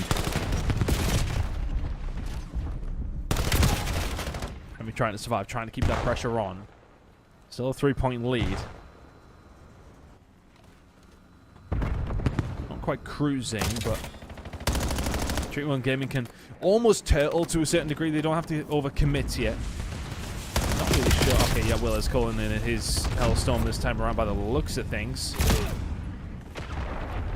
It's going to open up some opportunities. Yeah, I was wondering why they were kind of turtling around over towards Dirt, but they were waiting for Whalers to call in his Hellstorm to try and set this up. A 5th would be a dagger. Oh, full wipe. Full wipe. Now, they are going to spawn back in time here. And spawn correctly. I wonder if they go for a switch, depending on if they see all these bodies come through. That's a huge kill by Henry, and they take this EMP back. He's confident enough that they're going to run this as well. It's going to be the Vicious in a really good position. Tom, this game is not over. It's not done yet. Can they get enemy in to stop this from happening? That's a big kill coming through. Also get taken down. Desiree over the top, though. He can find one. Is it going to be enough to get this one over the line? It is, because Faisal's found two. The pistol kills come through. 4-2 now. 2.5 minutes to go. All of a sudden becomes very, very attainable here for the Vicious. Kills not going their way, though, and a lot of map control now for the side of Treaty 1 Gaming. They can start to get aggressive. If Yusuf can find something, it would be a massive, massive opportunity for them to try and get back to defend this. But is it already done? There's another one over the line. 5-2, Treaty 1 Gaming. Wonderful counter-attack. Just what the Vicious did not want to see. Another one go into here, but the relay's got to get up. You can see Treaty 1 Gaming are trying to get in position to stop it as well, but they don't have it. Players from behind will be the most key into this one as well, as Henry to the rescue. They've tried to run that one away in the last few seconds, hoping for the reverse relay to save their day. And now with 1 minute 46 left in the clock ton, this is looking more and more dire. And what a result this will be for Treaty 1 Gaming. It'll give them such an opportunity next week. It's a difficult one to try and take, but the opportunity is at least there. If they lose this series, there's no way they can qualify as far as I was aware, but winning this gives them maybe a glimmer of hope. It's not necessarily being the best season from them whatsoever, but they have an opportunity next week to see what they can do. And I'll tell you what, to play like this, if they can unleash Henry like this, 35-16. This team have been running it up here, and a 3-0 win's about to follow in a minute's time. He has just been making kills everywhere where they needed him. It looks like they might go for another run here. You can already see they're setting up. They're going to wait for the kill. There's a team kill come in as well. That's the worst possible time with the Vicious. They almost don't have enough time to do this anyway, but now Henry moving forward. 20 kills to the positive. Overlay will put this one home before they can do any more. Gets 2 kills with the pistol. And there's a 6-2. Treaty 1 Gaming, who so far have not been having a wonderful time in Challengers Elite, are about to 3-0 the Vicious. Massive result. As mentioned, we'll take a look at the groups at the end. Well, it's been a crazy day here in EMEA. They're on a 7th, just to make sure. But these groups, for those final playoff spots, are going to be extremely interesting next week.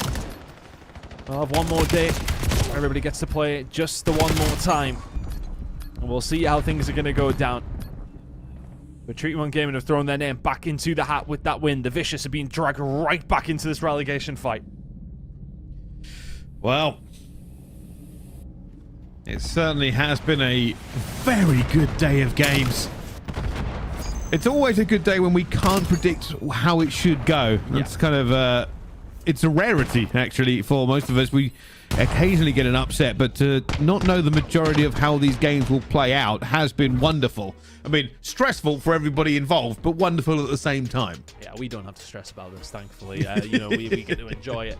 Big game from Henry there. 40 kills to his name. Absolutely insane time to pop off for the squad. Yeah, and I think the only thing for Treaty 1 they'll kind of be looking at and sort of saying is like, okay, well, with these performances maybe just a little bit sooner. Things have not necessarily went their way. But as mentioned, with that win, they gave themselves an opportunity next week.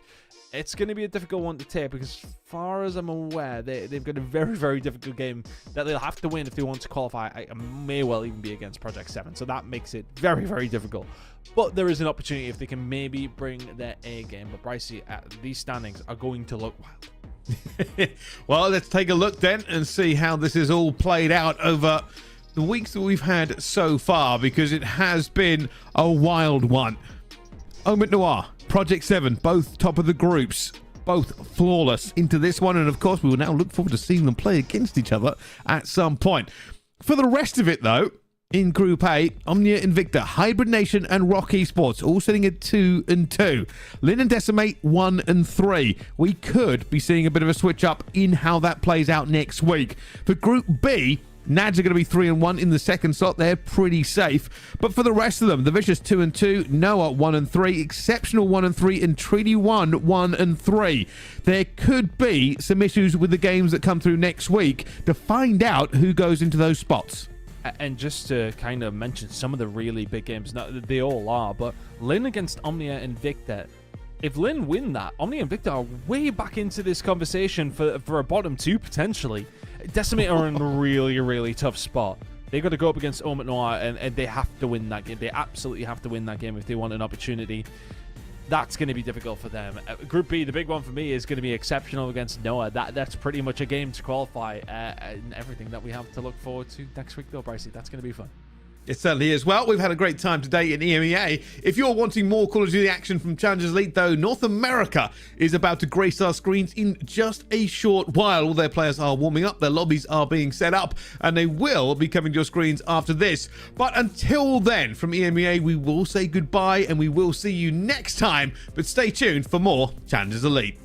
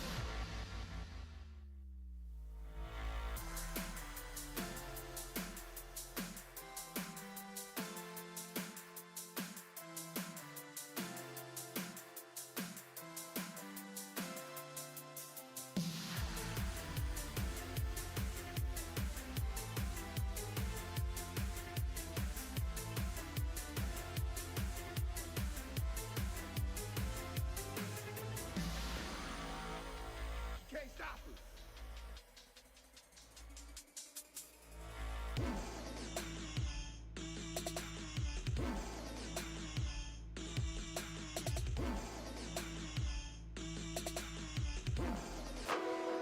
Ladies and gentlemen, make some noise for your back-to-back Challengers champions. Nobody cut him down. Oh my Everybody God. finds three. Henry, who gets the good timing over by the bar. He's able to find number 3. Oh, good movement from Mamba. Keeps the killing spree alive. Down low. Whoa, whoa, whoa. Lost for a minute, but I'm back. Now I'm at the top, and baby, at where I'm at. What is up, all you beautiful people, Challengers fans all alike? We are ready to go with day 2 of season 3 of Challengers Elite. Final shift with me, I've got Jeremy Stud. Wow, heck of a first day of matches. Lots on the line from the get-go. Everyone playing for that last North American Pro-Am spot. Whoever wins this Elite, pending it's not P7 Notorious, we'll have that ready to go. It's going to be a fun one, my man. How you feeling today? I'm feeling good, man. Ready to get into this day of matches because yesterday was insane. I was able to watch the Huntsman look like a completely different team that they were last day because they didn't even make it into the playoffs. Yesterday, they only lose one map. With the mixture of the old and the new, they had been able to figure it out. And then For Fun Esports, a team who won Elite Stage 1, they brought back the Core 4 to try to run it back again to potentially get that last spot. So it's anyone's game. And realistically, this is the biggest Elite Stage for all the amateur players. Yeah, absolutely. And for Huntsman, you got to think they were the last team to qualify. So Yeah. they're really feeling a little bit of that momentum jazz. Let's take a look at the schedule, though, for today. Big one. And to start things off, OMIT Brooklyn taking on Bush. What's up, Jerry? How we doing, Rafi? Those boys, I'm sure, watching, tuning in. FC Stallions, BitterSweet. Both teams could really use a win versus each other there. Huntsman and Torn, don't sleep on that one. Torn looked very competitive considering that, well, not a lot of buzz was surrounding Torn going into this season. Out of the mud, P7 Notorious, that one should be pretty clear, cut, and dry. Cabal and Face Falcon should be an interesting one, though. It's kind of where my eyes are actually leaning towards in terms of, you know, another set of matches that really those two teams could use a win and are trying to get back into that playoff form. The one that threw me off the most, though, is the FC Stallions sitting currently where they are, though, Al, at 0-2. Yeah, dude. After Elite Stage 1, where they just got a top 3 on land. They were trying to put themselves in a position to get that spot, and unfortunately, you couldn't do it at the event. So you had to do it here in a very terrible day number 1. You instantly have to go 2-0 today. And BitterSweet, like, that's a team full of veterans. You have to take down the likes of Fellow, the likes of Man, the likes of Arcades, in a very close matchup that you desperately need if you're FC Stallions. So they have a lot on the line. Yeah, man, it's an interesting one. Even that Cabal opening matchup is going to be a tough one, too, because they also desperately need a win. And it's a squad that really didn't make many changes and are looking to get back to playoffs in their own right. Here's a look at the groups, though. Again, like you mentioned, Huntsman 2-0, looking clean, only dropping a single map for fun.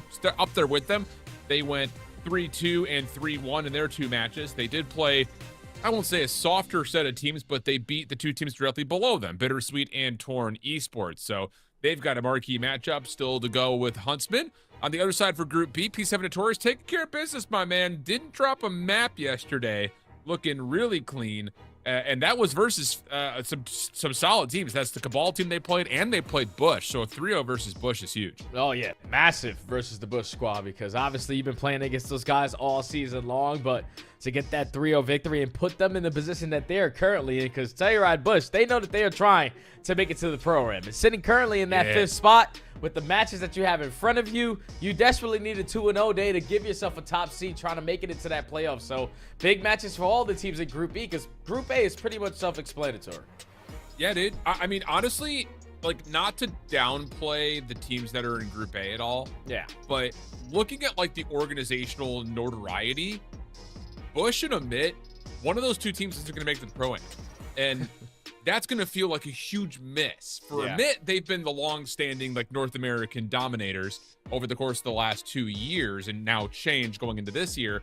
But for Bush, debut year, lots of buzz, lots of audience capability, and, well, you don't make the pro-am, you're going to feel like you've really missed out on an opportunity there. Of course, all those teams will still have a chance to make it to EWC, which is their next opportunity to play up against the pro squads. But getting into the pro-am first and foremost is a huge way to set your brand apart. And for OMIT, who's been there, and Bush, who's trying to get there, it's going to be really interesting to see if either of those two teams can lock in that last spot for North America. Yeah, you know they desperately want it, man. Like two of the, you said, the staples that we have down here in challengers. OMIT has been around for so damn long. Rafi has been able to figure it out with so many different rosters, and he's been the reason why there's been so many new pro players up in the scene through that OMIT Brooklyn camp. So they are desperately trying to get that top spot alongside the new up-and-comers this challenger season in Telluride Bush, because who doesn't want the Bush to make it to the pro versus the pros, right?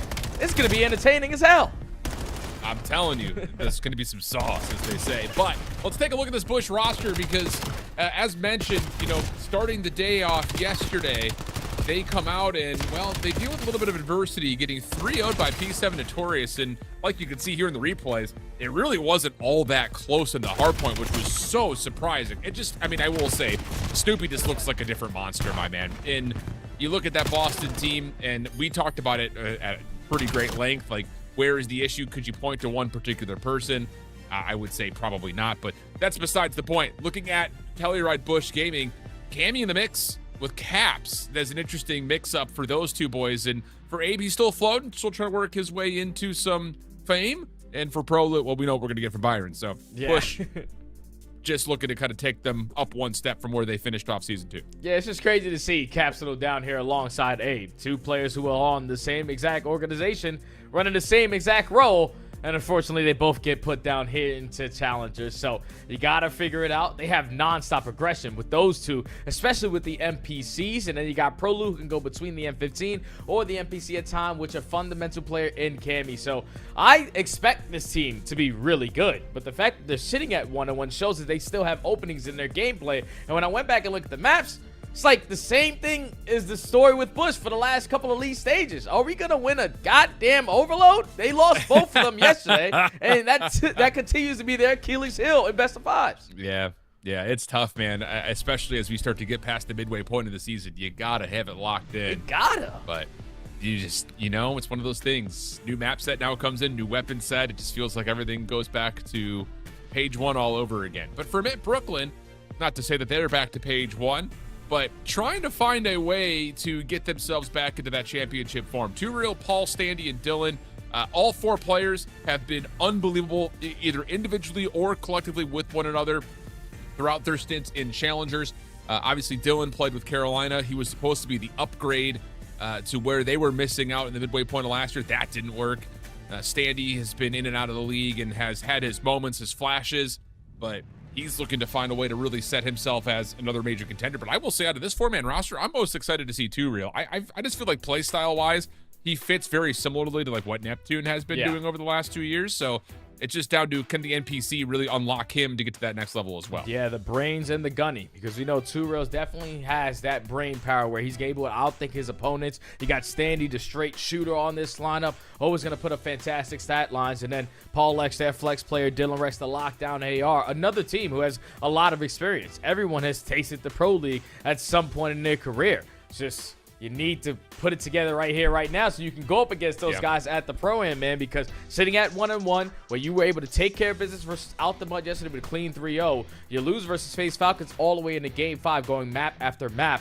So you just got to be able to lock in some of those Game 5s or those situations where it's going to be difficult when you're a new team.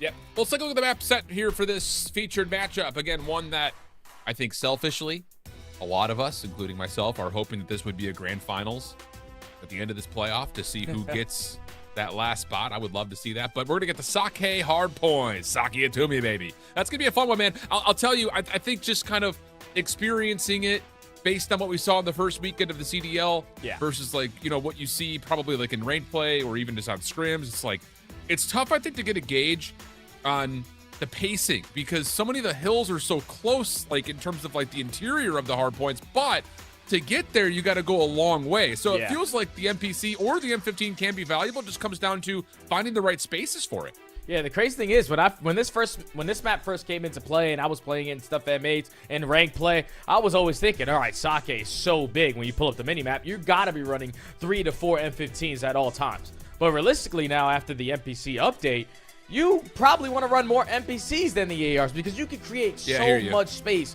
on a map like Sake. You can hit those very long routes to flip those spawns for your teams. And the teams that truly understand that on a map like Sake, which side of the map you need to dominate, it's one side. And that's the one that you're able to control from the P1, P2, not the P3, but the P4, P5.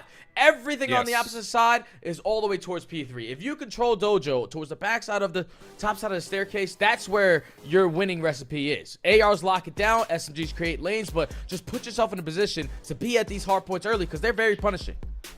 Yeah, and I will say, I think just, you know, Sake has been one of the first maps that, well, not first maps in this title, but it definitely is the most formidable in this title of rotation focus has to be there. Like we talked about like Den being that way, exposure being that way early, but Sake is one of those that's like if you don't, or if you're not in the right spot, you're dead in the water, it feels like. So let's take a look and see some action that's currently ongoing as we're waiting for that map 1 to start off, and we will take a look at P7 Notorious. Again, they are a squad that have already locked themselves in to the Pro-Am with their Grand Finals appearance and, of course, championship win at Birmingham.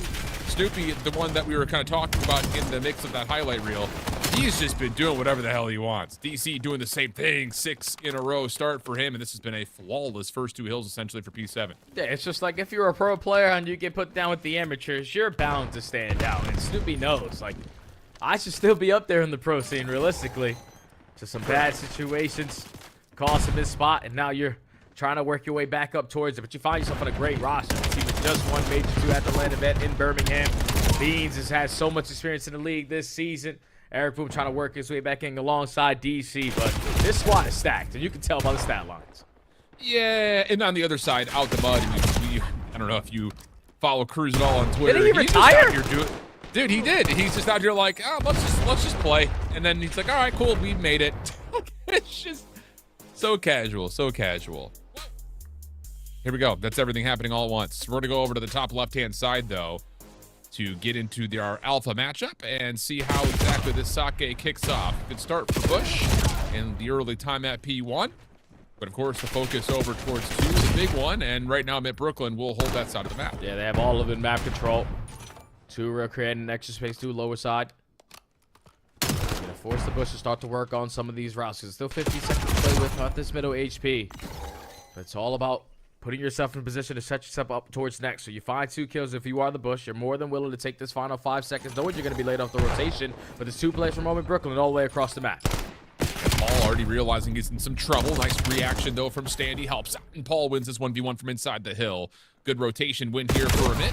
And honestly, this little route being hit right now by 2 Real is going to avoid Bush being able to play for any spawn flips because they're all hitting from the front. But the shutdown is decent, and Bush will at least have a chance to try to break. Now, OMIT setting up for that first push. You're going to have 1 player from Bush going all the way around the back. It's going to be Capsule. He's waiting for his teammates to draw some attention from the front side before he decides to strike, but action is going down. Eventually, he wants to be a part of the play. Can't win the first gunfight. It's still Paul like keeping it safe towards the back line. Spawns are still secured, but they're not in currently. Yeah, that's a bold challenge from Paul. Nade over the top also hits the car in the back, so it really stops Mid Brooklyn from finding a way to quickly reinforce the hill. Nice shots from Rex. Candy follows up, though, looking for a double, in some trouble. Gets a little bit of damage out, but for Bush, you're sitting here like, all right, cool. You know, we were able to contest 20, 25 seconds, gets most of that actually into our name, and we will just win rotation to new, where with this setup, you could be looking at the first 30, 40 seconds for free as long as we're blocking properly. Oh, and but they're not blocking. That's the thing, Al. You give OMIT Brooklyn an opportunity for a break. They also find that trade through the middle of the map. And are you going to be aware of Dylan Rex on the pinch? You are. You're the player in towards the HP. You're trying to stall on top for Capsule on the pinch. He gives you 2. His duo in aid gives the 3rd kill, and Bush still hold. Yeah, good read right there from Bush. I know the setup, obviously, you could sit there and be like, whoa, we're not blocking, but the reaction is perfect. Capsule able to get to 4 in a row as Abe is on 3 with this little follow-up hit. And good timing as well. 25 seconds left in the hard point. Already working on rotation. Abe with a little turn, but it's Cammy to finish off the damage that he put in. Brooklyn still outside the time, but setting themselves up nicely for new at Rocks P4. Yeah, they desperately need a good chunk of time here at the P4 because you're forfeited a full 60 at that old HP. Now all you're focused on is all of these OE routes being picked up, and it's Dylan Rex and Paul X combining for 2. Locking down the middle of the map. You have Dylan Rex just blocking those back spawns, so you know all the Bush are going to approach from the front. It's been 10 seconds uncontested, but Capsule finds an open. Yeah, tough timing right there for Paul, but 2Real picks up his trade. Abe not in position to follow up on 2Real in the window, who bounces out and gets dealt with by Prolute, who finds 2. And again, Bush are doing a really nice job of finding some good contest time from the front. They're even going to get a blessed spawn for Cammy around the back. Aware of that, though, is 2Real. As OMIT just have to sit down, bunker up, and see if they can get the read. And so far, so good. Cammy, Capsule, both will drop, 3 will fall, and the last one left is Prolute. 2Real knows he's somewhere at backside dojo, and Rex will finish him off. Damn, Dylan Rex is very close to earning himself a Hellstorm, so just pepper a couple players and have your teammates finish off these kills. All right, there you go. With the assist, you should earn yourself that Hellstorm, and he's able to pick it up. So a great response there from Omer Brooklyn. At least get 30 to 40 seconds, only down by 30, but they have the rotation towards P5 with a Hellstorm. Yeah, this is the big one right now because for OMIT Brooklyn, you've done pretty much everything that you were able to do after the time at 1 and 2 had pretty much gone against you. So you take your losses and set yourself up perfectly for 4, and now you're back within this game. 2Real getting it to try to challenge the front. Shut down the loot. Capsule also seen on that death cam. Standing ready for the battle. Finding the first, but not able to follow up for more behind that as Paul is a little stuck on top of the cockpit of this truck. So 2Real has to kind of sit and wait, and that's a great little push break for Bush. Yeah, Bush aren't doing anything fancy at that as well, Al. Like, they're just going right through the front door and winning the trade fights for these breaks. So if Bush want to make this a better game for themselves, someone start to work on those long routes because those pushes can lead to instant flip spawns and a lot of chunk time going your way. Still keeping the games trappy the same way OMIT Brooklyn are for this final 5 seconds. Only going to be a 20-point difference after we hit the reset. But keep in mind, Dylan Rex still has that Hellstorm in the back pocket. Yeah, sure does. Just comes down to the timing of when you feel like you need to use it. Rex trying to back away to give himself a chance at A, but it's Bush who find the first 2 kills as P1 opens. Lead back up to right around the 40-point mark as we get through the 130 tally. But on the second attempt for OMIT to contest, they will find a couple of nice kills, leaving Abe by himself. 4 in a row for him, trying to keep alive. But yeah, good follow-up from OMIT Brooklyn. The double chow is out, and they're going to get the full wipe. Yeah, last guy alive. He's one shot. Double chow. Don't even give him a chance to make a play. Leads to a great break, and now a great hold here from OMIT. Still trying to contest the flip these spawns. You're finding kills in sync, and now with the pressure through the middle of the map at lobby, you at least spawn 1 player out.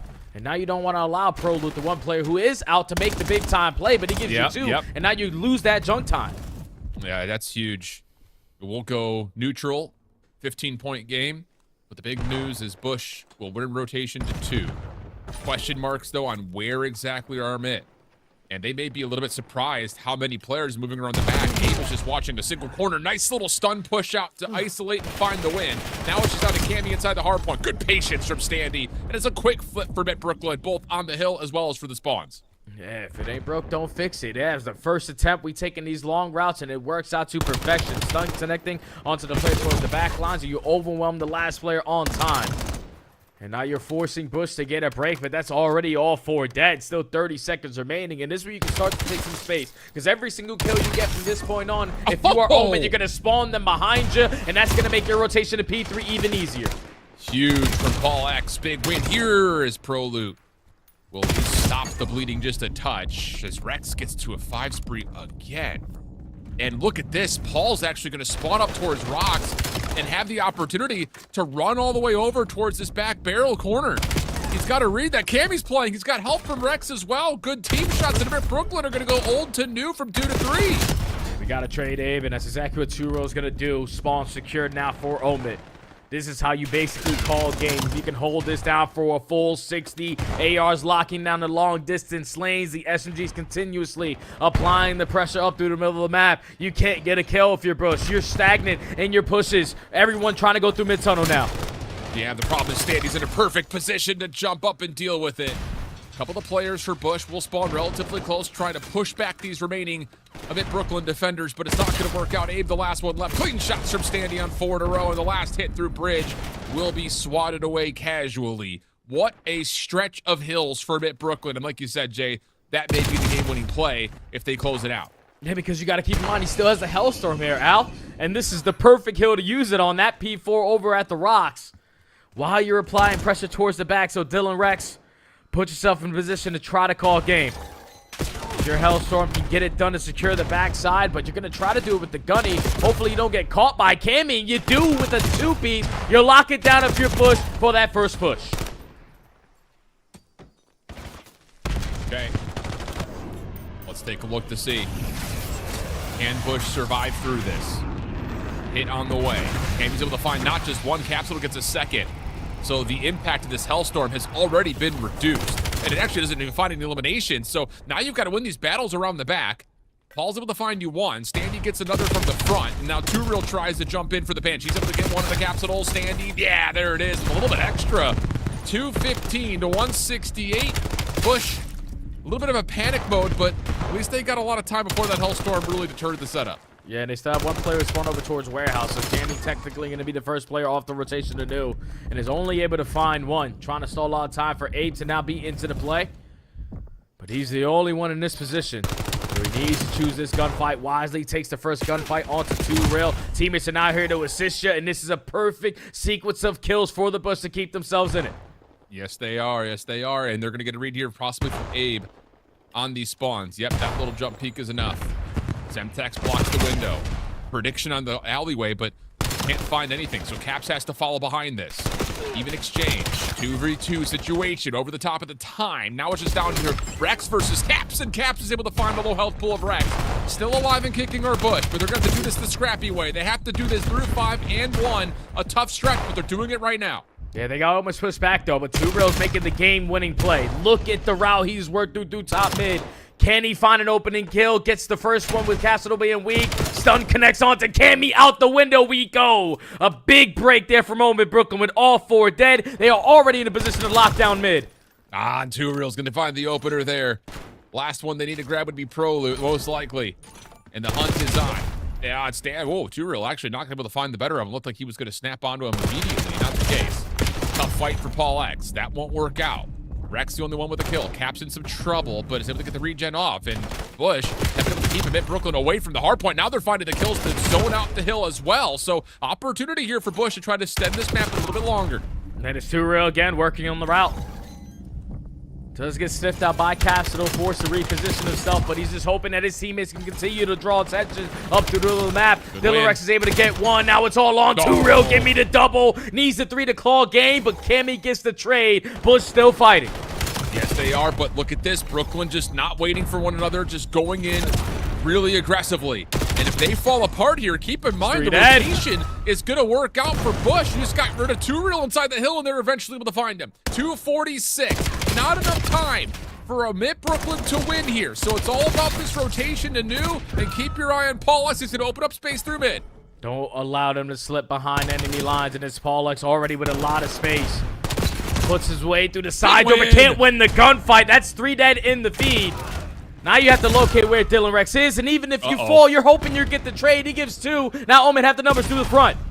And Abe doesn't have any utility to play with, so he's going to play his life. You got to bunker up and win your gunfights from inside the hard point. Abe off the regen, slides on forward. Rex dealt with, 3 dead. One more to grab his Two Real. He's been found through alleyway. Capsule with the kill. That can still win here. Proloot trying to gain some space. Not going to be allowed to. Standy's able to get the double. Could possibly be the winning play out of Standy. Capsule trying to stay alive. Standy around the back. 1v1. Works out for Standy. Last player to find is Proloot. He finds the first kill. He's in for the contest, but he falls. And OMIT Brooklyn are able to take map 1. Whew. What a map number 1 that was. Back and forth you went. Blow for blow. You were thinking OMIT Brooklyn, especially in that second set, the way they were able to chain that P2 to the P3 with the Hellstorm in the back pocket. You're supposed to be able to win that game. And that's exactly what Standy is able to do in those final moments. Just flies through the front on their final attempt. gets a two-piece, gets through the side door, finesses a little bit longer. That's just what Standy does for this team. He's the raw slayer with that SMG in hand, and he bails his team out there in map 1. Yeah, insane stuff, man. I mean, yeah, so to say, let me see this scoreboard, because it felt like every single player was popping at different moments. That's exactly what's pretty much reflected here. Standy goes 32 and 26, 25 non-traded in 2 minutes plus in the hill, 14 objective kills. Same can be said, though, for Two Real. So many different times you called him out in terms of taking aggressive routes and getting proactive. He is able to find almost top damage for his squad, 3,500 damage nearly, still gets a minute in the hard point. So good stuff all across the board for a bit, even though at this moment around bar, you start to think, uh-oh, let's not get a little too loosey-goosey here. Let's just try to find a clean break. Yeah, it's crazy the fact that Bush were in this game only losing by 5 points with the stat lines that had and all the situations that they basically threw away, because you gave up a full 60 at the P2. All right, you're down by 30. Then you give a full 60 at the P3. You're down by 90 with a Hellstorm in the back pocket, and you're still showing fight to only lose this game by 5. So if you changed one of those situations, map 1 would have been yours, but now you're forced to have to bounce back on a search and destroy, where you got players like ProLoop who have been phenomenal in the game mode ever since he's entered the Bush lineup. That's what they are banking on now to keep them in the series. Yeah, man, I'm pumped to see how this series goes out, because legitimately, after just seeing map number 1 and seeing all 8 players in the lobby shooting, finding huge moments, I'm telling you, dude, I want this to be the grand finals for the last spot of Pro-Am. I love you, P7 Notorious, but I want to see a best of 7 drama hit. How would it even Search happen, though, next. Al? How would it even happen? Both teams sitting at 1-1. Obviously, one will win here, one will lose. And it would require them to potentially go through the 4th seed. Yeah. I don't know. It'd be I mean, tough. it could happen. It's happened before. Yeah. You know, figuring, I think, especially that this group, you know, you've got Project Notorious, OMIT, and Bush in the same group. Like, they would all have to finish essentially in the top 4 in the first place. But I don't know. I'm just here for it. I'm just here for it. Let's take a look at some of our other matches going on. Face Falcons, Cabal, speaking of this group here in Group B, they find themselves on Fringe, and Cabal's taking back number 1. Again, they only won a single map yesterday. That was versus Out the Mud. And, well, an opportunity to take a series here versus Face Falcons is pretty much necessary if they want to have a chance to compete for playoffs. Oh, yeah, guaranteed. Because, like you said, the 2 teams that we just saw in Alpha, plus Face Falcons and P7, those are technically the top 4 that we would assume would make it through. But Cabal desperately need a 2-0 day to give themselves a chance and a desperate win here versus Face Falcons, so they can have that head-to-head. But in round number 1, you lose it. QK closes it out. Yeah, and it's interesting. I was, tuning in yesterday, listening to our boys, Brody and Andy. A lot of conversation, obviously, kind of throughout the beginning of this year, talking about, if there were to be a change in the CDL Falcons camp, it would likely be for XNID, and it would likely mean that a different Saudi Arabian-based player would be subbed in. So all eyes were kind of on QK based on how his first 2 seasons had gone. But we also got a little bit, I think, bamboozled. Whoa, okay. There was a lot of conversation saying that was going to happen, and it didn't. Yeah. QK is still hanging, still frying. Nice shot there to get things kicked off the scope. Yeah, it's just hard for an amateur player to basically be trialed into a pro team. Hasn't really scrimmed at that level, and then you just have to basically be on your best stuff for those couple sets of scrims so you can leave the right impression. And unfortunately for QK, from what I watched in those scrims, he wasn't really having the best performance. So pro team Falcons decided not to make their change. QK still in a position to dominate here down in Challengers. You saw that first shot. He started off with the round. Finds that angle on the bottom side of the barrel through the middle of the map for the first blood, and it closes it out with the pistol, sitting at 3-0.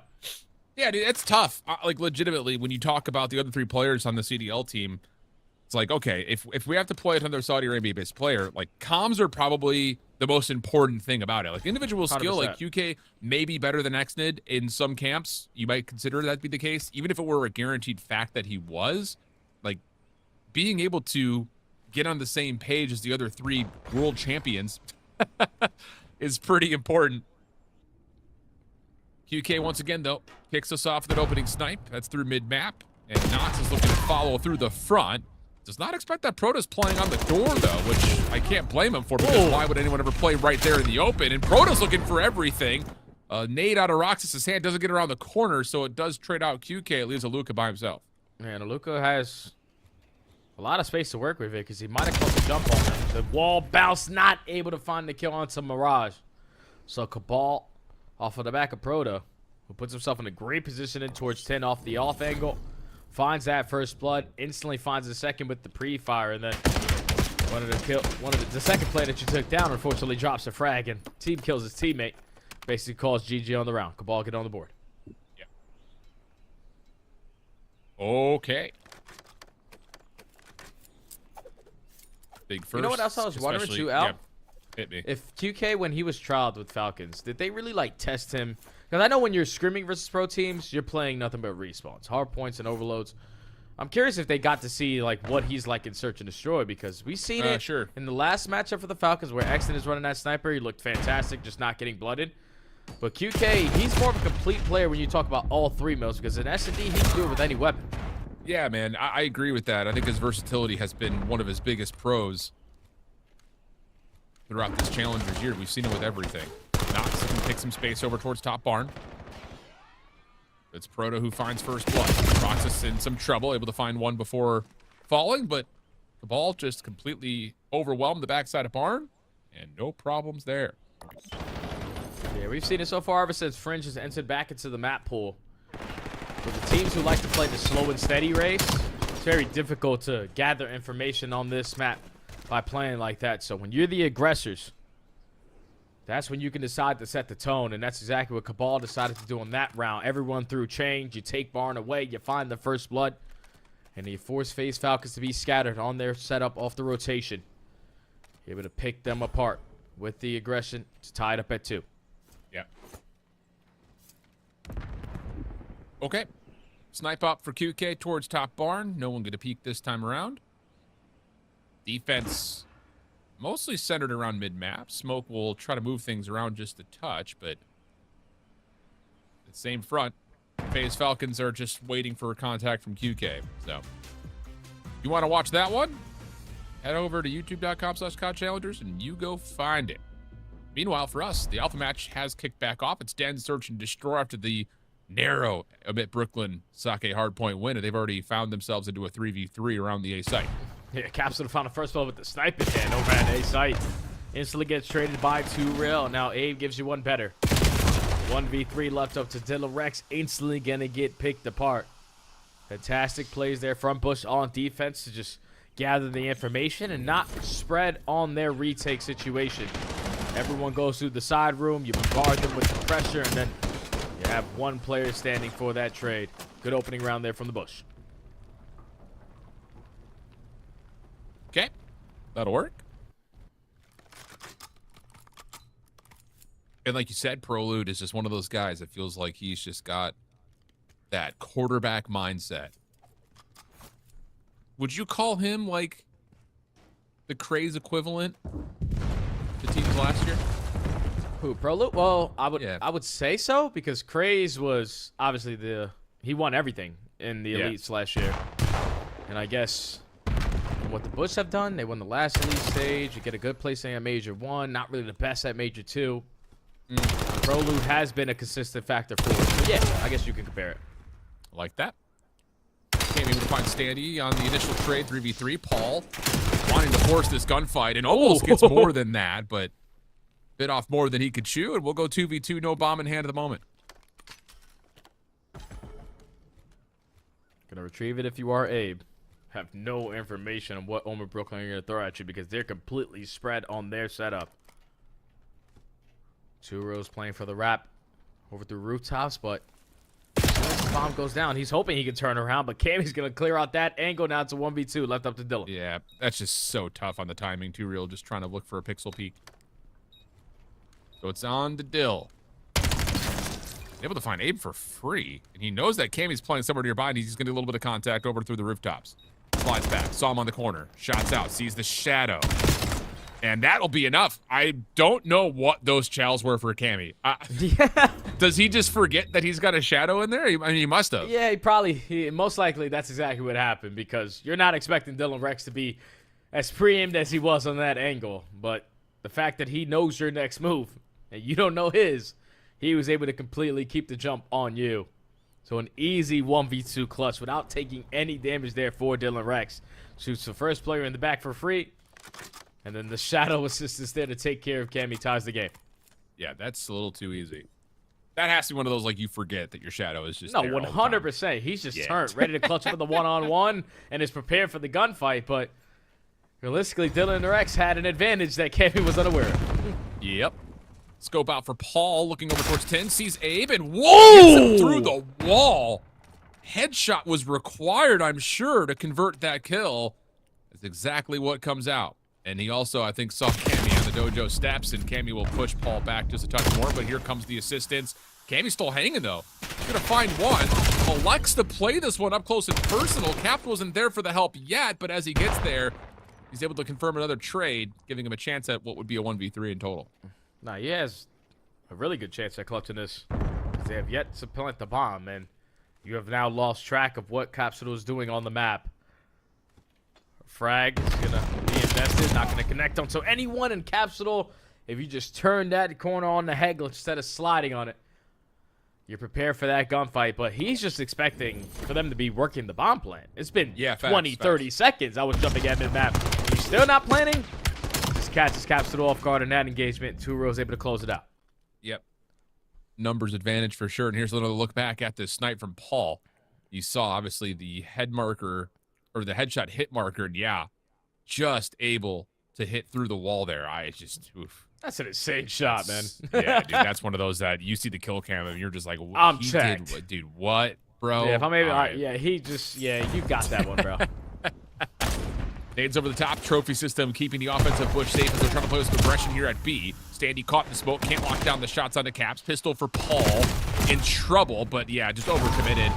Not an opportunity to get out as 2 Reels nade gives something for Mitt Brooklyn to work with, but it would have to be an ace 1v3 for 2 Reels. Gonna find one cleanly, and still has a smoke to play with. Gonna be off the regen here, a little bit split, but Caps is able to hold the angle and win the fight that's needed to give Bush their next round. And just don't give him an opportunity, man. Keep your guns up and ready, just in case he's still very close to the vicinity. Capsule was not going to be fooled today. He said, oh, I like to make those kind of plays, do a smoke grenade. So it's just prepared, pre-aiming with the NPC to close out the round. And I feel like, what are we, in Elite Stage 3? Whenever we have watched Bush all the way from Elite Stage 1, they have had that same exact strategy. And it's got to be off the back of Prologue. Like, let's just throw the smoke dojo, let's rush it. Yeah. We got some machine guns in their face. If it ain't broke, don't fix it. Yes, sir. Worked out nicely. Nade from 2 Reel opens us off here in round number 5. Caps sniping this time, but switches away to the NPC. What a call. Especially considering that they probably need the extra weapon in a 3v4. Bomb will be planted at A. Can Caps find an exit? No, tosses a nade instead, and that's a little bit untimed. Pro loot. A little bit of damage dealt, but Rex is watching his cross. Standy, though, I'm sure he said, bros, what? You're not watching this? Smoke out. Pro finds a second, and he can hop this if he wants to. Going to be able to catch Dylan Rex as well, and Prologue closed it out with the final kill. In a 3v4 scenario, OMIT Brooklyn break down, and it's all off the back of no one watching in that positioning there for Standy. Like, he's on tree watching the back door. Facts. He's commenting to his teammates, no one's in his position. As long as you have my small room, we're going to be okay.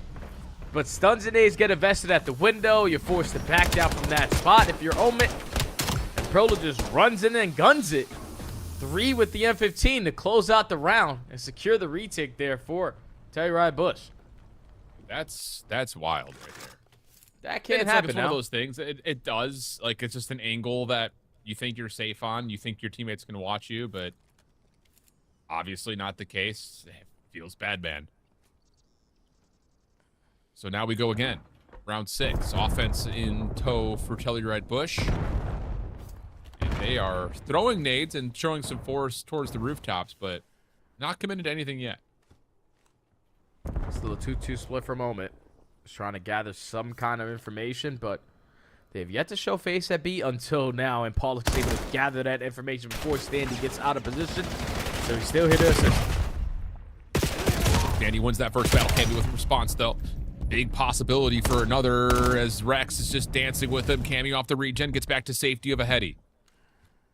And for Bush, they're on B, but haven't committed yet. They're waiting to see how this contact plays out, and that's not great news. Prolude trying to help on the fight will fall. Standy there to watch, make sure the push is good. And the shots for Abe never quite got there. That Brooklyn take the round.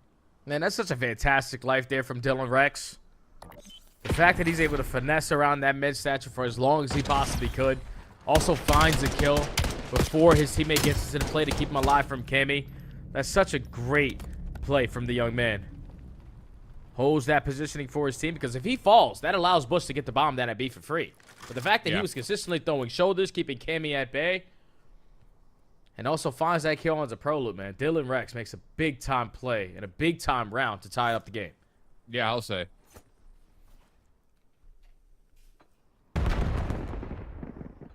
Rex throwing shoulders at mid. Caps puts the sniper away again. As Bush are just going to 2-2 split this, leave the middle of the map wide open. Again, just looking for some information before they commit. But the silence is now starting to kill them. So they wrap their way all towards A. They're expecting the B push. Stuns and A starting to connecting with the smoke already invested. So now it's a 4v4. Yeah. Opening shots here. No. Capsules finds the win. Smoke about to fade. Standy gets one more. Also eyes onto Prolude. Steps away from that angle and has now Cammy in his mind, and that's a perfect follow-up from Standy, who gets to 4 in a row. May not anticipate the player underneath the banister, though. Capsule for 1. Damage onto Paul. He may be able to find a second, but the pistol swap works out. Just down to Rex. Prolude, a couple of tags. With the smoke making things messy. To the last bit of the 1v1, and the backup is perfect. Catching Dylan out. No worries there.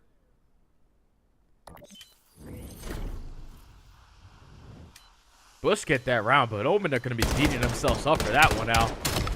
He took all the gunfights with the smoke grenade invested at the site. You walk away with the man-up advantage in the 3v2, but for some reason you're trying to take more space in towards Dojo. That was completely unnecessary.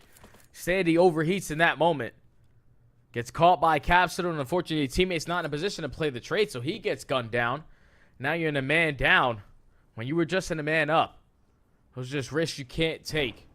You got to get that bomb down, play your post-plan setup with the man-up advantage, and unfortunately you lose another one.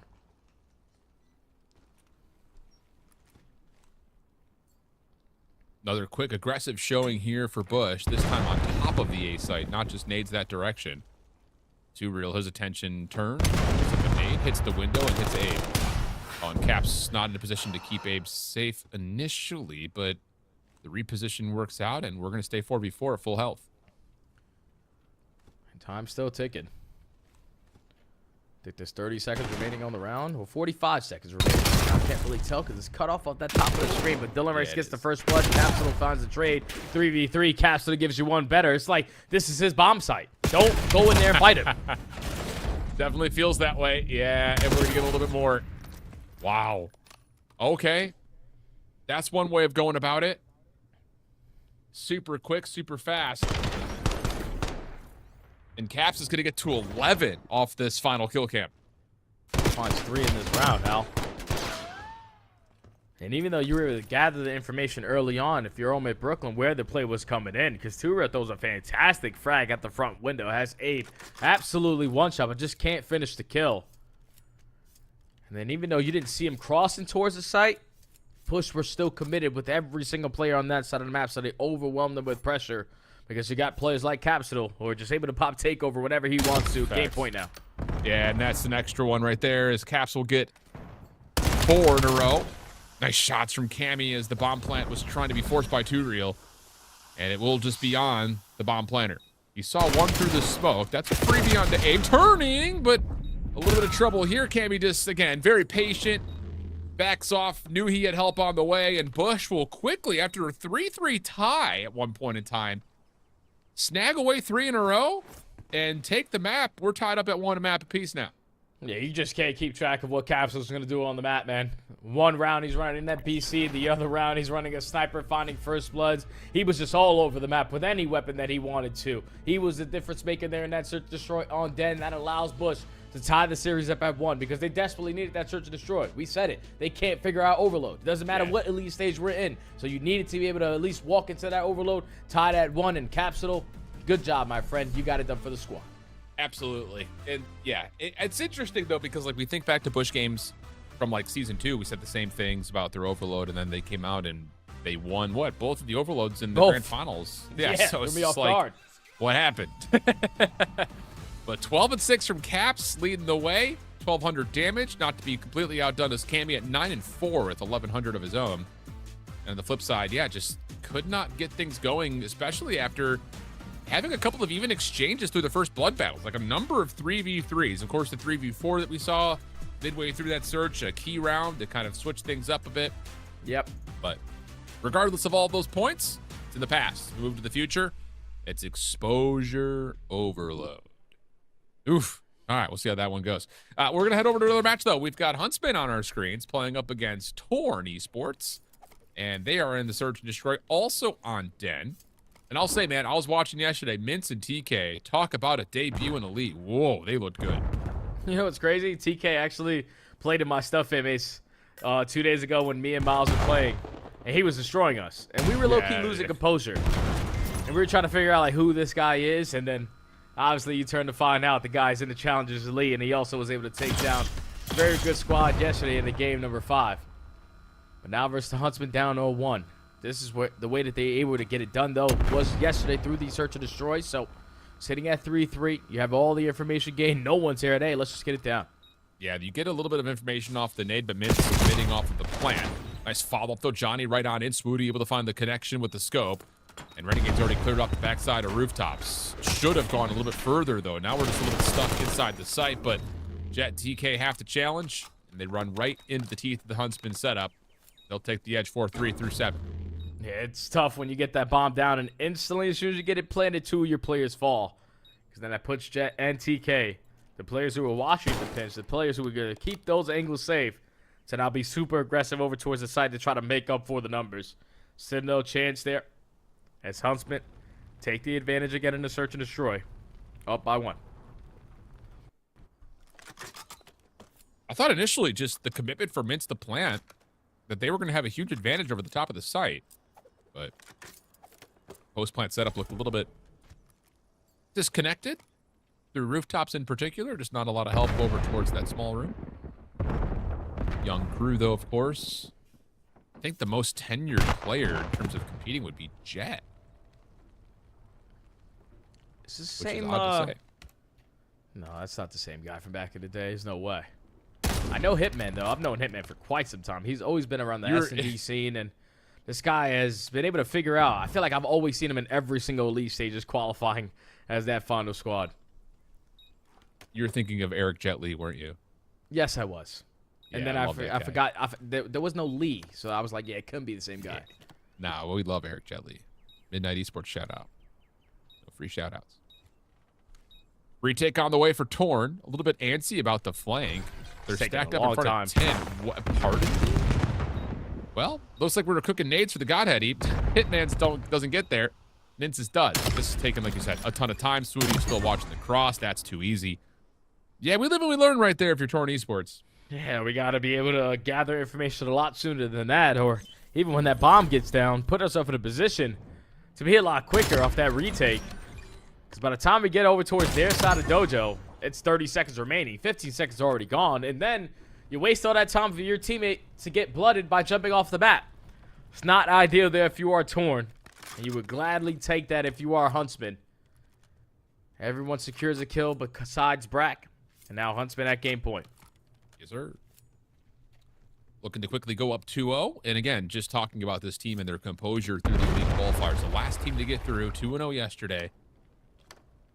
And looking good here to go 2-0 up onto Torn, who had a electric start. Definitely stole a lot of attention. Having some trouble. Back over to the A. Can we figure out what we want to do with this post plant? Looks like we're just going to set this thing up over towards server side. Yeah, we're not even going to bother trying to challenge out the front. So Now we're searching for info, and Huntsman are on the long flank, looking to play a little bit of a split. Yeah, Renegade is taking his sweet time on this long route, but the more space he's covering, the more information he's giving to his teammates. They got to be stacking around this site, so he's going to now hit the go button when the action starts going down. And Suity finds a kill. Brack finds one. Renegade on the pinch, cleans house for the final. Huntsman with 3 rounds in a row to take the search and destroy here on Dead. And now we're up 2-0 in the series. Clean. Really clean. Solid, I think, especially as we jumped in on that first retake. I think there's obviously some criticism to be given over to the Telluride Esports setup, just not being able to help each other out for all that much. But, hey, that happens. Young group. So, yeah, that'll do it for that matchup for now. 2-0 up. We're going to go back over towards our main focus broadcast, though. And, again, we're tied 1-1 apiece going into the Exposure Overload Scar Hardpoint to get us into map number 4. So, no more newness here in the finish off this series, potentially going all the way to 5. And for our mid, I mean, does the NPC change things for Overload in your mind? That's maybe the only other question that we need to consider here as we jump on into the map. Not really, because it's still SMGs or ARs, whatever gun you're having in hand, try to create those opening lanes. So I don't think a gun change is going to make that much of a difference in the game mode overall. But I know for the Bush, one thing that they are desperately looking for is fantastic break-off. Because I talked to Prolu, he says every time we struggle in Overload, it's because we're giving up the first score, which is leading to the immediate second score. And you blink in the first 30 seconds, we're down 0-2. You cannot afford that to be the case today. And so far, you're having a great battle around that mid-map. Yep, very even exchange for both squads. Nice window from Paul. That will lead to OMIT being able to take possession of the EMP and start to work on their first offensive look, which is going to go over towards panel side to start.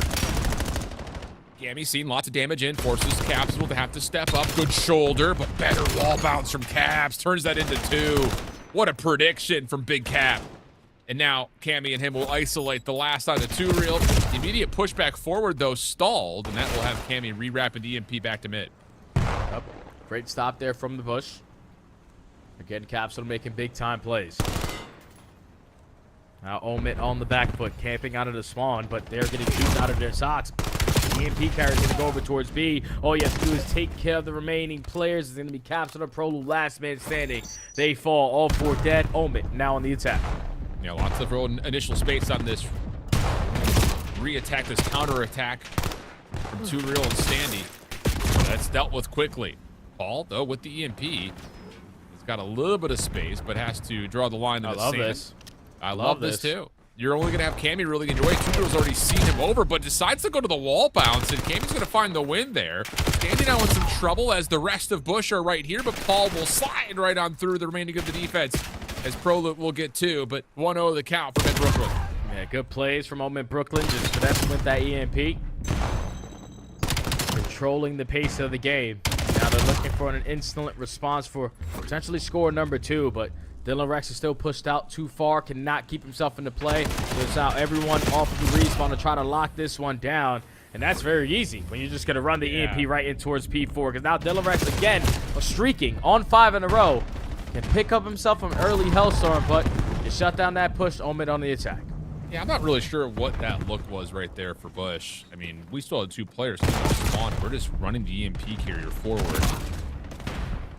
So that gets stalled out. The defense does stand tall, though, through mid for a moment, but Rex is going to get another 2. That allows the EMP to be carried. You re-wrap back this over to Dirt. Paul in front as the lead blocker. Focused on the platform, and Game's going to get away with 2 for free. Standy, maybe an opportunity to do something here, but shut down, and Bush will hold once again. And Bush keeps stopping him at the goal line. This is realistically how you want to play if you are OMIT. You're the team always setting the tone, always being the aggressors, and that's already 3 dead in the feed. Capsule, you need to value your life through top mid, but unfortunately you're going to fall. So you give up all the map control again. OMIT Brooklyn going to retrieve the EMP, and you already see lead blockers clearing out towards B. It's on the rotation. Yeah, this is great. Standy's able to find 2 through mid, 2-reel, another over towards the B site. Just need to find 1 more. It's Cammy. Able to find the first, able to get to the heady as well. But Standy's not done. Stunned for a moment, and that's enough of a moment for Cammy to get himself another. Rex will eventually drop, and Bush will have a chance to clear some space through mid of their own. How many big stops there from the Bush? And that was all on Cammy, single-handedly finding 3 to stop that push over at that B site.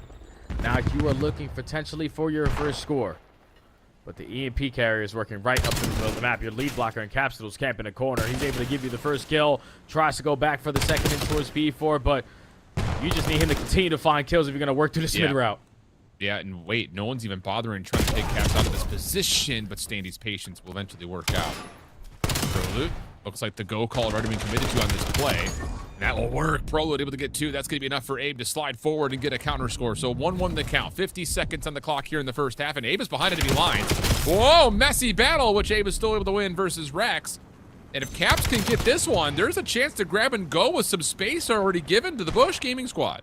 Yup, their lead blocker is not going to be Capsule. Can he win his gunfight towards the back side of the railings? He does not.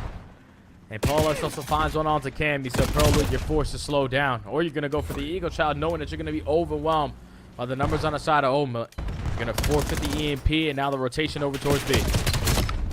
Oh, big right win there from Paul. 3 in a row. Standy trying to cut over through mid. P3 not going to work out initially. 2 real. Whoa! Off the wall. Hip fire the whole way. Abe is able to get 1, but the score is through by Dylan Rex. And there may be enough time here. I was going to say if Capital falls, for OMIT to possibly grab it once again, but instead the half will come to a close with the last second score to OMIT. Yeah, OMIT without a doubt. We're outplaying them on that first half. So many more opportunities at getting scores, but just were stopped at the goal line. But individual players making big time plays. One time it was Capsule doing it on one end. The next time it was Cammy at that B point. OMIT should be thinking we should be up 3-1, maybe 4-1. Facts. Going into halftime, but at least they're still controlling the game. Everyone positive besides 2 real. And for now, you just want to play. Just find your kills around the middle of the map. Continue to slay the way that you are. And for Telluride Bush, we just need to get together and actually set something up as a squad. Feels like everything has been very individual or duos at best. Abe, a little bit of trouble getting the gun up here. Oh my! What in the world just happened? On an absolute pogo stick, like a little Goomba stop. But Bush will find a couple of wins here at mid-map. Standy returns the favor. Last out of Rex, with a combination with Paul involved, will have us continuing on this pinstripe kill feed as we continue to try to see who has the advantage long enough to grab this spike. That's a big one-on-one gunfight secured there from Paul Lex. Gives you one better, finds kill number 2 on the Capsule. And the wall mounts gives him kill number 3. So Paul having a big moment. But now his teammates to control the EMP. Unfortunately, gives up his life for free, and you don't really know where to go with this EMP now because your lead blocker has fallen. Yeah, that was a little tough from Paul. You had everyone right with you. You could have just waited an extra 2 seconds, but that won't work. 2 real still has the EMP. Back up to middle. Wins a big gunfight there with the pistol. That'll be the extent of his damage. Bush with a couple in response. Everything will stabilize once more until Bush is pushed right out through mid. I mean, that was read pretty nicely by Bush, but OMIT Brooklyn able to find the kills. Nice tracking from Caps up and over, but 2 real will again keep things neutral as the EMP still on the ground. Yeah, but that 2-piece from Capsule is going to slow down and play now. Reset comes in. OMIT Brooklyn more than happy to just keep the EMP right in the dead center of the map. Because if you're Bush, you're trying to locate where these guys are before you even pick that up. So Proloot gives you 1. Get hip fire not good enough for kill number 2.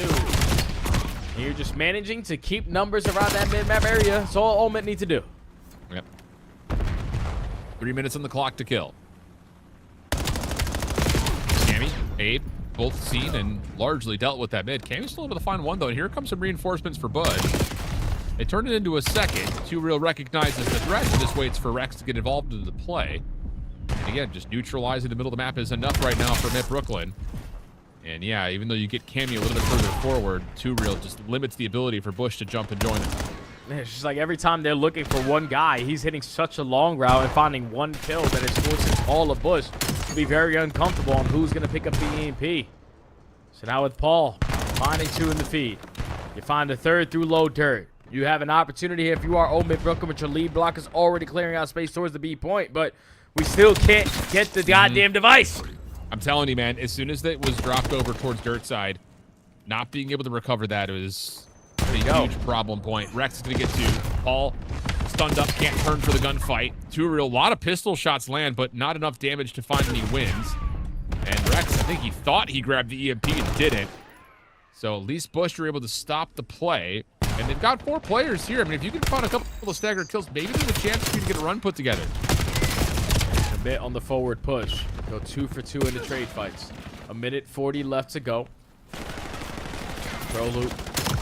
Trying to hold that EMP for the 2-2 score tie. You find a 2-piece over towards the left side of the tree. And right now, OMIT Brooklyn are out of positioning, but you take too long and you give them another chance.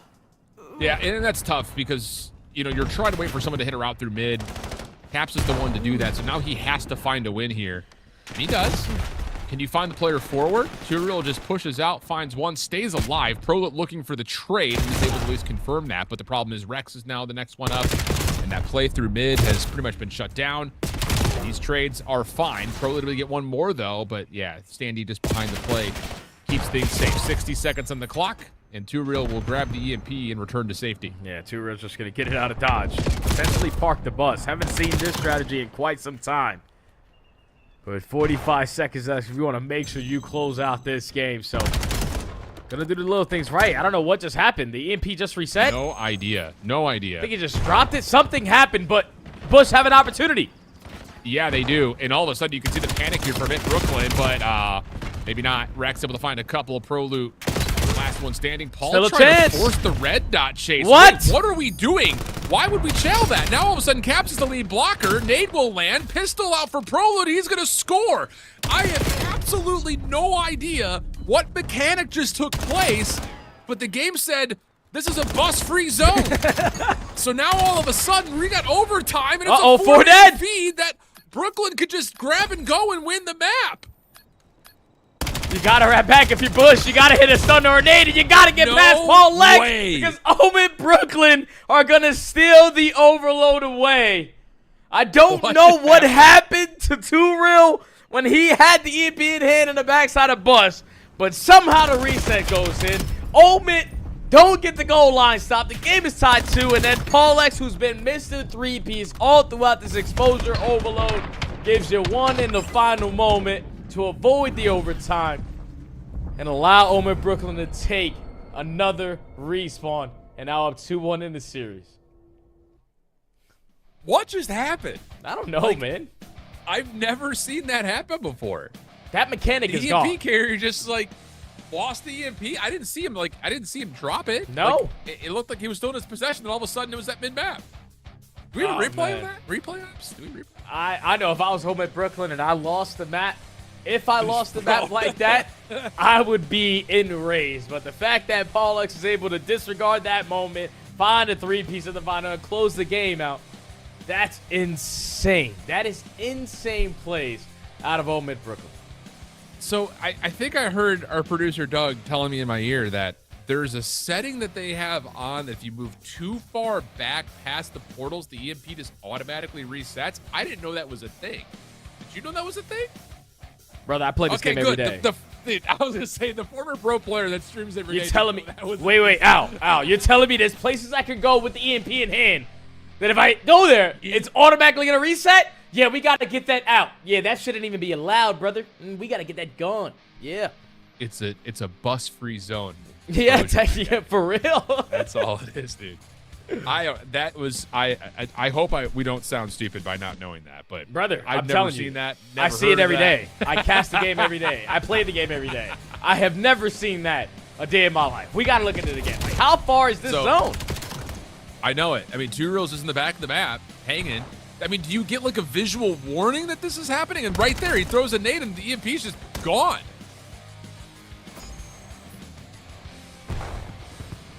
Oh. So Paradox is telling our producer that it's time and distance away from your scoring zone. And if you're too far away from it, it just automatically resets. Brother, what? I don't know. That is an awful setting. I'll be the one to say it. That is awful. That should never be the case. We changed the overtime. We changed the rules all about overload. Like, there's no stopwatch. All we needed to do was fix the overtime. We did that. But there is no way in hell I can take the EMP and be so far away from my actual scoring point that it automatically resets and gives that team the opportunity. Because I would expect, you know, the Challengers players who scrim it every day to potentially know that. But Turo even looked like he was caught off guard there. And you could tell by even their push to stop it at that A point, everyone committing on a gunfight, they low-key lost full there. So I promise you, there's no way anyone knew that that was an extra rule. Unless I'm trying to go over and send Turiel a message to see if he got like any sort of a notification or anything. On his own, it like pops up, caution, caution, something. Dude, I have never in my life imagined that was a thing. Let me see. It almost gave Bush the opportunity, man. Wow, that's insane. So regardless of how it happens, OMIT Brooklyn still come back over. They get the 4-man feed. They're able to win things out in overtime, and all is right, quote unquote, in the world. We had to Scar Hardpoint coming up next, and again, it was a slow start for Telluride Bush. In the map number 1, made a dramatic comeback effort though after OMIT Brooklyn were able to find a really successful rotation from 2 to 3 in the second set of hills. Obviously, Scar plays a little bit looser, a little bit faster, and then Sake Wood going hill to hill. So I think if you're Bush, you're happy to see this map back into the play for map number 4. And then we start to talk about potentially a raid search. Yeah, I think if you are Bush, you are 100% happy to see this in the map number 4, because in your very first series, you dominated 250 to 73, but then when you went up against P7, you got 100-point clubbed. And I could just tell you, from what we saw in that map number 1, you were getting beat in all the fundamental aspects of the game. The only reason why it was very close is because you were finding so much success on breaking hard points from the front side, where usually that shouldn't be the case. So on a map like Scar, where you've been playing since the beginning of the season, you know you have to be the team early towards some of these hard points. The early team towards P2 usually gets a lot of time. Same thing can be said for the team at P3 and P4. So just win your rotations if you are Bush to try to force this game 5. Love that call. Love that call. Love that call. Macro gameplay, my man. Bigger hardpoint maps, still the case. And we talked about this at the middle portion of season 2, going into Birmingham. We start to get to this point of the Challenger season in particular, and the luster that comes with fresh names and fresh POVs starts to fade just a touch in favor of just veteran, disciplined gameplay. And there should be no shortage of that in this series between these 8 players. Yeah, I mean, legitimately, I don't know if you can get more tenured in terms of 8 players that are finding themselves in Challengers right now, whether that be because of league experience or just general knowledge and career length in the pit. But we're loading on up for Scar Hardpoint. And again, this matchup is still pretty key, in terms of where we're at for this group, which is pretty heavy loaded considering the teams that are involved, most notably that P7 Notorious squad. So big map here for Bush, possibly for tiebreaker situations if they were to lose this series. Yeah, I'm curious what the other series are looking like, because I know FaZe Falcons, one of the teams that they still have to play. They still have to play out the mud as well, so hopefully both those teams lose. If you end up losing this series, if you are Bush, yeah, still have a chance in that head-to-head tiebreaker situation, but you got to get through this map number 4 and try to force the game number 5, and you got to start it off by taking somewhat deli control, because the entire kill feed is light up blue, and all of Bush are trapped towards blue side. This is not good. Yeah, everyone wins their ones. Standy now putting pressure on this back blue position. What a good shoulder, but doesn't make a difference. Still not a kill tally for Bush. Cammy finally breaks the bad news, but I don't even know if that really is true, because you're still dominating if you're standing behind this spawn. Brother, they have them trapped over towards blue side. He's trying to hit a long route. Oh yeah, one guy's there with an MPC. He's gonna win that one-on-one gunfight. But it doesn't get any better than this. At the initial P1 with no trophy systems at that, why are you still spawning over towards green? Because that's not ideal for that kind of setup. But 46 seconds uncontested. You're late off the punch over towards new. So now Bush looking for their response. Okay, good response to start. Caps is going to get 2 before dropping. And it's just down to finding Standy, which Abe will be able to tally up. 3 in a row for him. First 15 seconds tallied up for Bush. And they've got the setup that they want. Just comes down to dealing with this next hit. 3 members strong from the front. NAJD stun, still finding their way in. Abe, a little bit of a backup. And Cammy's going to provide all of the damage. Good follow from Caps on the pinch, and that is a perfect first 40 seconds for Bush. Yeah, I just love how not a single player from Bush overextend and scam for that first step. You force OMIT Brooklyn to turn that corner and be prepared, ready and waiting with those frames. And that has led to a lockdown setup. So A flawless P1 from over Brooklyn, responded by a flawless P2 from the Telluride Bush boys. A couple players still streaking, but now you're off the rotation towards new. Yeah, I'm not sure why Abe just doesn't just back up and get a little bit of hard point time right there. He was a whisker away from the Hellstorm. But Caps is now on 4. Out of top green. Good little bounce to find one more, and that's a flawless rotation from Bush. They get essentially the full 60 on 2, and now you've got a clear field in front of you at P3. Yeah, you have them trapped over towards green. This is like the battle of the lockdown setup. Oh my god. Neither squad can get any breathing room when the other team is fully set up the way that they want to. And now Capsule, 1 kill off earning himself a Hellstorm. You have yet to get any time ever since that P1, so you got to get this break if you're Brooklyn. Yeah, and they're going to get away with murder here, as OMIT Brooklyn will avoid having to deal with 2 Hellstorms that were just about earned.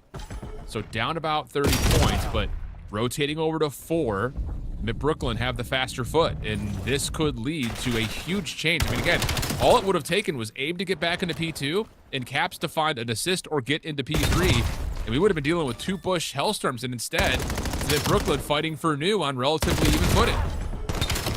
Yeah, they have the players that they want in the vicinity to fight these gunfights. Great wrap out of Standy. Can't find that gunfight onto Prolude. And now you lose the pressure towards the backside, so a very quick break here from the Bush. But they still know OMIT are very close by. We have to still be ready and waiting with the guns up. And Dylan Rex, alongside one of his teammates, I think it might have been Abe. They find 2, they get the back, and at least the OMIT Brooklyn break. Just for now, but Bush getting himself set up, but taking a little bit of time here for Cammy to come over and help, and that's enough for OMIT Brooklyn to clear the field and dominate the time here at the midpoint of the 4th hardpoint. Rex, good read. What? Pardon me? That was Prolude who actually spoke some, not Cammy. Ignore your kill feed, but doesn't make much of a difference. The scrap time is locked in for OMIT Brooklyn. So, yeah, man, I'll tell you, I hate to talk about, you don't lose a hardpoint in the first 2 hills, but Bush should have 2 Hellstorms right now, and they don't, and they're down. Yeah, they should be game changers in this game, because you could have desperately used one right here. Gotta lock down this P5 setup because there's already an overwhelming amount of pressure through the front door. Prolude knows he has to watch so many different angles and chooses incorrectly. So a very quick break here from OMIT Brooklyn. And even though Bush have the spawns that they want, they don't have an angle to get in yet. No, not yet. Waiting for this long route from Abe, who's actually a little bit wondering if there are players from Brooklyn watching from Whitewall. This is taking some time, but it will eventually find some value. Not enough to deter the setup, though. And OMIT Brooklyn have 20 seconds still in front of them with close spawns. And, yeah, I mean, if you're Bush, you want to take fights here from this plain heady, but you also need to challenge the time. And as they do, it's Rex for a couple, and OMIT Brooklyn will walk away with a very successful first rotation considering the circumstances. Yeah, that was such a bad route, I think, out of Abe there to just flank through White Wall. Because they found a couple kills at that HP. All you have to do is just be in the fight. But when you take that long route, you forfeit the back spawns for OMIT Brooklyn to instantly be in the fight with numbers again. So now down by 40. Bush looking to not give up every single ounce of time here at the P1 and already off to a great start. 50 seconds uncontested. Yeah, man. It's just, there's a phrase in golf, Jay. You ready for it? Let me hear it. Can't win a tournament in the first round, but you can lose it.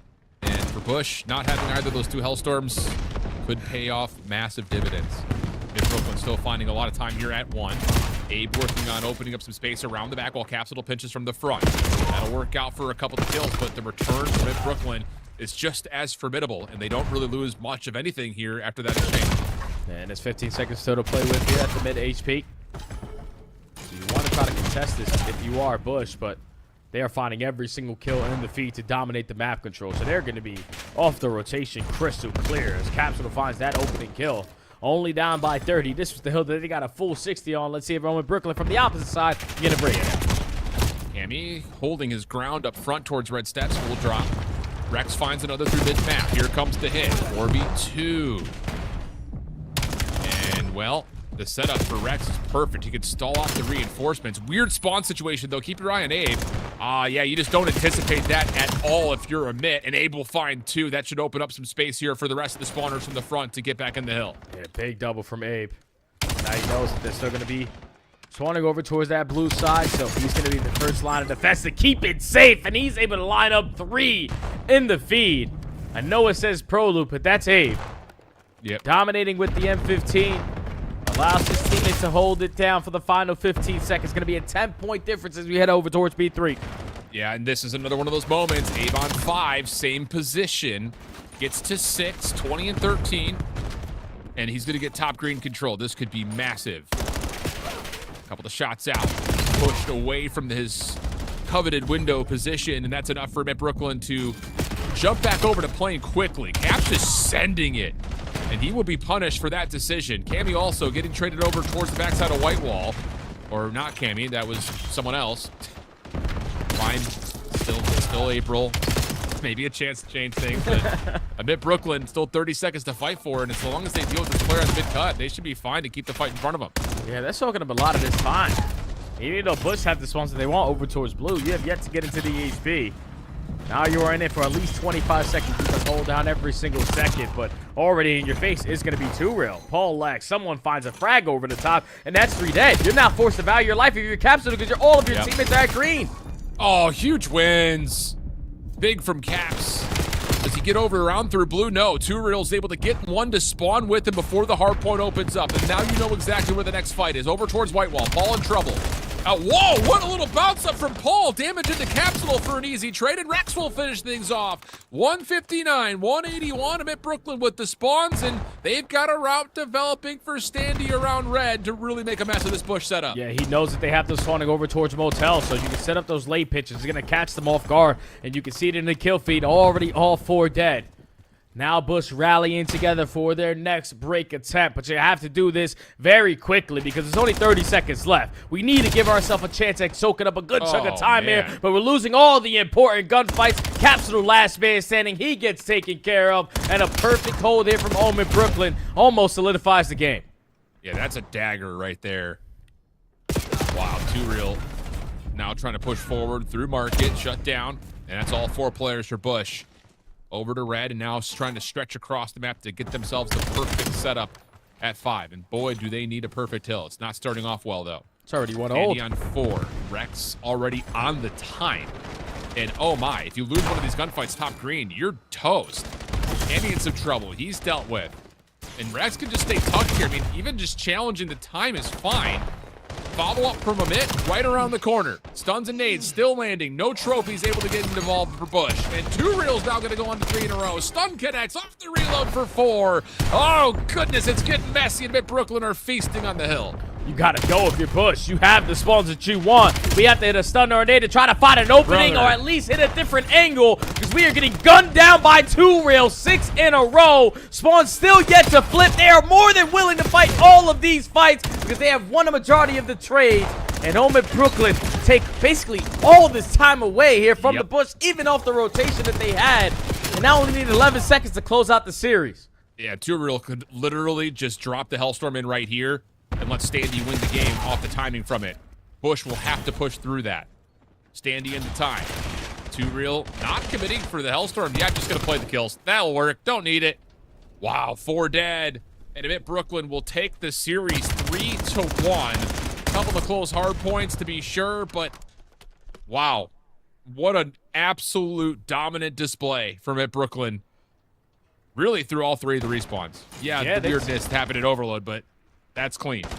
Yeah, the map number 1, they obviously don't want it to be as close as it was, 250 to 245, when they were dominating the way that they were. When you chain that P2 to the P3 on Sake, with the Hellstorm going into P4, the game should have been a lot more one-sided, but you're still able to clutch out there. The situation that happens in the Overload, you're able to overcome that, and then you get to the Scar Hardpoint, and you just do the little things right. Besides that P2 to start off the game, everything else was all in favor of OMIT Brooklyn.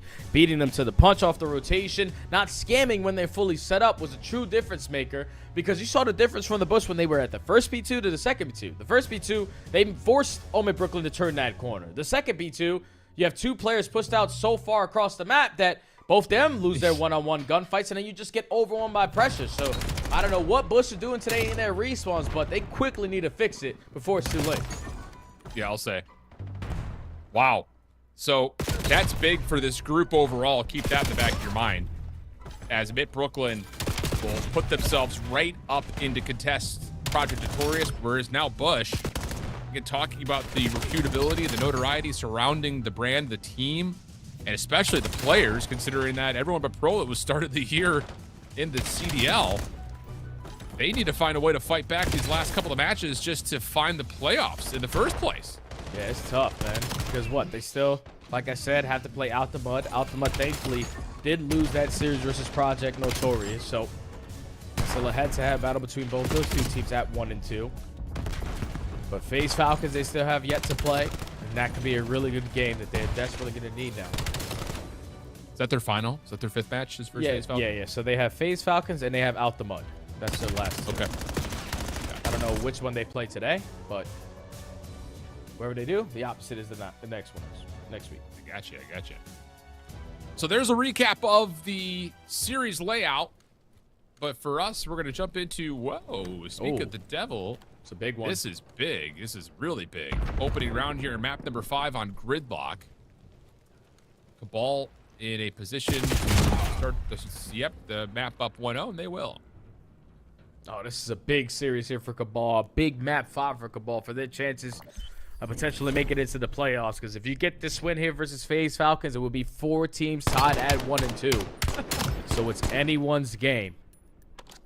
On a map on Gridlock in a game 5. One of the new maps added into the map set. You're trying to catch FaZe Falcons off guard, and Cabal do it in round number 1.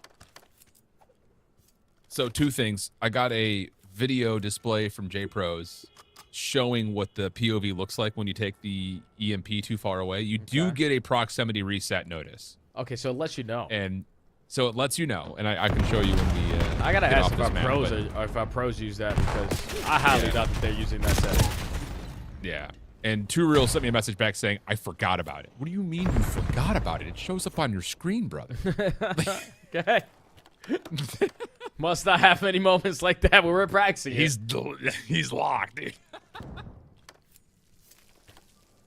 Well, this round, looking decent for FaZe Falcons. They've got a wide open B site. Vikram may get here in time, though, to challenge this outright, but no. Chooses instead to clear top. And will not officially see the exit.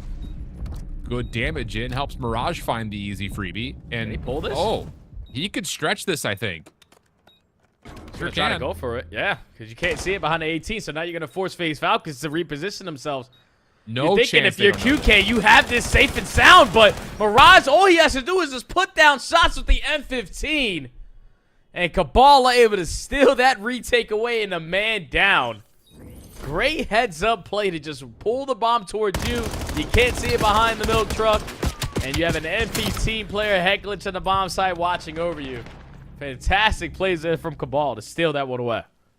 Also, just miserable plays from FaZe Falcons to not. Horrible plays. No, you can't see it from there, dude. But the thing is that caught them off guard was the fact that how fast Vikram was once that bomb went down. Because once the bomb gets planted, the guy gets off of it, looks back alley, he's already in his face.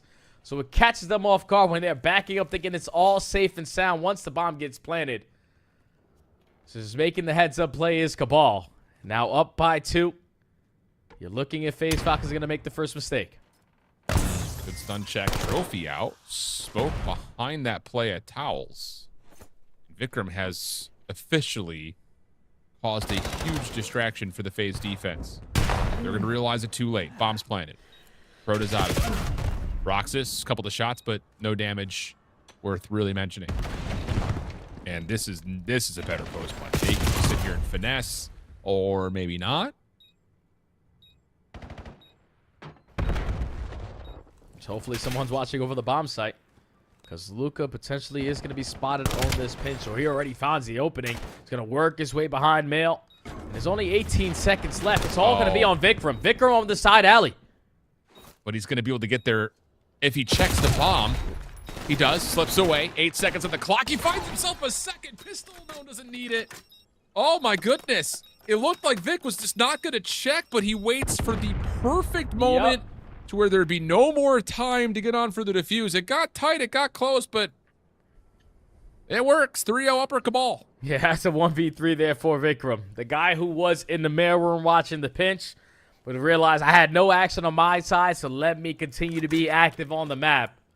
And he's the deciding factor for Cabal to hold that post plant. And the trigger discipline to shoot the guy when he did on the bomb.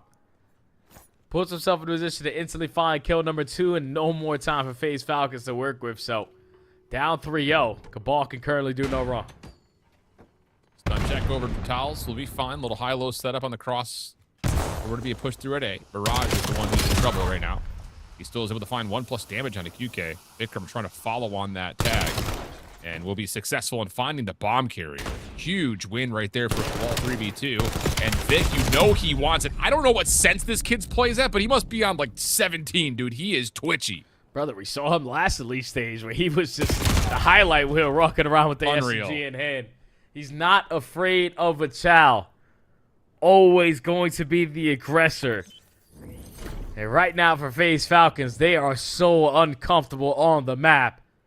Number of situations they're throwing away. Spots where they're gathering information, they're not winning the key fights. And Cabal up 4-0. No need to change anything. I mean, who was it back in like Black Ops 4 that had that really super high sense? That was just like, Royalty? what am I watching? Huh? Royalty? He played Royalty, 2020. yeah, he's always had it, but there was someone I can picture his face. I can picture him on frequency. All right, well, I can't picture it, my friend. The only one I know who played like that was Royalty. Yeah, Royalty was like that. He was different. What, a 4-0 count? And, well, in this round, FaZe Falcons will have full map control. But no bomb commit. Will now have some numbers retreating back over to 18 for Cabal, but they will lose the first blood, and these are SMGs that just are not in comfortable spots until Nate can slide over into the backside of the container car, and maybe there's a chance for more here with Proto working with them, and they're going to be able to isolate the backside of the play. And that's just teamwork making the dream work if you're Cabal. Now up by 1 in the numbers. Both players from FaZe Falcons on the complete opposite sides of the map. QK camping a corner in the backside while Roxas is working on this late pitch, but Cabal are looking for information before they commit on the bomb plan. They get it, but they do lose 1 in the process, 25 seconds. Yeah, Nate in some trouble, but he's going to be able to finesse it. Whoa. In and out of the truck, gets back to full HP. He's also playing on an insane POV sense. But Vikram will plant. Forces Roxas to have to make a call, and Roxas is going to try to kill some noise and create some doubt here. See if he can get Vikram to check something else. And he will. Now it's just down to can Roxas find the timing. Doesn't matter. Vikram's just going to play the top of the bomb heady. Those are pretty much perfect shots. Up and over. No worries for Vikram. And Cabal stay flawless. And Cabal, I'm telling you, man, just the way that they played that round, you can tell that these guys have non-stop chemistry between each other. They don't rush the bomb plant, even with all the space that they had over at B site. Because FaZe Falcons didn't give them anything to work with. They don't want to put a gun down without at least having one ready to go. So they back up off the site, realizing it's way too quiet through the front lines. They take 3 players on the flank. Even though they lose 1, they still win the trade fights. And Cabal now at game point.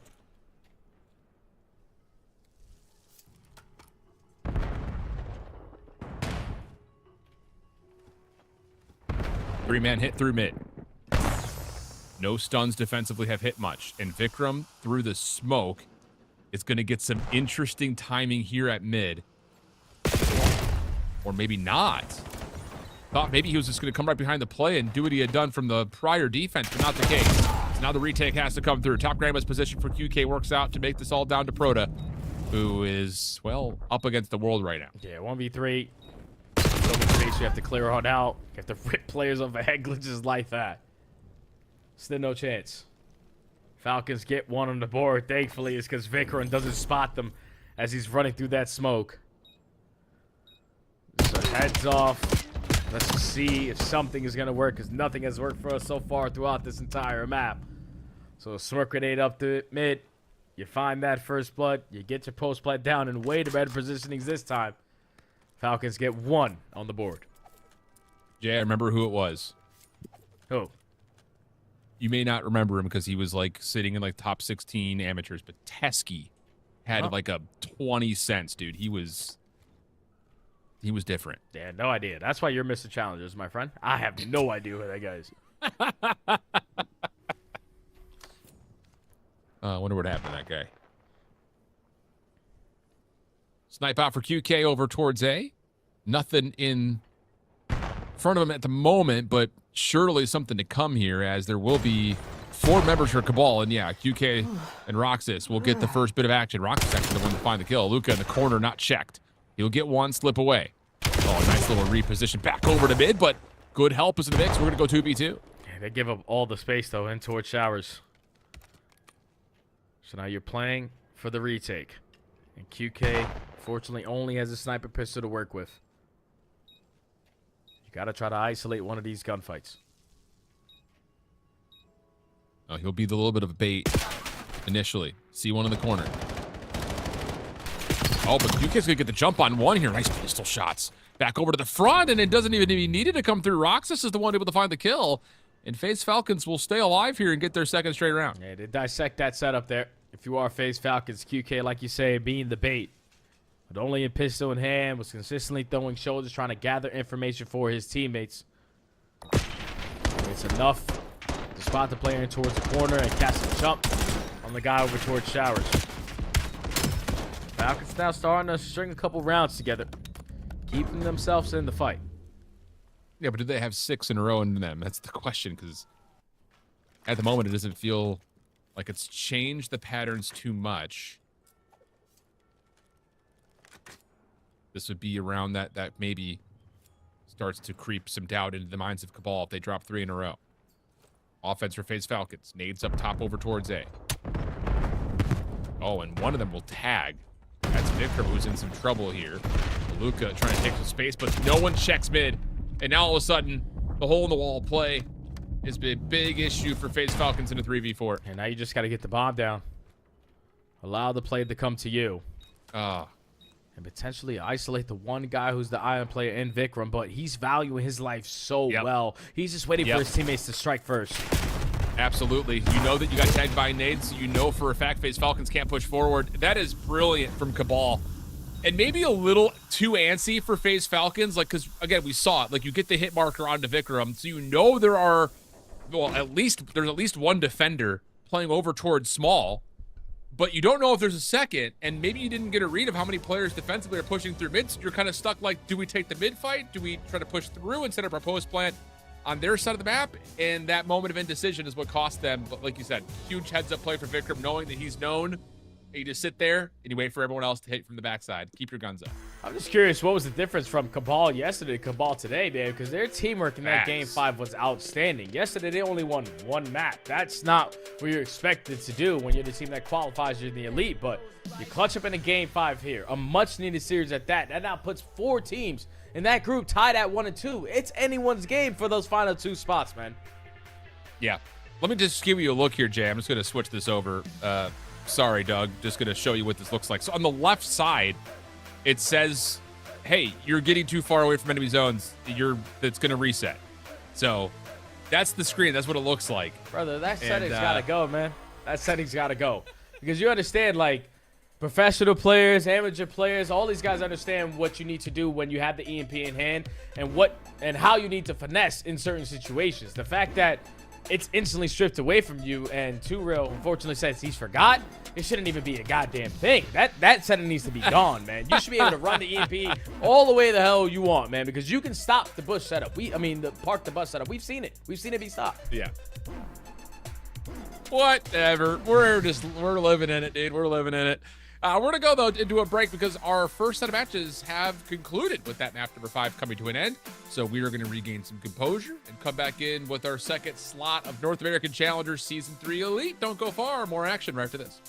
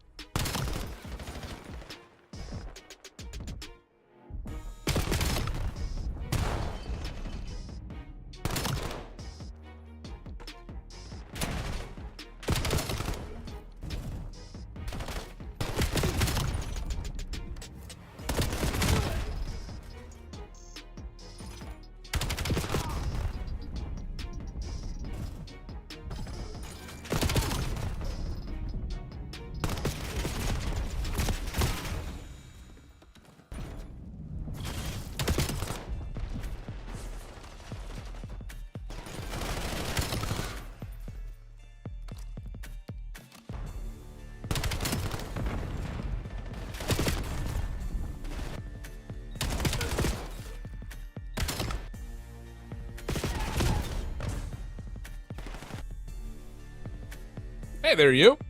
It's us. We're back. We got more challengers to look at. Jay loves that one. I get Jay every time with that one. I swear I do. It's the pen, bro. It's the pen. Every time. the- He just pointed at the screen. He throws me off guard, bro. It's one of those jump scares. Jump scare with a pen. Hey, we've got a lot of standings to go over because we were just looking at some of the results. A lot of things have swapped up and changed as we get ready to look at our second set of matches. Most notably and most importantly, we still have Huntsman, still up for fun at 3-0 in Group A.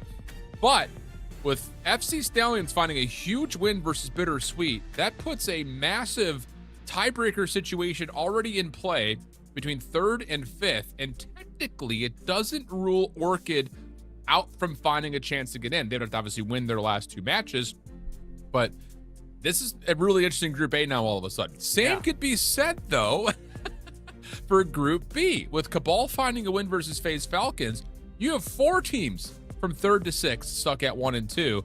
And yeah, we're going to see some interesting tiebreaker situations, and that means that every game in this slot is crucially important for all those 1 and 2 teams. Yeah, so we know guaranteed that there are 3 teams that have already made it into playoffs. That's Huntsman, For Fun Esports, and P7 Notorious. Everyone else is still on that bubble. If you're OMIT Brooklyn, thankfully you're at least in a 2-1 column instead of 1 and 2. Yeah. But it's anyone's game, man, for the final 2 spots in both groups. Yeah. Really interesting stuff. I think, like, looking at Group B, you know, I would say that Bush are probably still looking at the rest of their competition saying, we should get through this, but you don't want to overrule or outrule anyone getting into the last couple of days. Let's jump on over to see how things are moving, though, with this matchup on the B stream. Torn Esports taking on BitterSweet, who I will say, just kind of in the match that we tuned into yesterday with BitterSweet, they looked pretty solid. Fellow in particular was really doing his thing, and he's currently on that same nonsense right now. 7 in a row for him. Does get traded out, though, by Jet, and Torn Esports will find a break for the scrap time here at P4. Oh, you said Mr. Challengers is doing his thing down here in Challengers? Oh, yeah, Fellow always figures it out down here in the pit.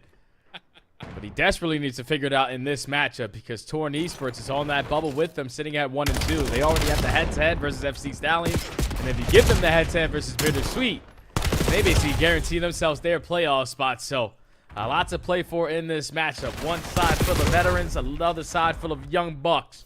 But it's a tie game. Yep. TK Jet Mints working in things in the front. Varsities able to get one before dropping. Is even some trouble here on the backside. Jet going to follow up and make sure the spawns are completely locked here for Torn Esports. Manny going to work on that by playing a long drop. The rest of BitterSweet putting in pressure from the front. Manny's going to find 2 for 3 top green. A little bit of a miss there from the young guns at Torn Esports. They're going to get full wipe because of it. Yeah, it's a big break there for BitterSweet for a good chunk of time. Still 20 seconds. They're going to be able to take the lead plus some and still maintain all of that mid control that they have. But they do let one player slip on by.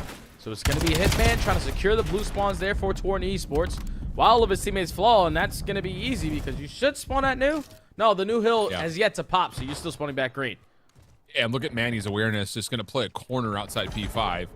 It's checked, though, by TK. Hitman able to find one through topside blue on top of that, so the hardpoint stays neutral for now. Fellow trying to get a read on where exactly this rotation came from. Nice snap, but can't finish his food. Easy follow-up from the seam, but back and forth as we continue to go. No one in the hardpoint still. Yeah, but Manny and BitterSweet boys still control the right side of the map that they want. Now it's about this next wave of fights. If they can work their way up to the map and get themselves on the time, that'll be even better. RCs gets one. They got somewhat deli control, and that's in the kill feed, lit up in pink. BitterSweet with a fantastic break. Yeah, really, really nicely done by BitterSweet. Considering the mess that was being made by Torn Esports, gave him a real chance to bounce back after the really bad spawn situation on 5, going to 1. But now in some big trouble, especially heading over to 2. Vince, it's just a little bit over-aggressive, isn't it? Easy follow-up. Fellow now guarding the front. He's on another 4 spree, 19-9. Just based on his POV, you would think that this game was a 100-point game, not a 31-point game. Yeah, Tyler's dominating. On 4 in a row. And again, it's like he currently can do no wrong. I'm just going to hit this flank route. All right, one-on-one. The guy is going to be caught off guard, but now I'm just going to disengage. So it allows my teammates to hold down the time. Let me just throw the trophy system down. I'm running out of bullets. Now he has to find a gun. Yeah, T-Fel was tweaking there in that situation. That leads to the break then for Torn Esports. Yeah, he was just looking for some light. Maybe some help. Flare out, looking for an SOS call. flank on the way from Manny. Shut down. Nice read from Torn Esports. Again. Just based on Fellows POV, you would think that this was a game that was well on a hand. Instead, it's 20 points. Arcity's double gives a chance here for BitterSweet to keep fighting for the scrap time. But Mince is on the pitch already. And you can play through old because of that. Yeah, really nice awareness here from Torn Esports. They're going to find some scrap time and still have numbers that challenge this rotation to 3. Oh, that's a big win, though, for Basim. Slows down the pressure from mid-cut. Allows Manny to be uncontested here at the plane head glitch. Rotation is going to be won by BitterSweet. But Torn Esports are taking long routes. This needs to work. It's going to be TK flanking through top green. He finds that opening kill. But instead of committing on the green route, I love the re-wrap back to mid-cut. But you don't get the trade on the fellow. Allows BitterSweet to still hold. Yeah, our cities with that trade will clear everything out through mid-cut. And now force the gunfights to have to be up close and personal with our cities. One of the straightest shooting ARs in the history of COD on a heady. That just feels like he doesn't miss. Well, okay, never mind. Jet finds the easy trade. Little further aggressed those Arcities, but still the time is what's really important here for BitterSweet, and they'll crack past the 200-point threshold. Hey, this has been a dominant P3 hold, and that's a perfect time to get all those kills in sync because you can step up the aggression and now spawn 3 players from Torn Esports all the way across the map. You just got to locate the final guy, and TK gives you one for free. So rotation again in favor of BitterSweet. They can close out the game. Sure can. Hit needs to find success immediately. Vince gets you one up top. Jet trying to play around the block. Read by Manny. Also knows that TK's on stairs. That little challenge moment onto the hardpoint itself. And this is good separation. Backs up over towards the front door. 4 down in the feed. BitterSweet should be able to GG this one out right here. Yeah, the second half of this game has been completely one-sided. Torn Esports challenging every ounce of junk time that they can, completely disregarding the rotation to the new HP, and that's where BitterSweet have blown the game wide open. Just being the team early towards these hard points, allowing your ARs to be properly set up, SMGs to create the lanes, and 250 to 143 is going to be the final score. BitterSweet, after that first set, was like, all right, we get it to number 2. It's all us. That was a dominant second half. I told you, Jay. It felt like a 100-point gap in the game, and it ends up being a 100-point gap in the game. It's just one of those things, like, and that's what I will say, like, about younger teams and challengers, scrappier teams in the CDL when it comes to hard points, where it just feels like they're constantly getting beat on rotation, is that they make things mixy on hills late, and they just keep fighting for the objective, even if they're not in the best possible spots, and it gives you lifelines. But eventually, you have to win a rotation to a money hill. And unfortunately for Torn Esports, not quite able to do that there, especially going from 3 to 4. So, again, that's a Bravo matchup. Make sure you keep your eyes on that one as we head over to our Charlie matchup. FC Stallions playing up against Orchid. And I will say, you know, just looking at the roster on paper, I was expecting some good stuff from Orchid. Not a good first day. Not a good start here to the second day. Bottom of their group 0-3. And FC Stallions, who won their first match today, desperately want to take advantage of that here in their second. Yeah, and they just got top 3 at the last event, man. They were 1 game short of automatically qualifying for that Pro-Am. So you know they're coming in with a different kind of fire. Yesterday is different than today. With a 3 over BitterSweet, you can feel like you can do no wrong. A 60-point lead, but they're still fighting for the ending of this P2. A break is desperately needed here for Orchid to get some time here. And this is looking like their final 20 to lock in. Yeah. I was actually a little bit interested in when Snoopy was dropped and we saw that kind of leading into Birmingham. I think I was actually talking to you about it. I was like, do you think Snoopy goes back to play with Rupert and KB with the Stallions team that, like you mentioned, just barely missed out on the grand finals? No, instead, an offer too enticing to turn down by Project Notorious has him there.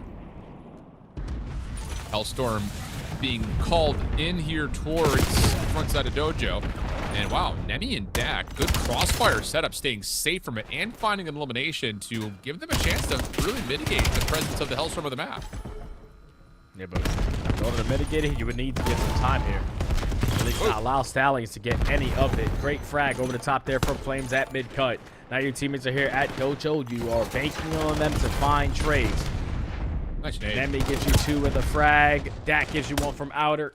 So Orchid, at least for now, are keeping this one scrappy, but FC Stallions are still getting time. Yep. Just a little bit from Millie. KB now on the cross, trying to work this one out with his other 2 teammates that are still involved, and KB will get another double. Crispy overwhelmed, and Now, all of a sudden, with 10 seconds remaining, ooh, parallel spawn situation on the backside of 3. Means that every gunfight now here at Pillars is a big one. And that will be everything won and earned by Orchid, who desperately need a lot of time here on 4. Yeah, now they already have themselves in the perfect setup. Rispy pushed out so far through the front that you're forcing FC Stallions right through the middle of the map and through the backside. So Dak, you're just banking on not getting back timing. He loses that one gunfight, watches the kill cam a little bit, and realizes all of them spawn towards the backside of Plat. So we got to flip our setup. Uh-oh. Danger here. FC Stallions on the pinch. Dak a little bit late to clear out mid-map, and he's stuck outside Dragon. Stallions, this 30 seconds could be a Dak. Hit from the front on the way. Dak, good battle here. Trying to force it with the pistol out, while meanwhile, Orchid will find success through the rooftops to at least contest the hill. Icon's last one to find. Backs away, values his life, knowing he's got teammates who still spawn in. The scrap time is not insignificant for either team. So the last 10 seconds fought for by both squads, and it's FC Stallions who come away the victor. Keep that 60-point lead as we go into our third set, and you find the opening kill off the rotation. Millie gives you an extra, and one of your SMG players gets you another. So a perfect rotation there from FC Stallions with an opportunity now to close out the game. Because look at all the map control they have. Orchid have no breathing room. Yeah, really nice awareness here from Icons to also just back all the way up to Dragon to allow Millie's position to be a lucrative one. And there are the kills that you need if you're FC Stallions. What a heads-up setup this is. All 4 drop.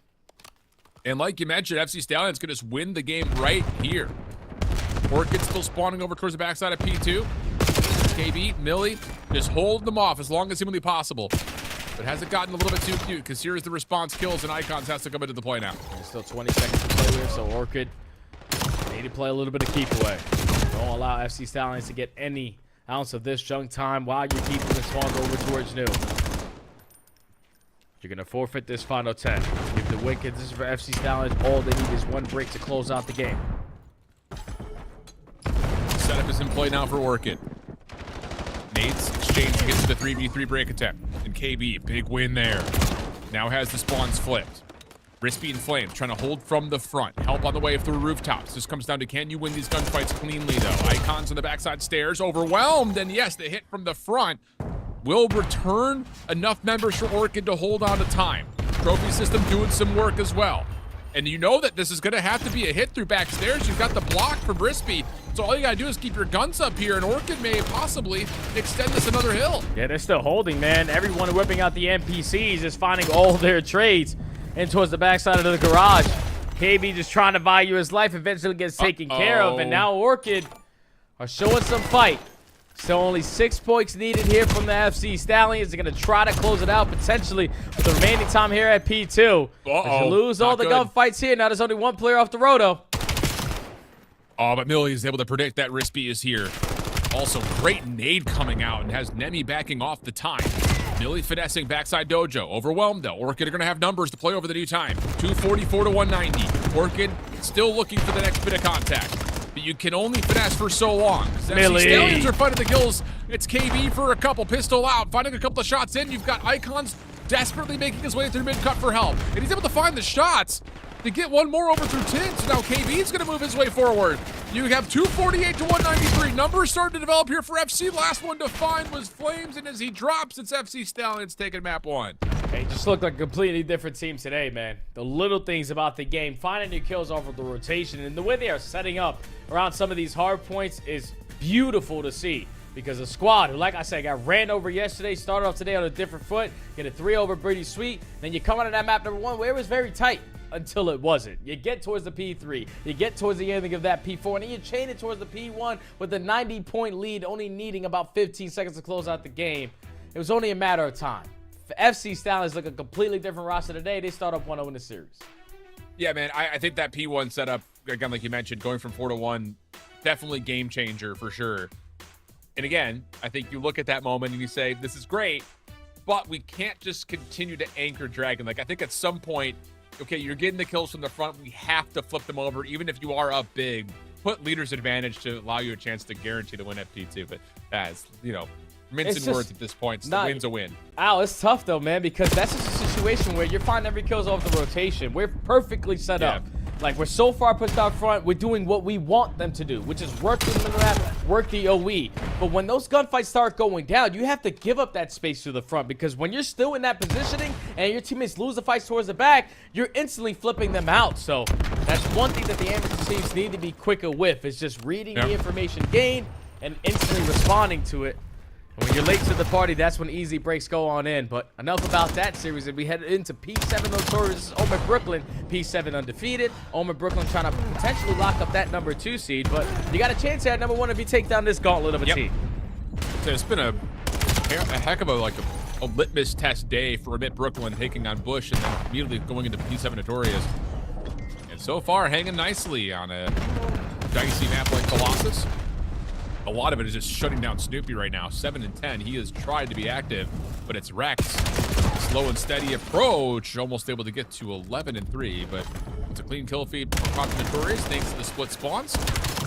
And Connor has got standing in his eyes, and that's enough for him to possibly challenge P4 early, but no pause from OMIT Brooklyn. They just dive on forward, and they're going to win the opening setup here towards 4. Yeah, they just had the numbers, man. They know DC was the only one in the vicinity, so 3v1, yeah, we should walk away uncontested. P7 doing the little things right. Now securing the back spawns, forcing OMIT Brooklyn to try to break through the front. That's all 4 dead. Now you force them to reset.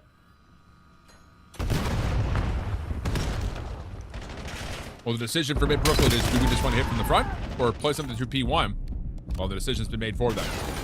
Play out 1, shut down with Beans on the corner. Clean shots, able to get himself to 4 in a row. And likely this will mean that this back 20 should look pretty darn lucrative for P7 as they're over the 100-point mark.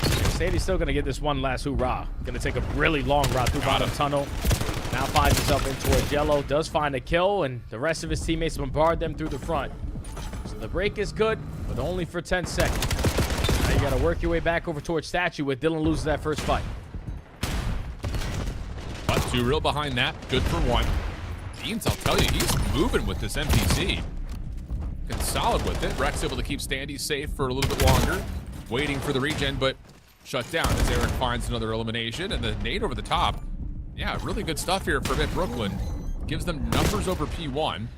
Paul stunned as he tries to make the isolated play onto Snoopy. So Standy will, whoa, try to fight for his life, and he will catch 2. Leaves Rex for the trade, and now once again, Brooklyn with numbers will flush out P1. Yep, and they have statue control. That's all you realistically want for P1. To get a good dominant P1, it all starts with statue. And that's exactly where all the power positions are currently being held by OMIT. With 20 seconds remaining, you're going to try to step up the aggression and flip these spawns out. But you might have chose the wrong time to do it, because you're losing every single fight besides one Standy. Last man standing needs to find 3. Man, he won't be able to do that. So the statue play following up for OMIT Brooklyn, avoiding the P1 push through. Stunned for 2 real lands, but a counter for P7 also impacts the hit. Rex in some trouble, trying to keep Snoopy back. Oh, he's just stuck. Just too many pinches coming out. Beans perfect timing on his route through the old hill. Eric will follow. Nice pistol snap over to Paul up top. But Beans not in condition to fight that one off, and we'll just play bottom tunnel. That will work. I'm telling you, clean shots for Beans. He'll take down a second, and OMIT Brooklyn will really have to just retreat back and reset. Yeah, Beans is in his happy place. Back to being basically that full flex row, can switch between the M15 and the NPC now. Because he's just naturally turned. Allows P7 with the lead that they currently have, but they lose out on the back spawns potentially for this final 20 until you get too aggressive.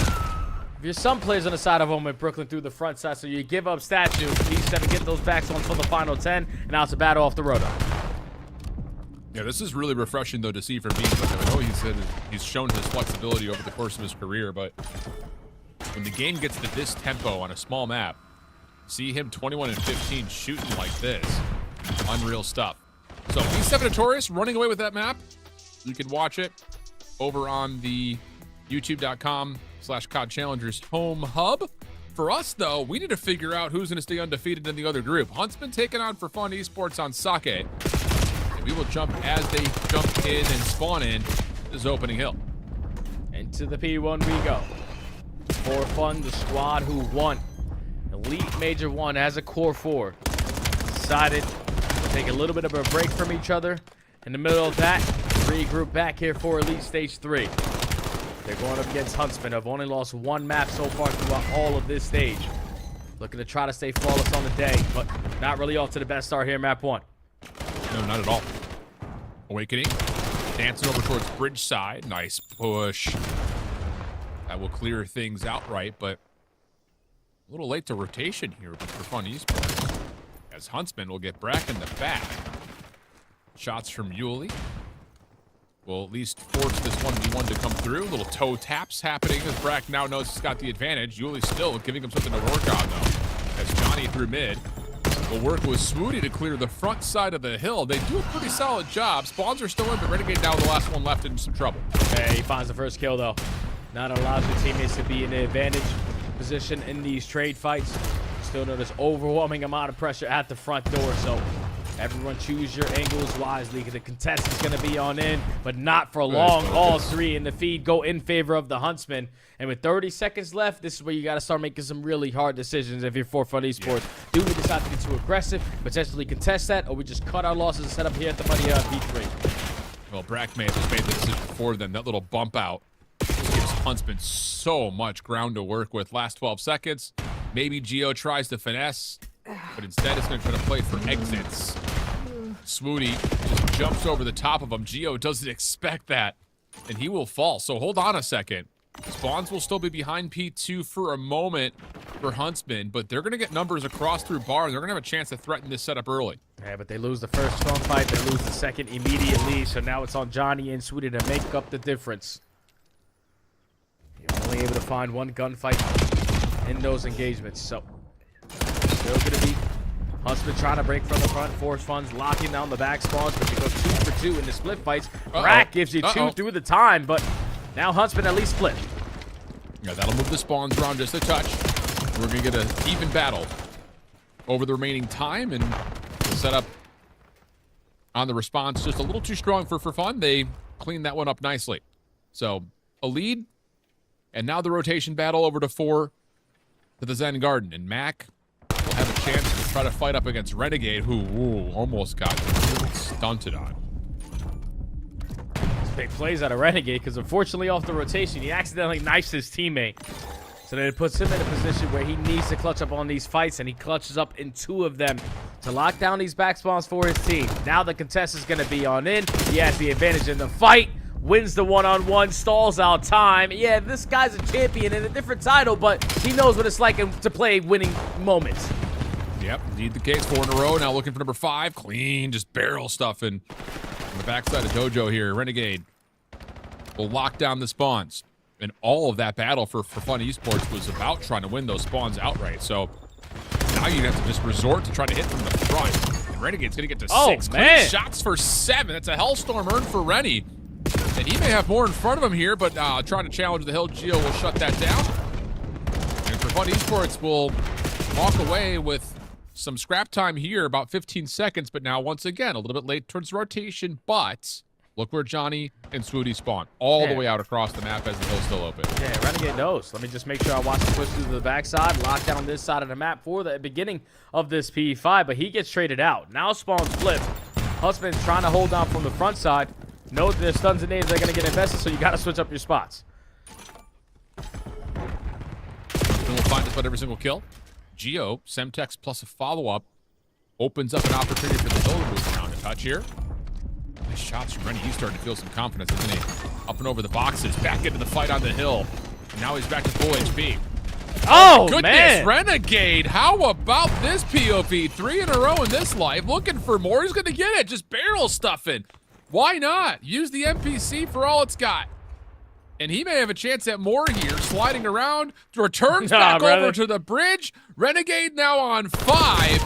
And you blink and you miss 2 impressive lives from Renegade. This guy looked like he's been sitting behind Shotzzy for the last couple of days. Facts, bro. Stealing a page out of his because he is getting loose on the map with that NPC in hand. It's the reason why the Huntsman currently have the lead they do, because if he doesn't make those big-time plays at the P4, and Fun Esports are running away with potentially a 30 to 40 point lead, but Renegade is making big-time plays with the new weapon in hand, and he still has an Hellstorm in the back pocket as well. Finds another one on the map. He's just gliding. Yeah, he sure is. And the duality between him and Brack in that last moment, brilliant. As the Huntsmen have completely obliterated for Fun Esports. These are just individual kills, staggered every 10 seconds or so, which means for Fun Esports just cannot ever get a setup together. Everyone just keeps falling. They can't even shoot their guns right now. Jay Brack's now on 6. He's going to be off the reel and looking for one more, but Gio gets eventually a kill in the name of For Fun Esports, but this has just been obliteration in the last 90 seconds for Huntsman. That setup couldn't have gotten any better. Like, non-stop pressure with NPC players, even NPC players who have M15s in the back pocket are more than willing to just continue to take space up through the window side. Huntsman uncontested off the rotation. Back spawns are secured, and For Fun Esports forcing to try to break from the front again. Yeah, brother, let's just go map 2. Huntsman is obliterating For Fun Esports. This kid is moving, bro. Come on, dude. I mean, talk about just the game coming to you versus you taking the game by the horns. Oh, and Renegade doing the ladder 4 in a row, 23 and 13. If he wins this one, okay, we can take a moment to breathe. 188, 104. Swooty has not been able to find a kill because his SMGs are stealing everything. Yeah, I'm not gonna lie, Al. Like, when is this guy gonna get his shot? Because the way that he's moving, the fundamentals that he currently has in this game on what he needs to tell, what he doesn't, the kid's got it, man, no doubt. It's 100% passing the eye test for me. Huntsman up by 100, already contesting off the rotation as Swooty finds himself in a great position. If he can find this one-on versus Mac, even better. But now it's Renegade. I thought he was going to catch them off guard again. They take care of him, but it's still Huntsman in. Yeah, and they should know their way can still behind the play somewhere, but focus for Huntsman is about dealing with the reinforcements, of which Johnny can only find one. Renegade. Okay. Maybe you just put him on a big map and he could just get lost a little bit, man. I'll tell you, like, watching him in the early parts of the season on, like, a Blackheart, on a Colossus, just felt like he was in the mix, but now he's the one creating the mix. Hellstorm in for Brack, doesn't find much. Shots from Renegade decent, but there's no follow-up behind that. So, for Fun Esports, right into this game with a full hold here, and keep your eye on the mini-map. Yuli's already set up for new. Yeah, Yuli's in a very crucial spot. He's basically trying to do exactly what Renegade did the last time we ended up at the P4, but doesn't get anything done with his positioning. So now Huntsman, walking with the final 10, already in the power spots with the number towards the backside, but currently not in ESP until Brack decides to jump in the window. Oh, Yuli able to catch one. Renegade going to call in his Hellstorm here at the Zen Garden. First 10 seconds already gone on the hill. And Awakening pushing forward actually catches Johnny. This Hellstorm is not going to connect for anything, at least in terms of kills, but it does allow an opportunity for the Huntsman to try to pinch, but they get pushed right back out. Hold on a second. For Fun Esports are waking up, dealing with the pressure and getting all the reads. They still got a long way to go, but they're not out of this map yet. They've already dealt with 2 Hellstorms at the P3 and now at the P4, and are still keeping themselves into the mix. Huntsman looking a little bit scattered when you pay attention to the minimap a little bit, but when they find an opening kill, this is when everyone else just disregards what their original plan was. Just hit the damn time. Huntsman gets the break with all 4 dead, and now only need about 10 seconds to close out map 1. P5 rotation underway. Awakening is going to make sure that it stays stable for Fun Esports. Nice shots from Gio, tracking onto Johnny, flawless. So yes, you give away the scrap time, but for Fun, we'll get the initial 20. Mac dealt with over towards barrels. And that's 3 dead. Yuli has to stand tall. Finds the first one and turns. Good read on Johnny and finds the second elimination. And he stays away from Brack for just long enough to allow his teammates to possibly work their way back in. But Brack, 6 in a row. Maybe enough space gained for Huntsman to put this one out of question. Finally, last hit on the way. Mac shut down. Yuli would have to touch, and he will not be able to do so. Renegade spree through the early parts of that second rotation. Enough to get Huntsman Mac number 1. Man, that kid took over in big-time moments of this game, man, especially at that P4 HP where it was basically tied. He locks down the backside of Dojo. He finds multiple kills after multiple kills, eventually earns himself the Hellstorm. Doesn't even have to invest it until we end up to the next P4 HP because his teammates start to turn up as well. But Renegade, without question, passed the eye test there. If you can get away with what he was getting away with the NPC in his hand on a map like Sake, the guy understands the little things about the game. So it's only a matter of time, realistically, before he gets his shot because that's an outstanding performance there. Yeah, man, it really is. And it's one of those things like you look at Legend and Renegade kind of side by side with one another just because of the shared history that they have coming into this title in particular. And, you know, I would say that Renegade, it's hard to say like from the get-go, had a POV that was maybe a little bit stronger than Legends in particular, but it just felt like the system that was built around Renegade was going to allow him to learn the game just a little bit faster. And I feel like that definitely is showing itself, I think, especially on bigger maps where he's got a little bit more freedom to play over some of these larger spaces like you would get like on a Halo where you're kind of bouncing up and down and finding these openings. You're just playing 1v1s and 1v2s because of the size of the POIs that you're fighting over. And that's where you start to get moments like this, where it's just like, okay, I've got a couple of shots in, but I've got a teammate nearby. I don't need to overshell that. It's on the smaller maps that I think, you know, both Legend and Renegade have had bigger issues with in this title. So I'll be interested to see how he continues to show his presence throughout the remainder of this series, which, to be honest, it is a larger overall map series looking at the 5.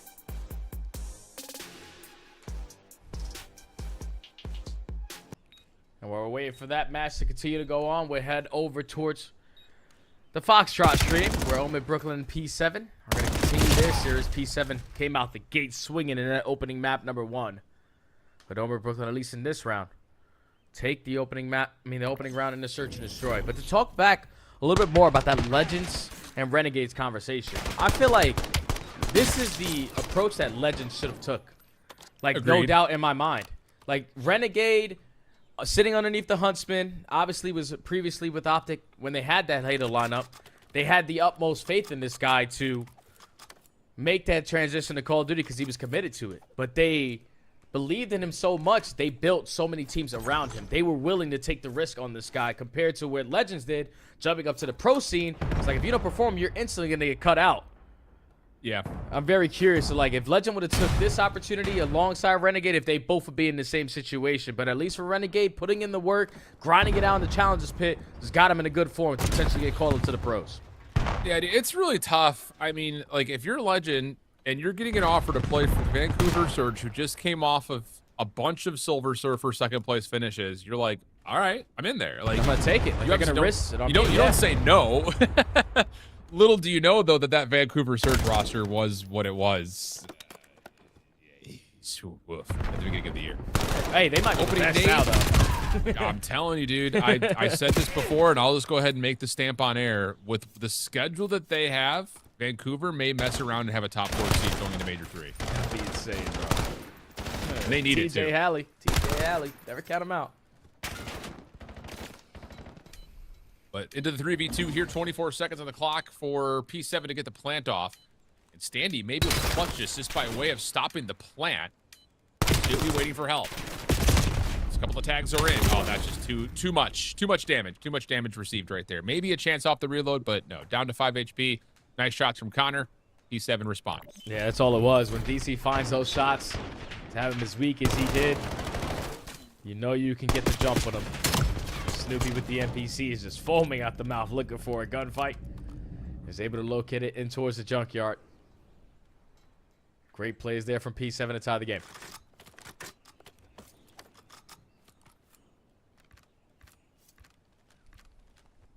Paul going to consider the scope here to get this kicked off in round 3. He's going to take that over to A. Okay. For the jump peek at mid. Oh, careful. Beans rarely misses shots that look like that. Paul wants to test them. Eric was also going to push up through mid-map. That gets shut down. Follow-up from 2 Real is great, even through the smoke. Good control there as Beans will eventually respond. On the 3v2. Still for OMIT. Beans finds another on the round, but Standy instantly finds one. Also has a sniper in the back pocket, so more than willing to commit on these fights. But DC left to try to clutch on up. DC shoots a 50-50 correctly, but now you know the play's at B. Yeah, he's got to be worried about Standy picking up Beans' scope at top window. He'll survive through that angle, and now it's on to clearing either top barn or the rail yard. And he will take a lot of damage, but get the read that, yep, it's over towards Barnes. Rex also, I'm sure, able to see DC right there in that little cross through. The post plant will put itself in an, I would say, unlosable position here. You've got shoulders from Rex, and then the opportunity to play through window. Yeah, there's no way you drop that. Yeah, you just no chance there. Even with Beans finding multiple snipes on the round, just the aggression there from Omer Brooklyn through trains. Catches them off guard. And then once that post plant goes down, DC, he's thinking, all right, let me hit a rotation over towards barn. Maybe they went through the backside of barn. They're going to play inside barn for this post plant. No, they're just playing over towards the train side. And once they're able to shoot you in the back, they reposition themselves, consistently throwing shoulders. You stood no chance in that round. So OMIT 2-1.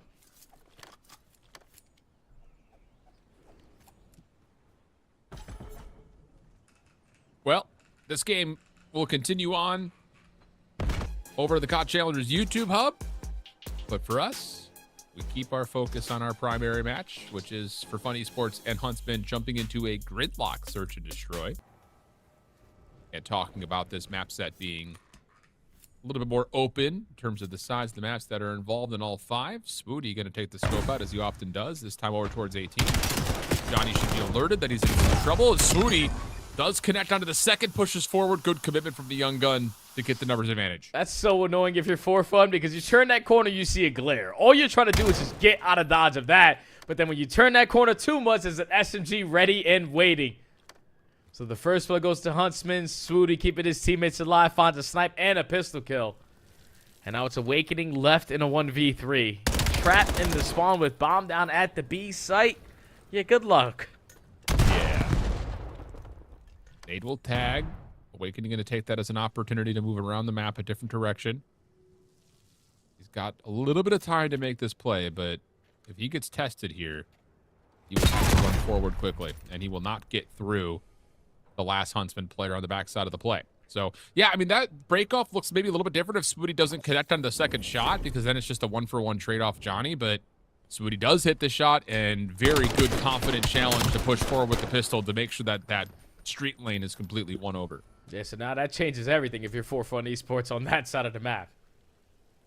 Because if Swooty's going to be sitting there with that snipe, he can lock all of that streak down. And it's even easier if he's got a player helping him with an NPC in hand. So, yep, got to make some adjustments if you are for fun on your offense. But now to Huntsman. Their offensive opportunity. Swooty still has a snipe in hand. Awakening seen down low. Smoke out here for the offense, but Huntsmen are not committing behind that. They're just going to pull the defense over, and they are successful in doing that. So now the hit over through showers. Renegade going to lead the charge. Mac just playing for info. Oh, now he's committed to playing in towels here. Ooh, not where you want to be. And this is why. Yeah, he's nowhere to go. Too many angles being watched, and Johnny's going to immediately commit for the plant. Yeah, it's so tough as the island player. You got to gather that information and just get the hell out of dodge, because if you get picked off, it's only more difficult for your teammates on this retake opportunity. Renegade finds the first. Brack there for the trade. Now it's a 1v3, all left up to Yuli. You're not going to stand a chance here. They shouldn't give him an opportunity to clutch up on that round. Huntsman, quick decision-making, quickly up 2-0. Yeah, that's just one of those calls, though, from Mac. You just don't expect him to be caught like that. I mean, you know for a fact, because of the smoke call, you've got no one with you. And I understand, like, you've got an NPC. You want to put yourself in a position to use it. So you try to slide over towards towels. But yep, that's the last place you want to be as the island player. Because even if you get one and get traded, it's still a bomb plan. Like, you just have to play back and keep the numbers for a retake and read the info. But a little over-anticipating the play was Mac. Gets punished. Huntsman up 2-0. Now back to the defensive side they go on 4 Fun Esports. Said, nuh-uh, we're not going to go B. We're going right into showers. Not going to even mess with the sniper on the opposite side. But look at how much space already the Huntsman take away. And this is all due to what Swooty did in round number 1. He's got B Street. Everyone else played towards A, but Awakening finds the first frag. Yeah, that's good damage initially from Renegade, but like you call the nade, perfect from Awakening. Crack. Off the exit. Oh my gosh, he needed another fraction of a shot onto Yuli, who's somehow still alive. Oh my God. Johnny cannot find the shot, but Smoothie's still alive and kicking, almost able to still close the round out. But avoid your eyes of what we just watched. That was not ideal from Johnny. Yeah, those shots were atrocious. And I don't know if he lost auto aim there. He probably did it because there's nothing in the vicinity that could tell you that. But I just think that round is already done when Brack tries to do a little bit too much with a great positioning over towards Showers. Once you get that first blood, they got to be aware of you. But when you commit thinking that you can instantly find that second before falling, that's when you lose that numbers advantage and don't really give your teammates an opportunity to take that round away. So for fun esports off the adjustments of instead of going B, going A, it works. If only, just barely. But it works. A work is a work. A W is a W. Swooty sniping once again, awakening. Looking for the info. We'll find a little bit. Saw the glare just to back up. Oh, yeah, but Johnny smoke out. Wow, bold challenge, especially considering how windy his last POV was. NAJD cooked, but again, the trophy system keeps this defense safe. And now all you're doing is drawing the defense for fun on this side of the map while your teammates were basically already taking a lot of space in towards Showers. So you're going to completely be bamboozled if you are for fun. And Awakening working this late pinch gets the better of Johnny, who was camping that corner on the OE. But Huntsman's still getting the bomb planted. Yeah. The problem is, how do you commit your post plant to playing at small in a 3v4, knowing the flank could be open? Good NAJD connection coming out, so Brack would have to do everything. Good first. Not going to anticipate how quick the second was going to be there. And for fun esports, will very cleanly get the retake to tie things up at 2.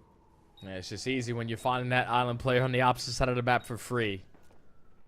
So you force the Huntsman, one player, to watch multiple angles and just get overwhelmed by the numbers on the side of For Funds. I would love to see Johnny, who was a phenomenal search and destroy player, to make those plays in different moments, because he loves to be the island guy, but you have to make sure you're guaranteeing those kills on the pinch and not allowing them to slide up to a head glitch to take care of you. So a little bit of a better spot next time if you're Johnny.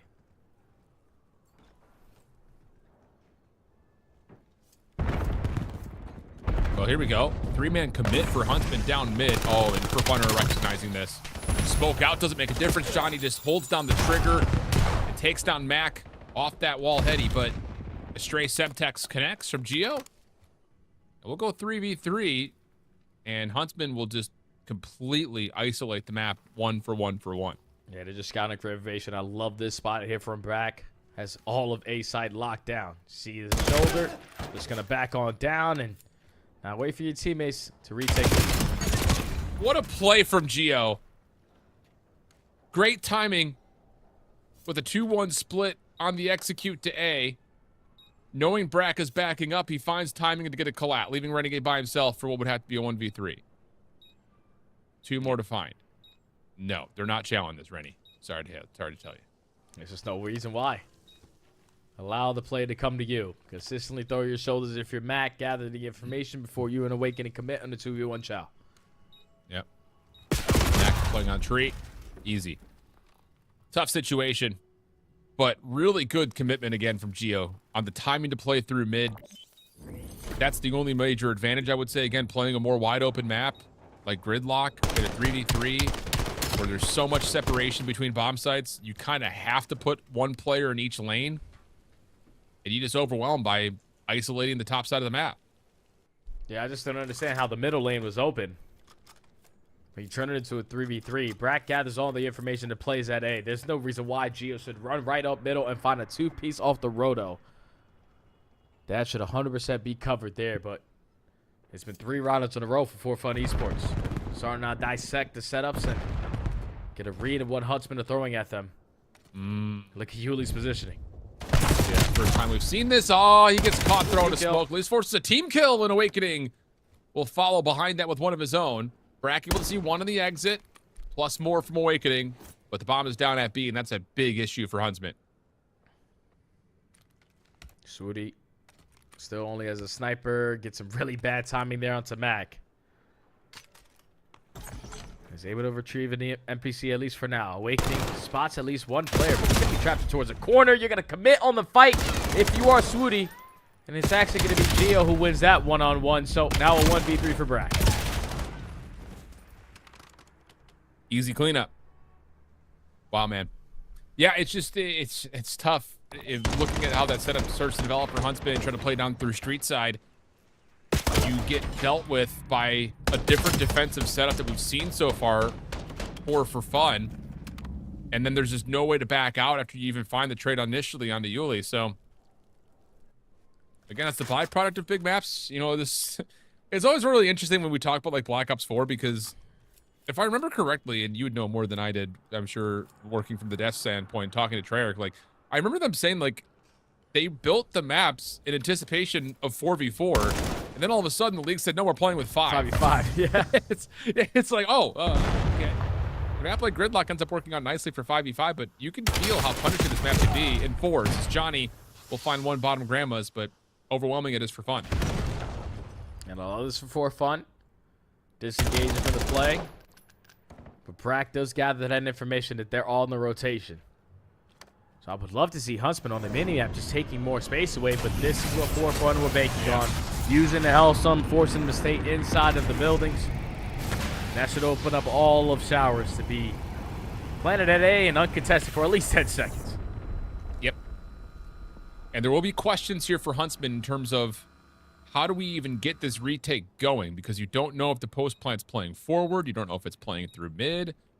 A lot of questions. You can see Renegade's already cleared out a lot of this back position over towards Koi. So now it's just down to, can you work your way in cleanly into Showers? Honestly, it's a lot of space for free from for fun. And they don't really have anyone to play off this pinch. So you kind of have to win this from the front. What? Luckily for fun, Huntsman aren't committing for the defuse. They're playing for the kills.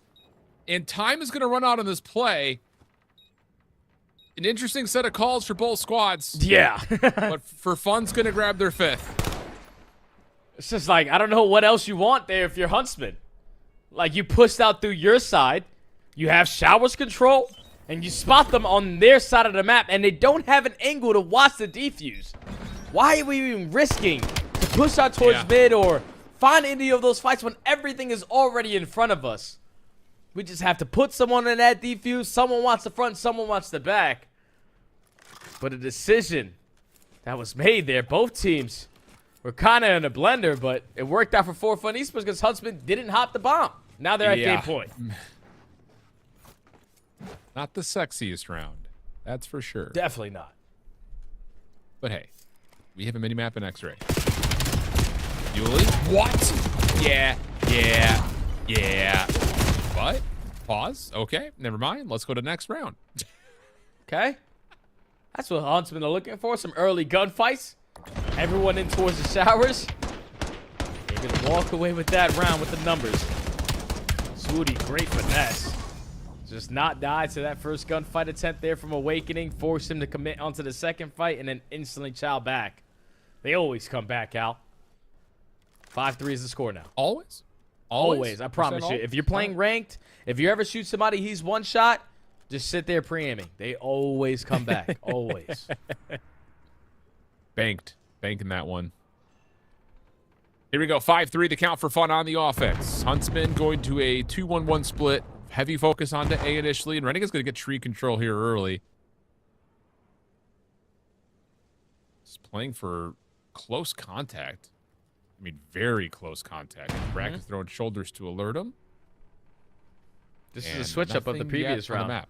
This is a switch-up of their previous defensive where Brack was throwing the same exact shoulders over towards Showers, but was forced to back down because he's the only one in the vicinity.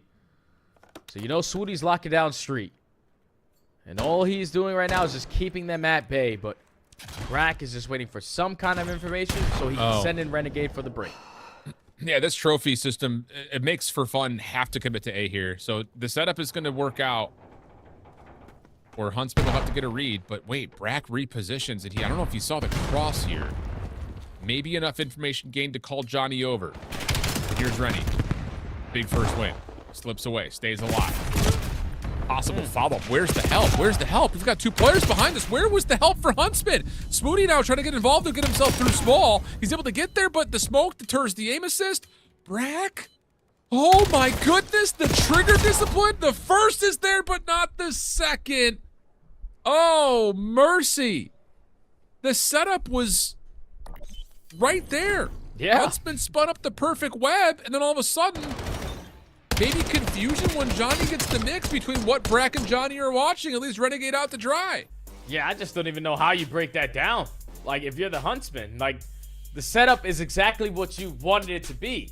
They walked right into your trap. and somehow, some way, they walked in your trap and took over your trap. It's not supposed to be like that. Renegade needs to have somebody watching over it once he gets that first blood, because you know someone from For Fun are going to be trying to play for that trade. But everyone for Huntsman decide to commit through showers, leave Renegade out to dry, and then everyone loses one-on-one gunfights. Like, that one is on Brack, in my opinion, because Brack was the guy initially there with Renegade. How is he the last one in the gunfight in a 1v3? It's like he continuously was just backing on up, left his teammates out to dry, and For Fun Esports, even though it wasn't 6-0, it was 5, and then the fighter went on top. They dominated this SD. Yeah, man, it's just one of those things, and I have to imagine the conversation between Johnny and Brack is still ongoing because the call is in. Like, I don't know if Brack saw the cross initially or if it's just because the time was running out and the trophy system denied the play towards B, but there seemed to be a miscommunication once Johnny got through small in the first place of, are we going to try to get over to showers? Because, you know, Rennie was playing the backside of tree. You didn't see anyone cross.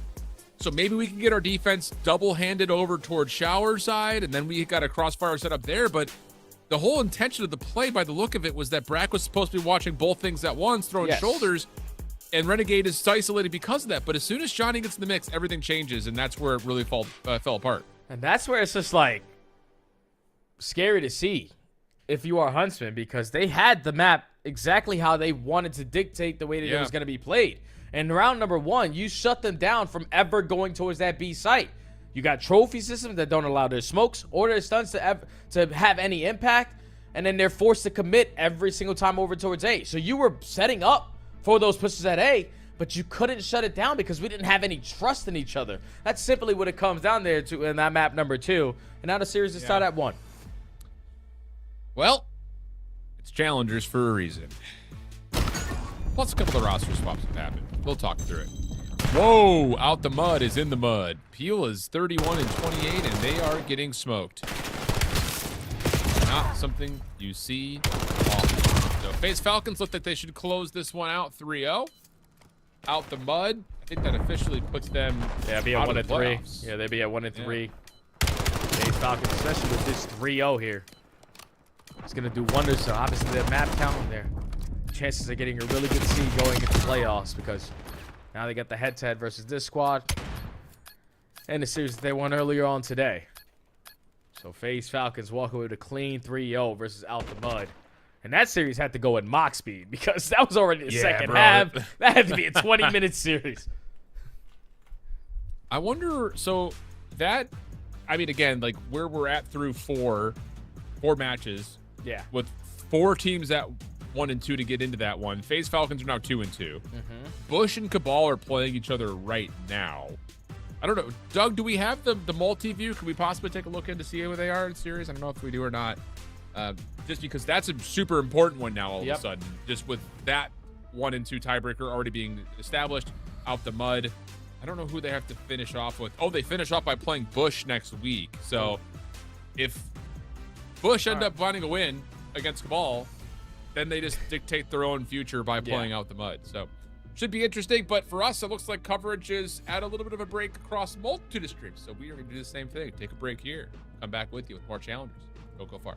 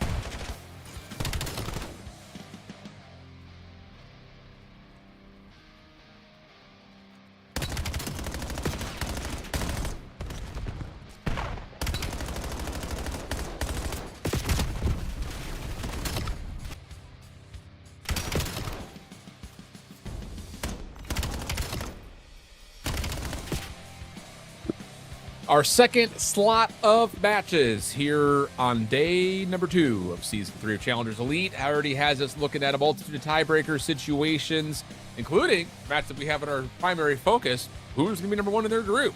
1-1 count at the moment in the Search and Destroy on Gridlock, just not quite able to get through for Huntsman, so now we head over to the Overload there. But in other news, we already have a couple of results that are already through, Jay. Most notably, we saw the ending of what was happening on that Overload right there. Huge win for FaZe Falcons, gets them to do a 2-2 count. Saw just kind of for a moment on the splash screen, the L bar there, OMIT and Project Notorious, 2-0 to Project Notorious right now, and what has felt like a pretty tight series, even though the maps, or tight maps rather, even though it's a 2-0 series. So here we go. It's day 2 action, baby. This 4th match block is always the most interesting, I always say. Oh, yeah, and FC Stallions, another team who started off 0-2 in day number 1, come out in day number 2 with a flawless map record, 6-0 to put them now at 2-2 in Group A. And they officially put Team Orchid at 0-4, essentially eliminated already from the playoff opportunities. But as we get back into the battle of the number 1 seed of Group A, Huntsman let go of that Gridlock Search and Destroy. They had the opening first 2 rounds, but then everything after that was for fun esports, just dissecting the gameplay. 30 seconds in, it's still a battle for mid-map, but at least for funds, they got more space. Yeah, you can't lose 4 matches and make the playoffs. I think that's pretty much a mathematical possibility. So Orchid will be out. I just would never have expected them to be the first team out of the running for playoffs, just based on the roster and what they've been able to do. But here we are, nonetheless. Majority of that roster was on Huntsman last stage too, right? Like Demi and Rispy. That's 2 times they don't make it into playoffs. That's tough, man. Yeah, it's tough. Mac would win here over towards the score. Yuli almost a little too cute with the jump up, but still able to get it through the threshold. Johnny's double secures the exits, plus a 3rd. We'll now have Huntsman with numbers towards tank. Yuli thought he could beat the timing, but not the case, and Huntsman may have a chance to immediately counterscore. Yeah, how much space can Renegade get away with? Absolutely none, because Awakening quickly takes care of him, but it doesn't matter. No one watching. That EMP carrier just fly on in towards the B points, so Huntsman able to tie the game quickly. Now with Johnny on 5 in a row. Still knows it's another player in the vicinity, but Gio gets the better of him with the FBC up close and personal. And now the reset over towards Low Dirt. Yeah, you can see Max positioning already trying to gatekeep any Huntsman players from playing through dirt. It looks like Awakening's been the one to grab the EMP. Johnny, whoa, bold challenge. Trying to stop the play through mid, but the problem is Yuli's through P3, and this is going to lead to a free score likely at B. Yeah, Max win will pretty much guarantee that. And that's just too casual for fun esports. Swoody gets 1, but taken down. And we'll head back to mid-map where Yuli's already waiting to see any crossers. Yeah, we're just allowing for fun to manipulate the way that this game is going to be played. You're forcing Huntsman to be uncomfortable, to hit a lot of these OE routes and just be out of position to stop any of these EMPs from being ran. But for now, you're still at least keeping the EMP in dead center of the map. Brack, the farthest player pushed on up, does take care of Gio, but EMP is already gone, and now it's on his way to B.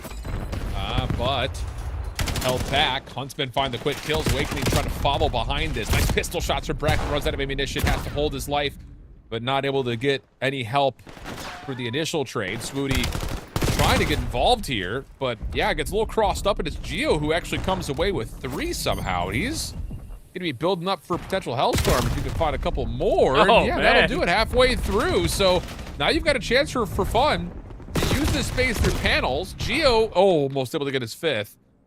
But things will come to a bit of a pause at minute 50 on the clock. That's a big double for there from Swoody. Now he's continuing on the hot streak. On 3 in a row. Turns into the lead blocker, who was just the guy watching the pitch, looking for kill number 5, but doesn't have enough ammo in the clip. Still not a single player from For Fun here to try to stop this. Awakening can't get the goal line stop, and Huntsman tie the game. Yeah, now Johnny's behind enemy lines, and you cannot allow him to stay here. Oh, he thought he already taken out Uyuli. Now it's just down to getting help from Brack, which he does receive. Gio frontside panel, just trying to guard the EMP.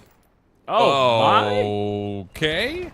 Don't often see that out of the legs of Gio, but he does the job of defending the EMP at least. His teammates off spawn will clear the left side of the map.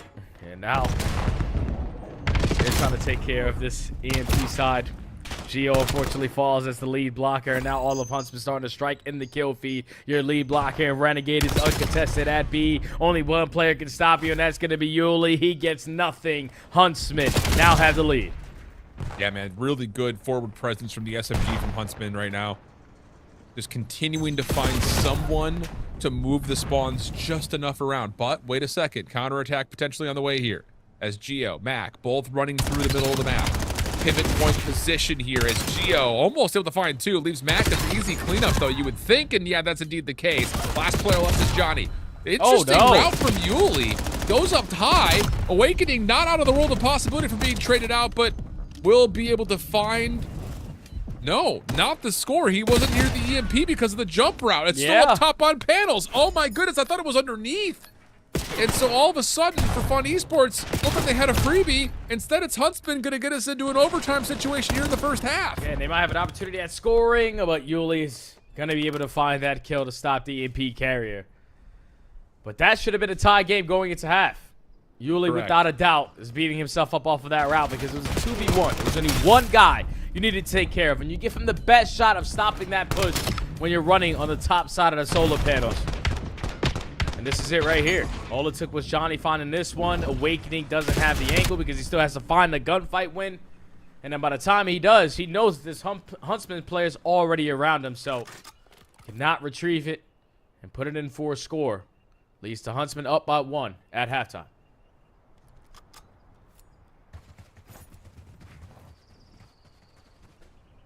Less than ideal.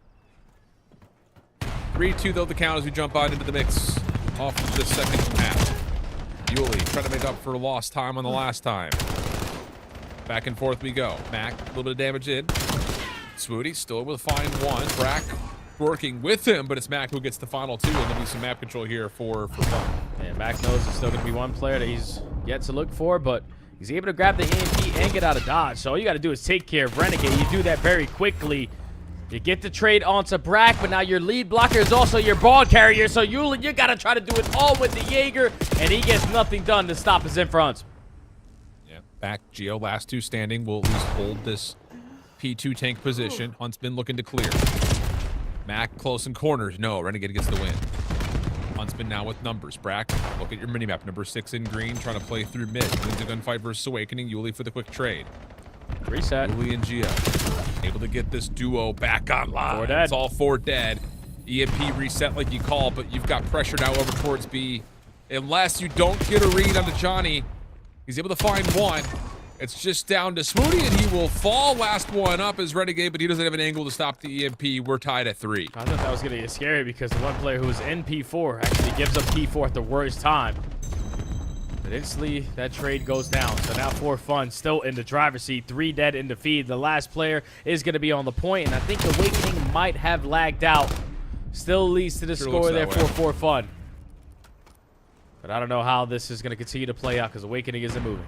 Oh, he's back. He's in there. Okay, all right. Welcome back, Big Wig. All right. Yeah, I saw the same thing, though, at the same time. So fortunate that he's not only back, but for Fun, we're able to score in the meantime of that disconnect. But Huntsman find a couple of kills at the bottom side of the map. Johnny already through, but you need to be able to block for your EMP carrier. Mac taking some damage, and Johnny will find 2. Brack with the score. We're tied at 4. High-scoring game. That's a big double there from Johnny. Tie game at 4.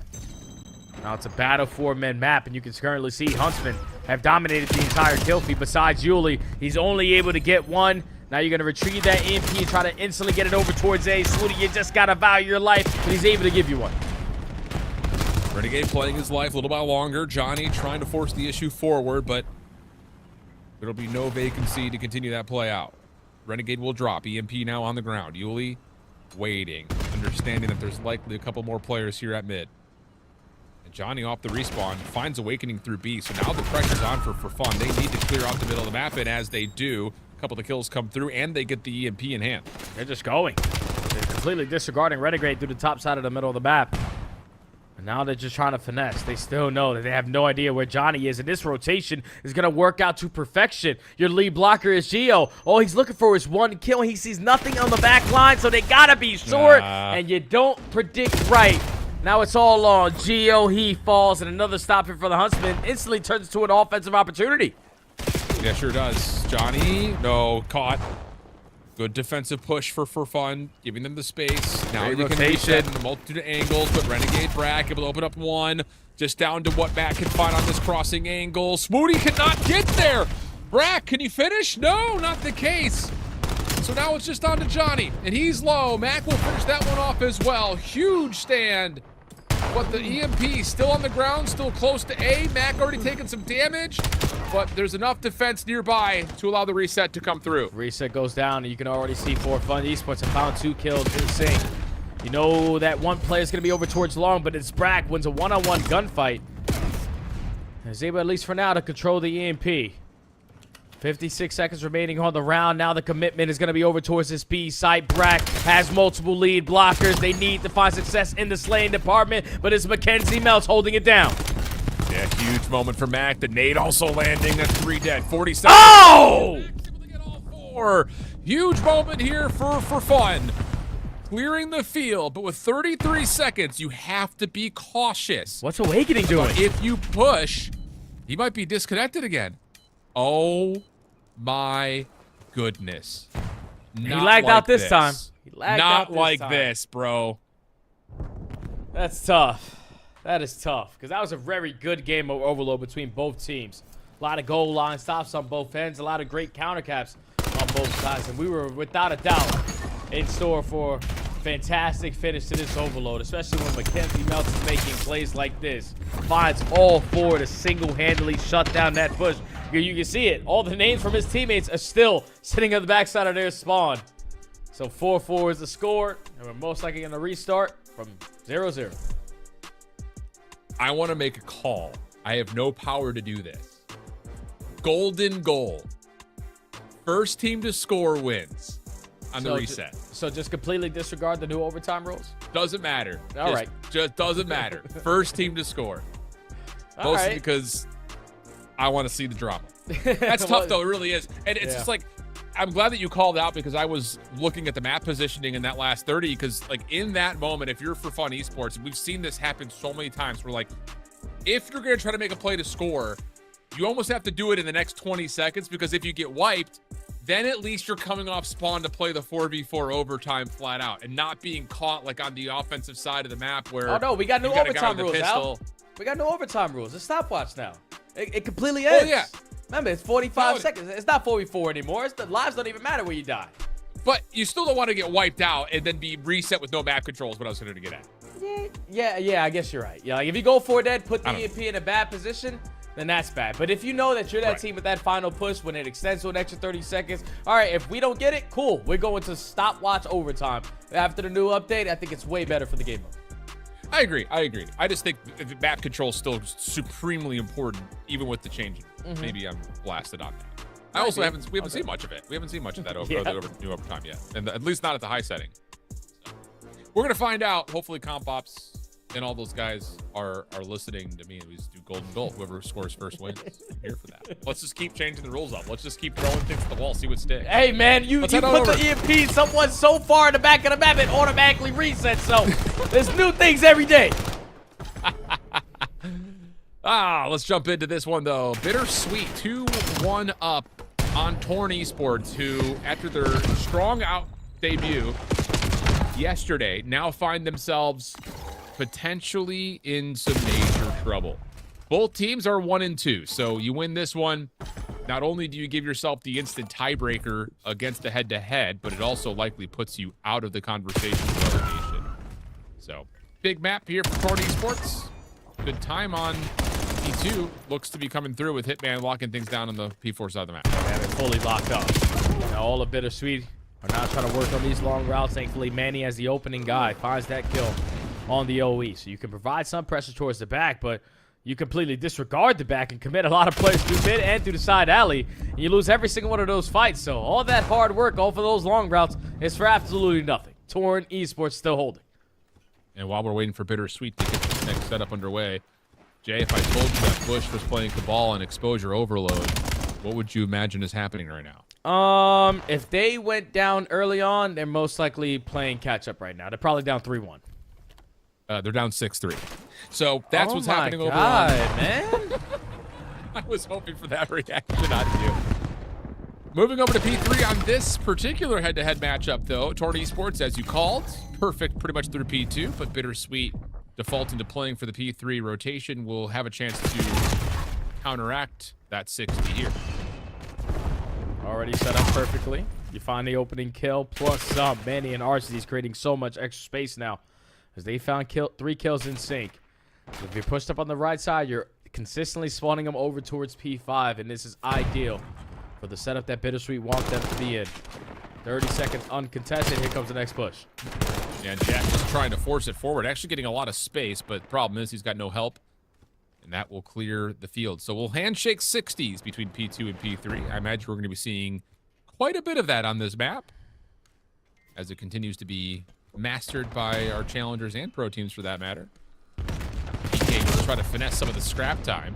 He will fall though. So now we've got a 2v3 over the new time at P4. Fellow on 5 in a row. Does he get timing on the Hitman? Sure does. That's kill number 6. Now it's just down to getting a read on where this last player went to, and Jet will be found but not dealt with, and not at least initially by Fellow. Spawns will move though, with especially that win from Asim. And even though Torner in the hill, BitterSweet will have the spawns they want. Yeah, that was such a big kill to onto Fellow because he was 1 kill shy off of earning himself that Hellstorm. The difference maker in this game, but for now, Torn are holding their setup from the front. They do have a parallel spawn opportunity here where Asim can potentially work his way through the window and get that break, and that's what's going to lead to 3 dead in the feed off of him finding 2. And now BitterSweet walking away potentially with this final 30. Yeah, looking decent for it. Nades over towards the front hit.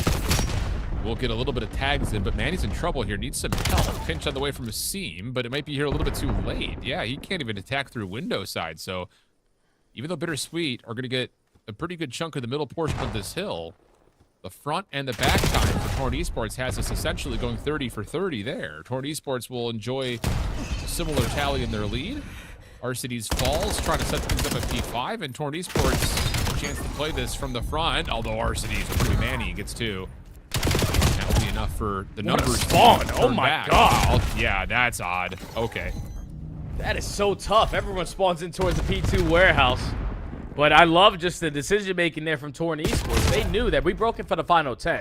That means that BitterSweet are most likely trying to lock down the backside of warehouse so they can set up for the P5. So they say, screw going around the back. We're just going to overwhelm you through the pressure at the front.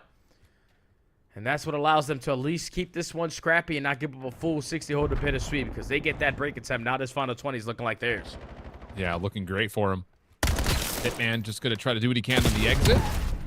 Good for 1. Can't get the gun up in time to find the second. And Fellow is just continuing to impress, man. I'll tell you, his POV has been really fun to watch.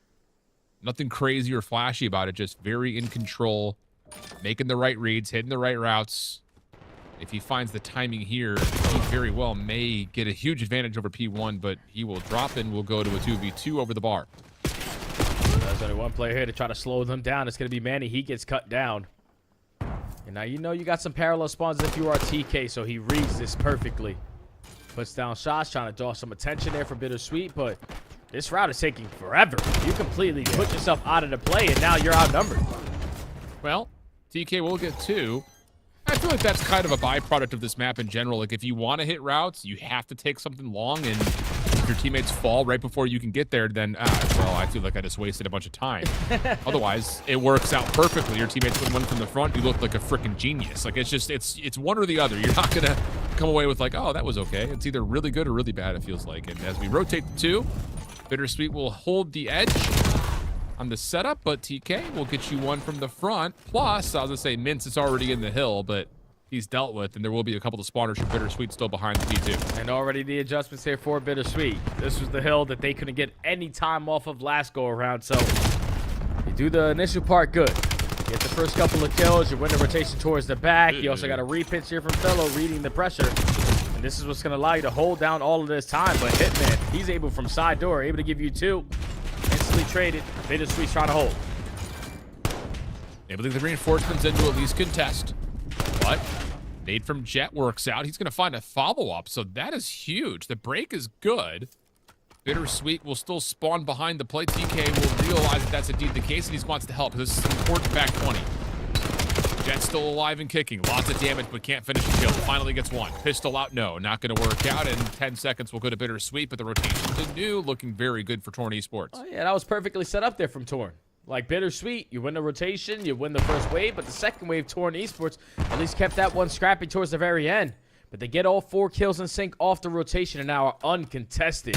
While TK is doing plays like this. Finds free kill number 1. Puts down shots on the Asim. Cannot clean him up. But he's just creating so much space on the map. And this is exactly what he was doing versus me, Miles, and Chance. Destroying us like this. 23 and 16. 3 in a row. BitterSweet staggered on their approach, trying to find any sort of a challenge here at P3. This is That's locked gonna down. lead to a huge moment for Torn Esports. There is no threat for the majority of this time, at least. Asim's gonna make his way around the backside of the play, though. It's gonna move spawns, but now you have to commit. You're essentially with this push saying we're forfeiting the rotation to New, so we've got to find the scrap time, and at least for BitterSweet, they will do so with some conviction. So now we're on the rotation back. Manning to be the first one to try to influence this contest. Might have caught the jump on at least one player, but his teammate does fall in the process. Now you got to put focus on TK, who's consistently just putting himself in so many pinch angles. RC is able to take care of him with ease. Now you try to locate the guy on the back lines to secure the back spawns, and that's exactly what BitterSweet do, but now you got to get into time. Yeah, sure do. First 15 seconds already gone. Manny, good prediction. Finds the win. Nades over the top, starting to land, though. No trophy down yet for BitterSweet. But the help is here. The AR is getting their locks up, and that's enough for Asim to follow forward. Able to get one, but not a second. Still a chance here for Torn to at least contest. Fellow back to the AR. In some trouble. Has both weapons to play with, and TK finds the first win. Big win here, potentially on the cards for Mints. Contest is still alive for Torn Esports. BitterSweet just cannot convincingly win time here on the Zen Garden until finally Manny and the rest of the crew will spawn back up and get their last 15. After rotation over towards New, and it's Jet taking flight off of the route and gives you a 2-piece at that. So now you have to focus on him. If you are BitterSweet, you quickly need to take care of him because his teammates now are going to be already set up on the time. But you find 2 kills in sync, just got to hit the angles. Yep, but again, messy battle here over the front time at P5. Torn Esports will be playing from the P2 side of the map, but BitterSweet have all 4 players in the time and are contesting every single angle from the front. So now Hitman's route has to pay out, but he's going to get caught in the corner. This has been great for BitterSweet. Trying to close out this series with a win here in map 4. But Mince's double now has numbers for Torn Esports surrounding with 25 seconds still left at the time. Now you know exactly where they're spawning because you are hard blocking the opposite side. So everyone on the backside of this P2 warehouse area, and Jet back in his hot zone. Gives you one, is able to get out of dodge, reposition the top window, can't hit the movement. Thought he was shotsy, but doesn't even matter. Torn is still locking down this time, and now only 15 seconds to force game 5. Yeah, and BitterSweet just have to try to set themselves up at bar. They will have 3 players in position to get the opening time. But they need to read the exit, and Mince has already made a mess of that, making his way over towards Barrel side. Fellow inside the time. Shots out. Mince can't stay on top of the play, though. Follow-up shots good from Hitman, though, but goes to the nade, and that's enough for Manny and Arsenes to combine here. TK, now one of the last ones standing for Torn to contest. Nice shots, though, able to rip Fellow over the top. Follow-up still here. BitterSweet still contesting. Still going blow for blow. Hitman gives you 2. Hitman's going to fly on up, give you kill number 3, and that is going to be the game. Torn Esports fighting as much as they possibly can to try to make it to the playoffs. And they are forcing this one to go all the way to the distance versus a very experienced team in BitterSweet on that game number 5, man. That was icy. Everyone had their moments, but I felt like TK was just so annoying around the damn map with all of his routes, consistently shooting players in the back and winning some of those key gunfights that were difference makers all throughout that sake. They forced game number 5, and now it's anyone's game. It's just so funny how Sake is playing out right now, where we get 2 hard points of like, all right, we know what's going to happen. We're just going to handshake 60s. Nice job. Good game. Yeah. And then all of a sudden, everything else is like a whirlwind. It's wild to see how 4, 5, and 1 interact compared to 2 and 3. It just feels like a completely different map at times. So great stuff overall for Torn Esports. Good composure. making a mess of a lot of setups. I think importantly, like what I'm starting to read here is like, if you could find good time to contest those money hills, you feel like that's a huge W. Like even getting 15 seconds to contest from the front, it's like, wow, we're ahead. After a beatdown on the overload, Bush are going to come into a den hardpoint. Try to get this to a map 5 of their own. Still waiting on the results of what's happening in the overload of our primary match. And for now, Bush are cruising. Yeah, this is a smoke show right here. Bush are currently down 2-1 in the series, so they desperately need this kind of momentum to try to force this game number 5. Still up by 100. Cabal keeping themselves into this fight, at least for now, but you need to get someone in the HP. I think there might be a Hellstorm. Yeah, that's exactly it. Yeah. Abe pushing forward, not able to find much with that, and it's 3 dead. Ball ripping the reward post Hellstorm here. Spawns will move. The ball trying to get a read on it. Cammy is able to get one shut down. Mirage has to sit and try to value this position. Front couches, and he's going to do better than that. 2 from the front. Pistol out almost gets more, but the pinch, Cammy and Proloot will put Telluride Bush right back into the hard point. Yep, they're playing with leaders advantage, so they can get away with a couple more ratty plays. The game is going to be very close, but so up by 100, in control of the P2 spawns. Cabal starting to apply some pressure in towards couches. But you need to find a very quick break here to keep yourself in the game. Yeah, you sure do. And they're still getting held by Proloot over towards P4. So it's just a staggering mess right now for Cabal. Mirage clears out some space from the front. Cammy gun up. Trophy system not in play by the look of it. But Cabal just jump on in behind stuns and nades, and they're going to get the break that they needed. Still a good chunk of time for it as well. You already were able to withstand that Hellstorm that was invested on the side of the Bush. Proloot having a phenomenal game here. 21-8, triple positive. Popping take over here to try to force game number 5. And this is what I'm talking about with the leaders advantage. You can do the little things correctly, but you can also take big opportunities away from teams by challenging the remaining 20 seconds, not giving them any momentum as we head over towards the P3. Because there's one player at least off the rotation for now. He gets cut down, but now you got the reinforcements to lock it down. Yeah, you sure do. And you've got all these staggered spawns while P2 is still open for Bush are actually going to help their setup that much more because you can play players deep on the extremities. Awakening, or pardon me, Capsule on one side, Proloot on the other. I don't know where Awakening came from. I saw Capsule and AR maybe. Well, he was here. He was here last stage, man. Awakening was just here on the book. Abe, 4 in a row. Can't quite get 5. And once more, Cabal, in the snap of a finger, find another gut check break. Still down by 100. So we need to make up for some time here if we want to keep ourselves into this game. Because the breaks are great. You're finding them in sync with all 4 dead. But we need time to go with it. Now with 20 seconds left, Bush are going to be the aggressor over towards Dojo. And this is a bad decision that now allows Cabal to take advantage of. You're walking away with this final 15. You're on the power side over towards Dragon for the P4. You just got to beat him to the HP. Good first win of the Capsule through mid. Keeps the focus here for Cabal forward, which Nate is able to find 2 with. Looking for all 3, and he will. Clean wipe for Cabal. Now all of a sudden, just down, essentially, a hard point. Rhoda clearing Dojo. Fighting Capsule's massive.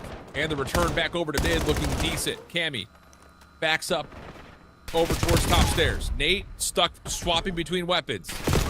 Vic able to get the cleanup, and he's got himself a Hellstorm to play with now. Oh yeah, this is a different game. The ball have now come to life here on the map number 4. Trying to avoid going all the way to the distance because Vikram and Mick have been popping takeover.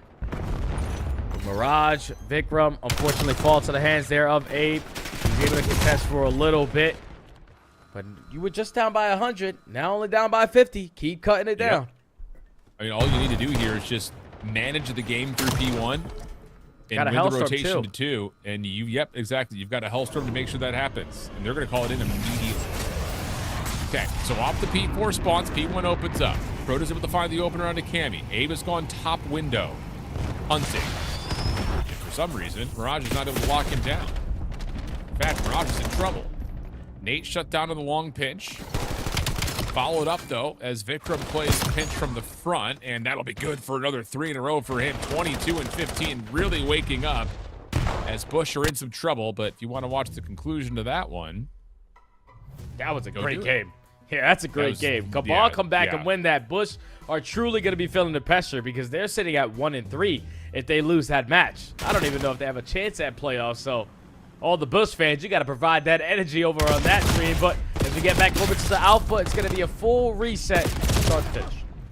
Yeah, I will say, just kind of because Out the Mud is the last 4? game for Bush.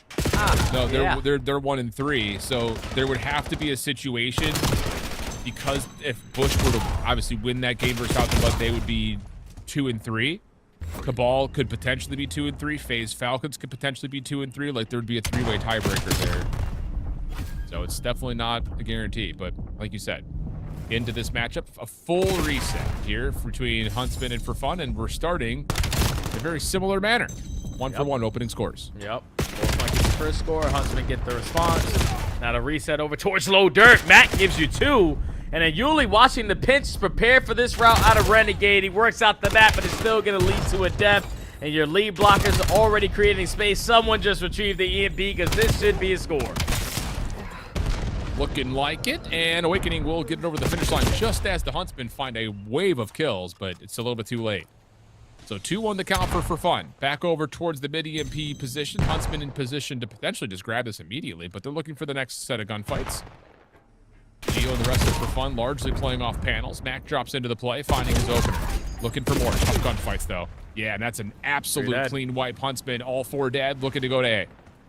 Their lead blockers do work well over the map, so Yuli's able to at least stop the first. Cannot be prepared for the second. Tie game again, now with Johnny on 4 in a row. Already in a good spot as well to play this reset. There's no way in hell any single player from For Fun Esports are going to be prepared for Johnny's spot. But all he's looking to do is just find 1 kill to the EMP Kaya and get out, and that's exactly what happens.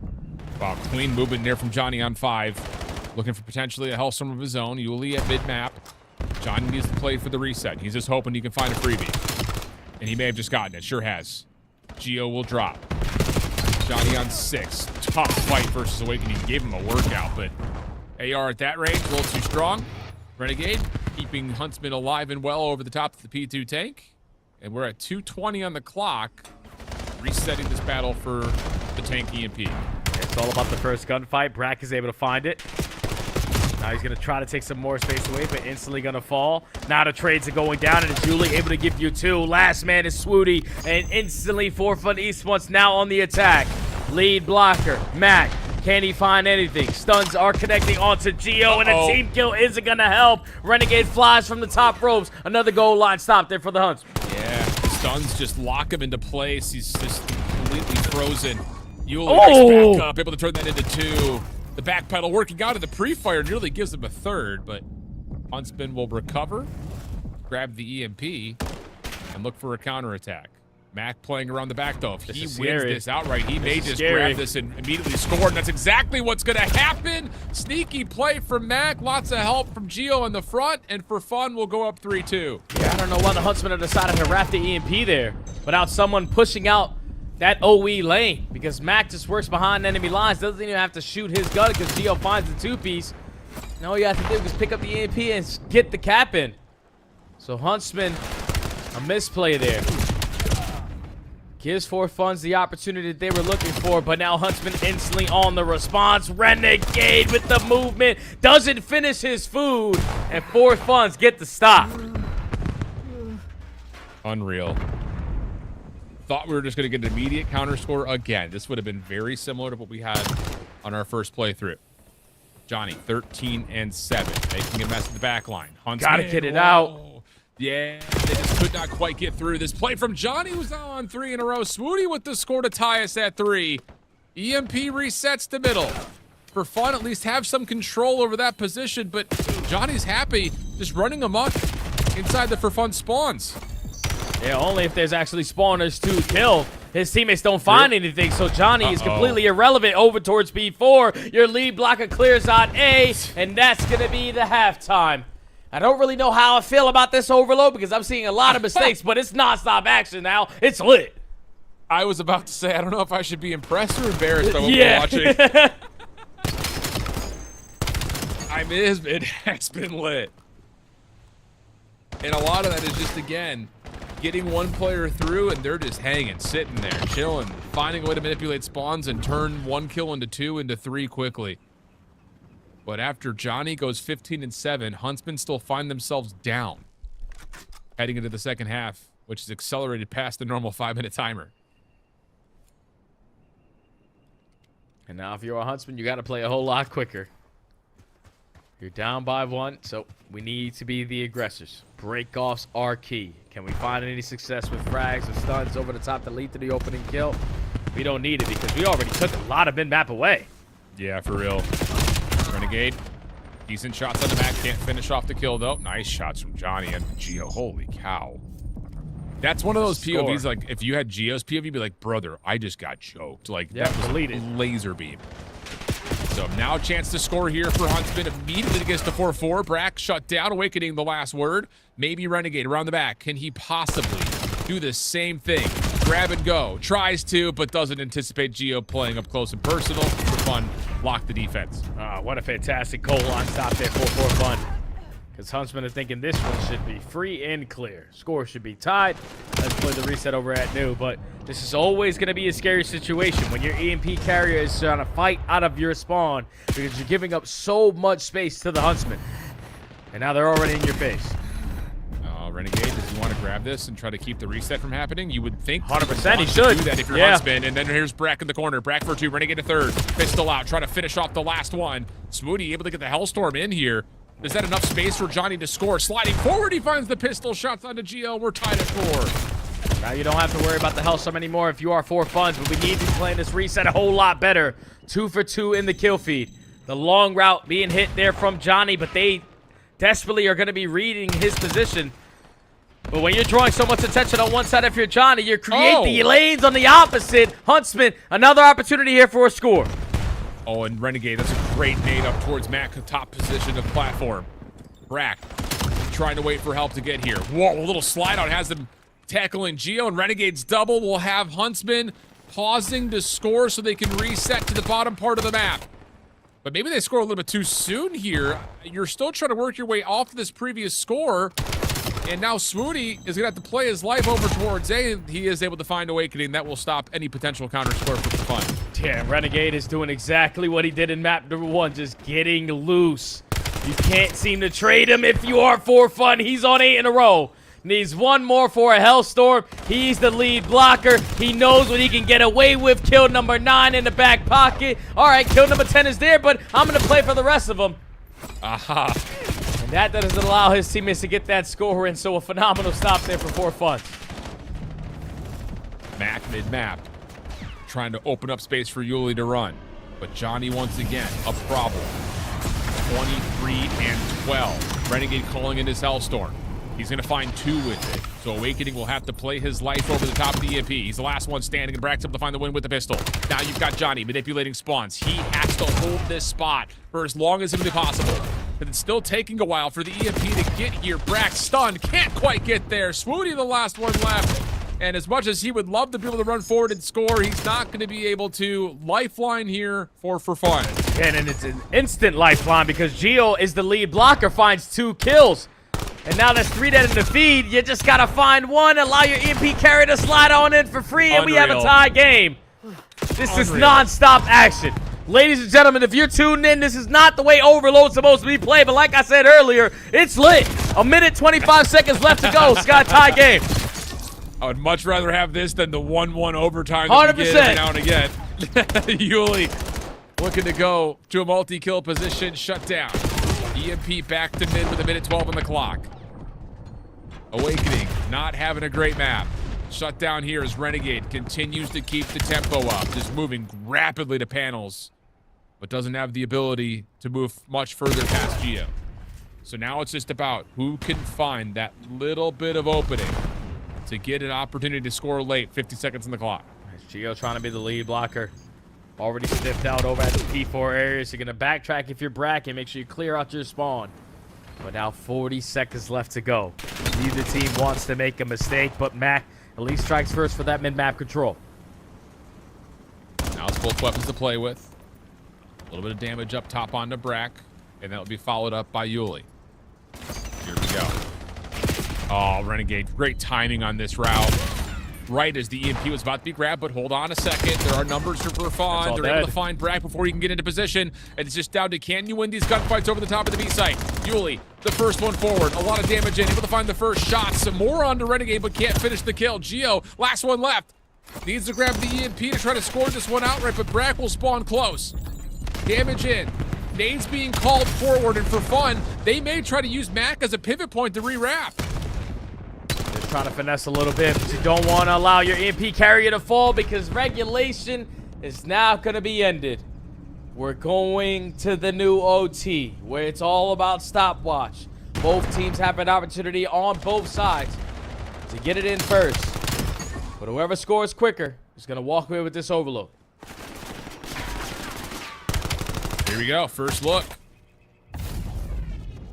And Renegade, another lightning map out of him. 34 and 19, 3,200 damage. Can he be the X factor? Overtime round, ampersand, ampersand 1. Here we go.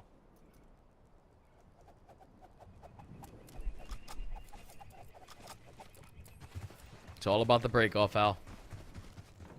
Teams that get early map control by finding the kills, potentially with frags over the top, give you the early advantage. But Renegade, with the map that he's having, his gun is the nuke. His gun is the frag. He is getting away with everything. Walks right by the first player, comes right back to clean up house. Instantly going to get traded, but it's still a 2-2 split in the kill feed.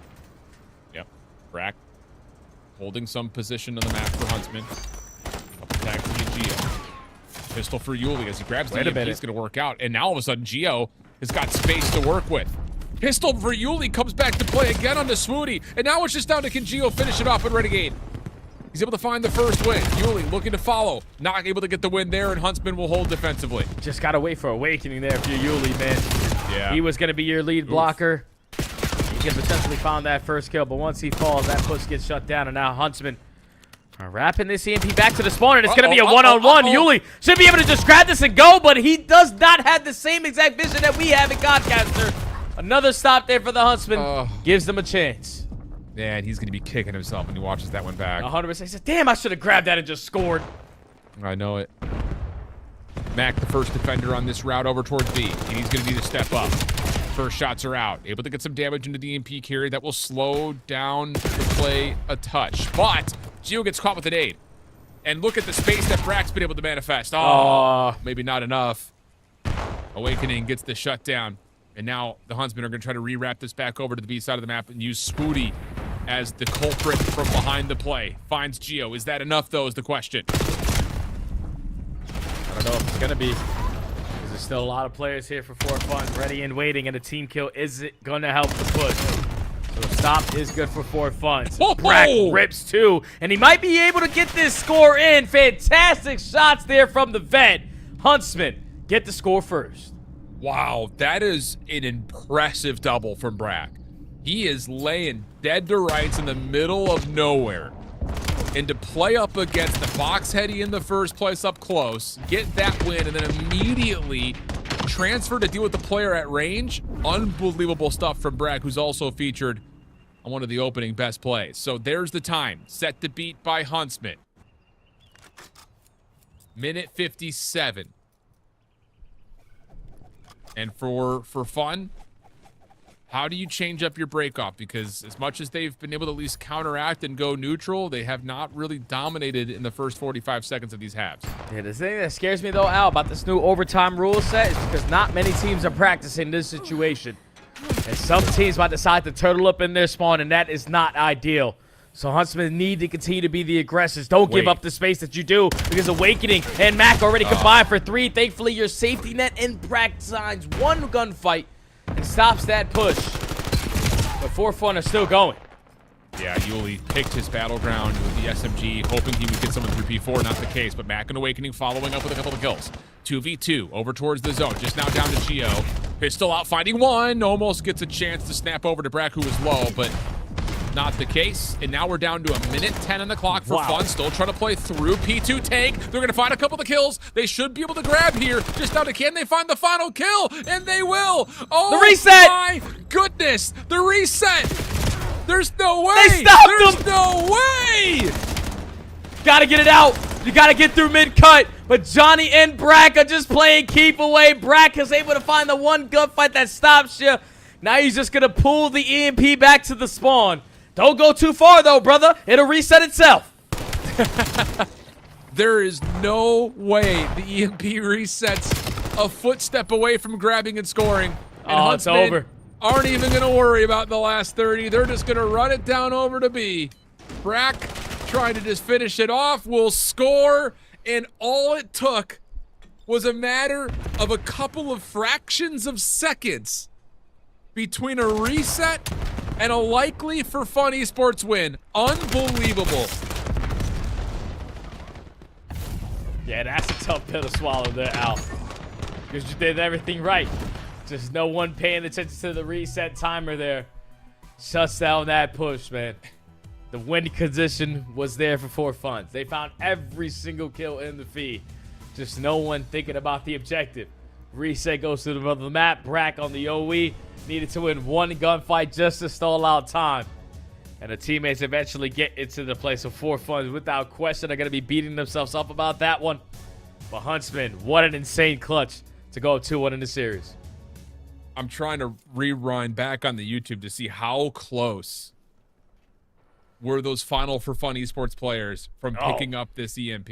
It was this one though, Al. I mean, fractions. Map Look how 5 close affair, this Ball is. and Bush. Oh, Proda. Oh, Okay. Proda. Okay. That's a way to get things kicked off. He just get all four? Yes. Proda just said, wait, hold up, guys. Oh, no, Nate just no, had Nate to got steal the the final. spotlight. But Proda said, all right, if these gunfights go down towards the showers, I'm going to be ready and waiting with my NPC. Drops 3 in that round. And now, sitting at game point for Cabal. Brother, I just saw it back. Yuli is mid-slide, toes pretty much touching the EMP, and it resets right in front of his face. Could anyone else have touched it, Al? Nah, I mean, Awakening was close, but they were about equidistant. That's unbelievable.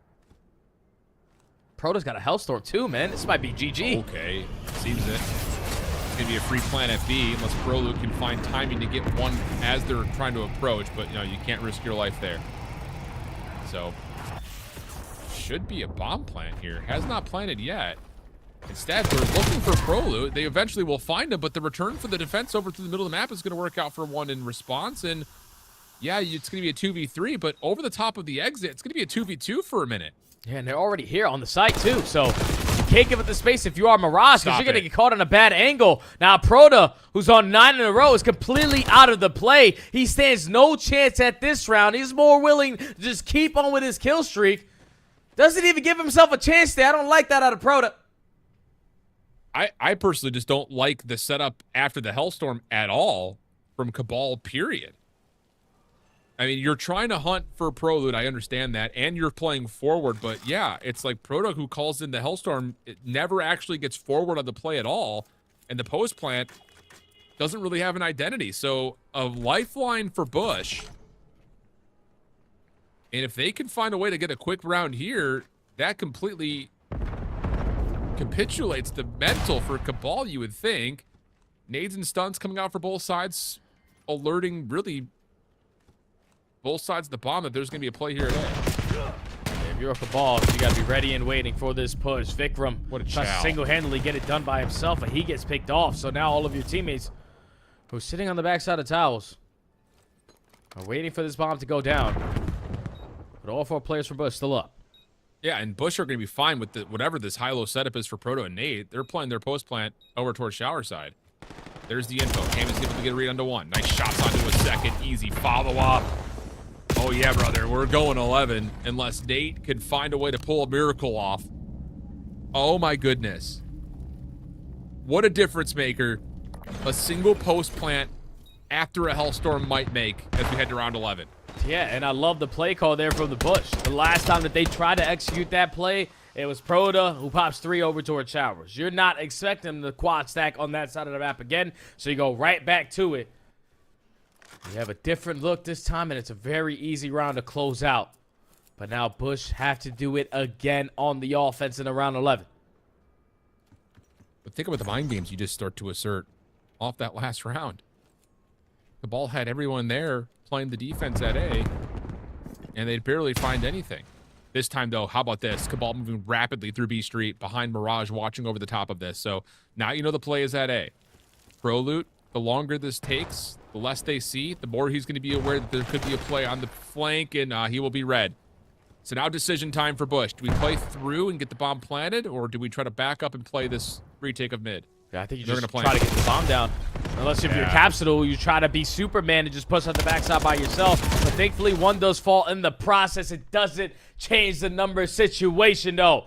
Cabal are going to take care of Telluride Bush all the way into Game 5. Move to 2-2 in their group while they knock down the Bush to 1-3. Oh, that's got to be so tough. You're down 5-3. You fight tooth and nail to get yourself all the way to the distance. And then the play call there from some young guns to high risk, high reward. Work that late pitch. Works out to perfection for Cabal to take the series and be victorious versus the Bush. So here is how Group B is going to play out, because everyone's done with their matches now. Cabal's at 2-2, so are our OMIT Brooklyn, so are FaZe Falcons. At 1-3 are Bush and Out the Mud. For Bush, they play Out the Mud, so they're going to have a tiebreaker to go 2-3. For FaZe Falcons, they play OMIT Brooklyn. So one of those two teams will be in a head-to-head tiebreaker at least versus Bush. And then Cabal, they have to finish off by playing OMIT Brooklyn. I think I just said that. I said that. FaZe Falcons plays... Oh, yeah. FaZe Falcons plays Project Notorious. So if Notorious go 5-0, we'll have a 3-way tiebreaker at 2-3 in some regard. Whether it's Out the Mud or Bush coming out of the 1-3 teams, or OMIT, FaZe, and Cabal out of the 2-2 teams. That's going to be insane. Insane. Yeah, I'm just looking at the head-to-head matchups. Cabal have it over FaZe Falcons. FaZe Falcons have it over OMIT. They do not have it over Bush. But Bush, the only head-to-head they had right now is over FaZe Falcons. So they desperately need that team to lose. Because you don't have it versus Cabal. You don't have it versus OMIT Brooklyn. You need Project Notorious to take care of FaZe Falcons next week. Otherwise, not be out just by map count alone. Yeah. Wow. That's tough. That's insane. Not at all how I would have anticipated Group B to finish off. OMIT Brooklyn 2-2, by the way. So they lost to FaZe Falcons in 5, and then they lost to Project Notorious, obviously. So, wow. Man. Interesting scenes. Here we go, though. Looking at map number 4, Scar Hardpoint for what I believe is our last match in the night. Yes, it is. So Scar Hardpoint to determine who comes out the group on the number 1 seed after the first week in Group A. And again, I cannot get over what happened to that overload. That was an insane overload, man. It's like one of those ones, like, just sort of watching for pure entertainment. Can't really learn anything from it because there was a lot of misplays that happened all throughout it, but it was a grueler game that Huntsman were able to clutch up on. Now looking to close out the series here. On the Scar HP, they still have control. Have at least green side for now while they're lighting up the kill feed. So this is good for the Huntsman. I know my boy Q is on this POV for a reason. I feel like I'm reading his mind right now. Huntsman, they've won maps where Renegade has taken over. And it's been in both respawns. So will he provide that spark to get Huntsman into the number 1 seed? 3-0 start, shut down eventually by Yuli. Johnny has also been one of those guys where if he's locked in and shooting, he is a problem. And so far for Huntsman, they have done everything they need to in this opening on Scar. Yep, they spawned initially over towards green side. We're able to flip the spawns over towards blue and not give any time to For Fun at that P1. And now instantly off the rotation, the P2 are fully set up. How does For Fun Esports decide to break on in? You have 2 players working around the back. You get the trade. Awakening still trying to apply the pressure. But the repositioning there from Brack too much to handle. And this doesn't seem to be broken anytime soon. This is perfect for Huntsman. Great trust from Brack, knowing that he's got 2 players at the front that can make sure he stays safe from that top red position. Now Johnny's on the play through mid. He's going to find one at low health, and he's all of a sudden on the pinch. This has been absolutely great from Huntsman, but right when a break needed to come through, it does. All 4 falling for fun, finding their first seconds down. And now you're forcing Huntsman off the rotation towards P3, where they know, all right, we did our job at the P2. There's no need to try to contest that anymore. Let's go lock down the money hill at the P3, but we don't have any trophies to help us. So this is going to be a little bit more difficult to hold down. Now that you also know the positioning of Renegade, you lose all that pressure off the rotation that you have. So this is how For Fun get themselves back in the mix. Yeah, and the play up for Geo through mid actually has Swooty spawning in a weird position at red. He should be able to help isolate onto Geo for free, but this is all taking time to develop over the top of the hard point. Although, to be fair, For Fun Esports are also a little staggered in their setup. Are getting picked just a touch here. Nades over the top are going to land. Huntsman a chance to challenge. And they're finding a couple of the kills behind this. The problem is trying to actually win that plane heady while Awakening is soaking time. Eventually, there will be neutralization of the hard point. And we're going to get a final battle of a 4v4 over the top of P3 for 20 seconds. Yeah, this is very crucial for the Huntsman, though, because you know if you're For Fun, and you find all the kills in sync, you instantly jump over the plane and spawn them behind you. An opportunity now for Fun to blow the game wide open. Awakening took over at the plane Heglich. Alongside Geo, AR starting to pop takeover, but now they're fully set up off the Roto to new. 9-point difference, but every gunfight you lose is very crucial, especially when that new hill has yet to pop, but Geo's still spawning towards the back. For Fun's are going to be set up. And Yuli trying to chase down the last kill, a little bit of damage onto Renegade, who's somehow still alive. Swooty finds one into Awakening. Shots to Yuli are decent, but he keeps his life as well. And Swooty, this is what he does best. Just forcing the issue. That works out 3 in a row for Swoot. Spawns will move. For Fun Esports, though, close to try to challenge from the front. And we'll find a couple of kills until Renegade steps up. SFG in hand, and he wants more, but Mac... Yeah, it's a little bit of an overheat. Mac puts him in his place, and Swooty in the back will drop a reflip at the hill for Fun. And now that's going to allow For Fun to soak away with this final 20 seconds, and now, again, be the dictators of how this next hill is going to be played, because 2 players are already behind you if you are the Huntsman off the Roto. You got to sniff out the final 2 guys, and Geo just valuing his life there. Should set up his teammates to push out towards the back, while Yuli's still creating space at Old.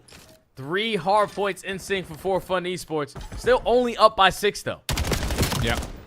Big win from Awakening. Locks down the spawns for Fun. One more player trying to contest. That's Renegade. He's going to have help with Brack nearby. And one will spawn right with them. Oh, that's just not one spawn that you anticipate. And Johnny gets you one over the middle of the map. That will open up more space for Huntsman to spawn quickly and then try to re-hit through the back. But Yuli, 5 in a row, deals with it. And over the 100-point threshold, at least that's the intent for Fun.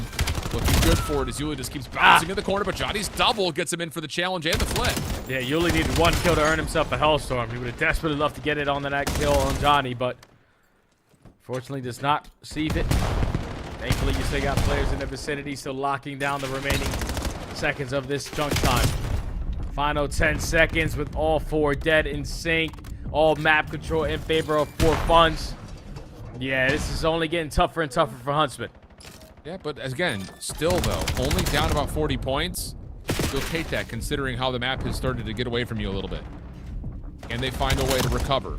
Splash spawns back blue here for Huntsman, mostly thanks to the fact that For Fun we're fighting all over the map. So they're going to get isolation onto Geo, plus a couple of wins through mid. And again, you're only down about 40 points here, with the chance to dig into that deficit quickly with opportunities to, yeah, force out the Hellstorm here from Mac as the pressure is being established. Yeah, because last time around, for Fun's, for them to break P1 didn't lead to nothing.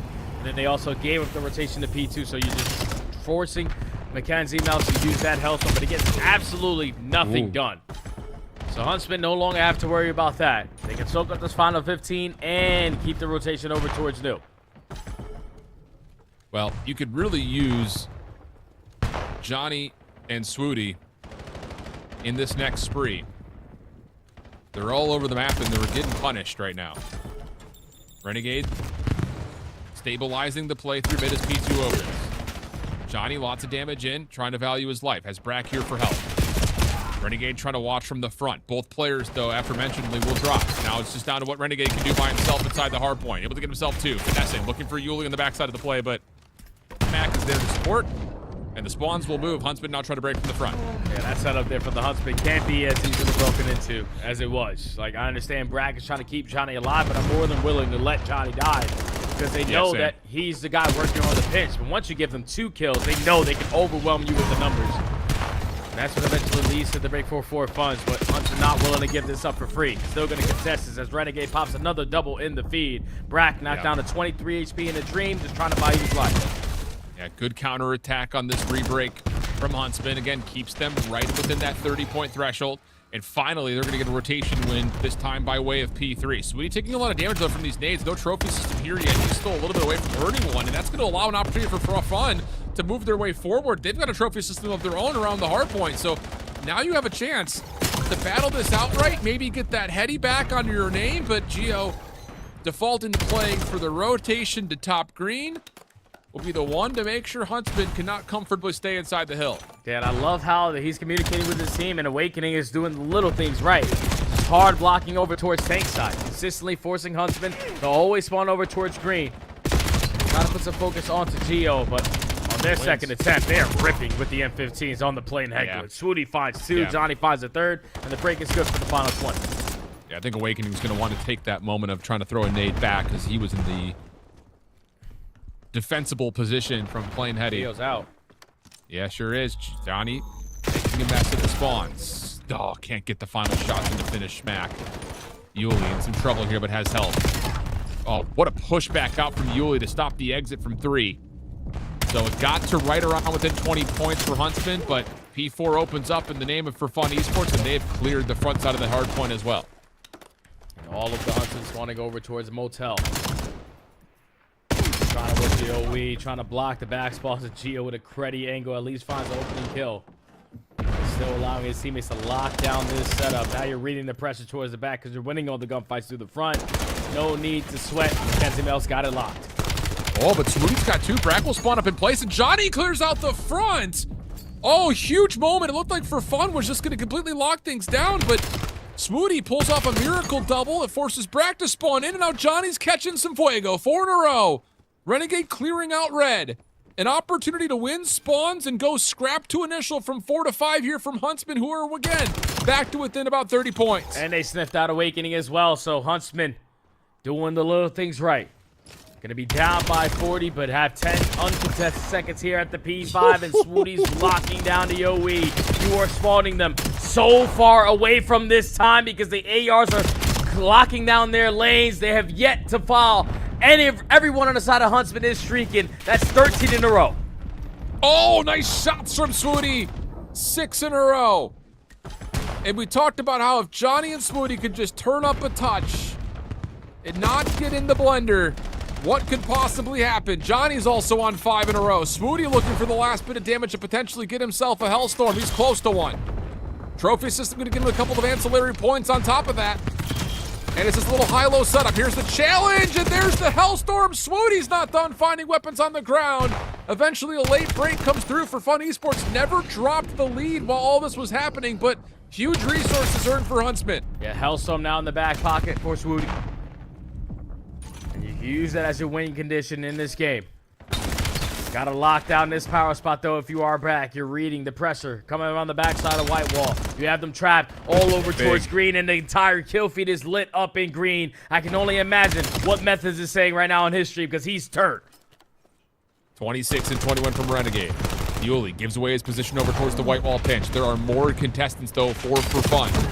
Is it dealt with by Bragg? He gets the opener. Renegade holding the angle. Good shots, but he swaps the pistol too soon. Awakening with the trade. Johnny's still in the hard point, though, as Huntsman will claim the lead. 30 seconds of time here on P1. But the focus has to be about what happens next. And how about the read from Huntsman?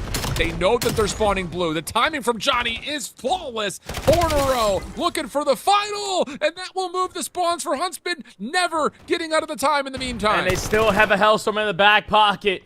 If you are Huntsman, the win condition, the win opportunity is right here, right now. Johnny reading the OE, has information on both players, and again, the kill feed is lit up in green. They continuously are going on team 3 after team 3 and are just going to call in the Hellstorm for the hell of it. It's going to be a GG. Oh, yeah. It's absolutely perfect.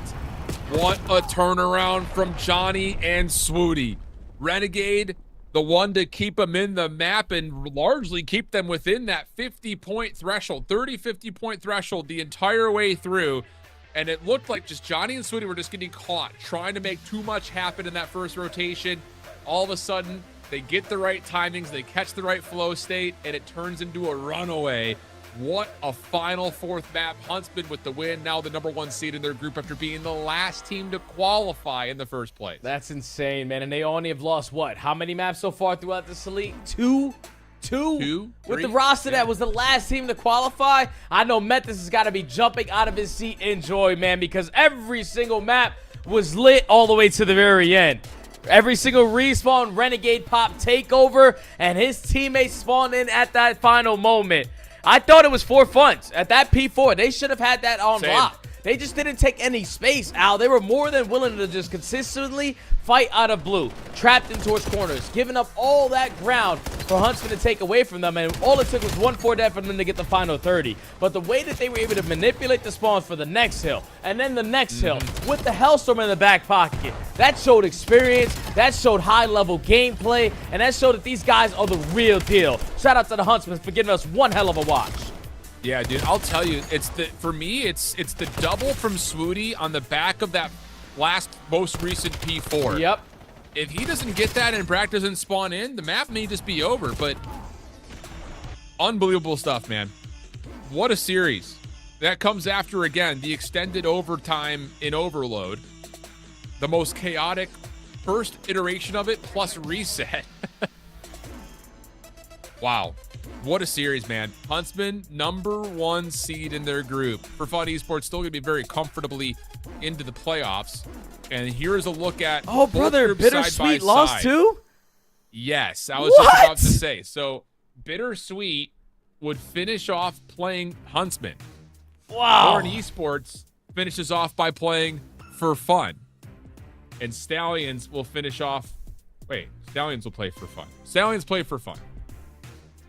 Huntsman play BitterSweet. I just said that. So, interesting. Interesting. Oh, and man. then Torn gets Orchid.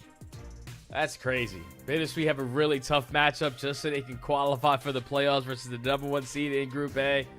And then Bush, on the other hand, have a really good matchup, I guess, for them, playing out the mud, but both sitting at 1-3. And I don't know if Bush have won an overload all throughout this elite stage, but we got to put in some practice in the mode, man. We can't get caught off guard in one mode that has held us back from so many big opportunities.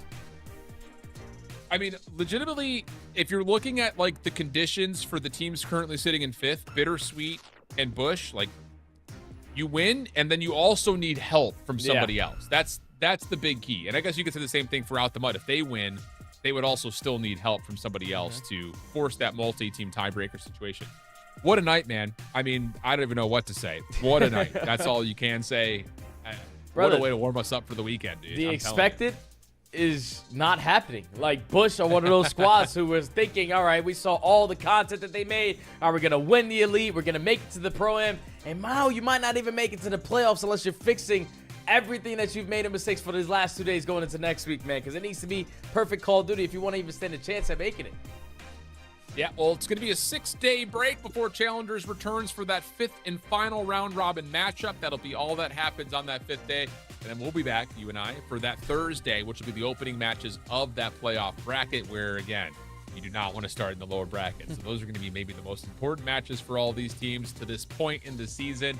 And on top of that, speaking of bracket action, Minor 1 this weekend is going to be lit.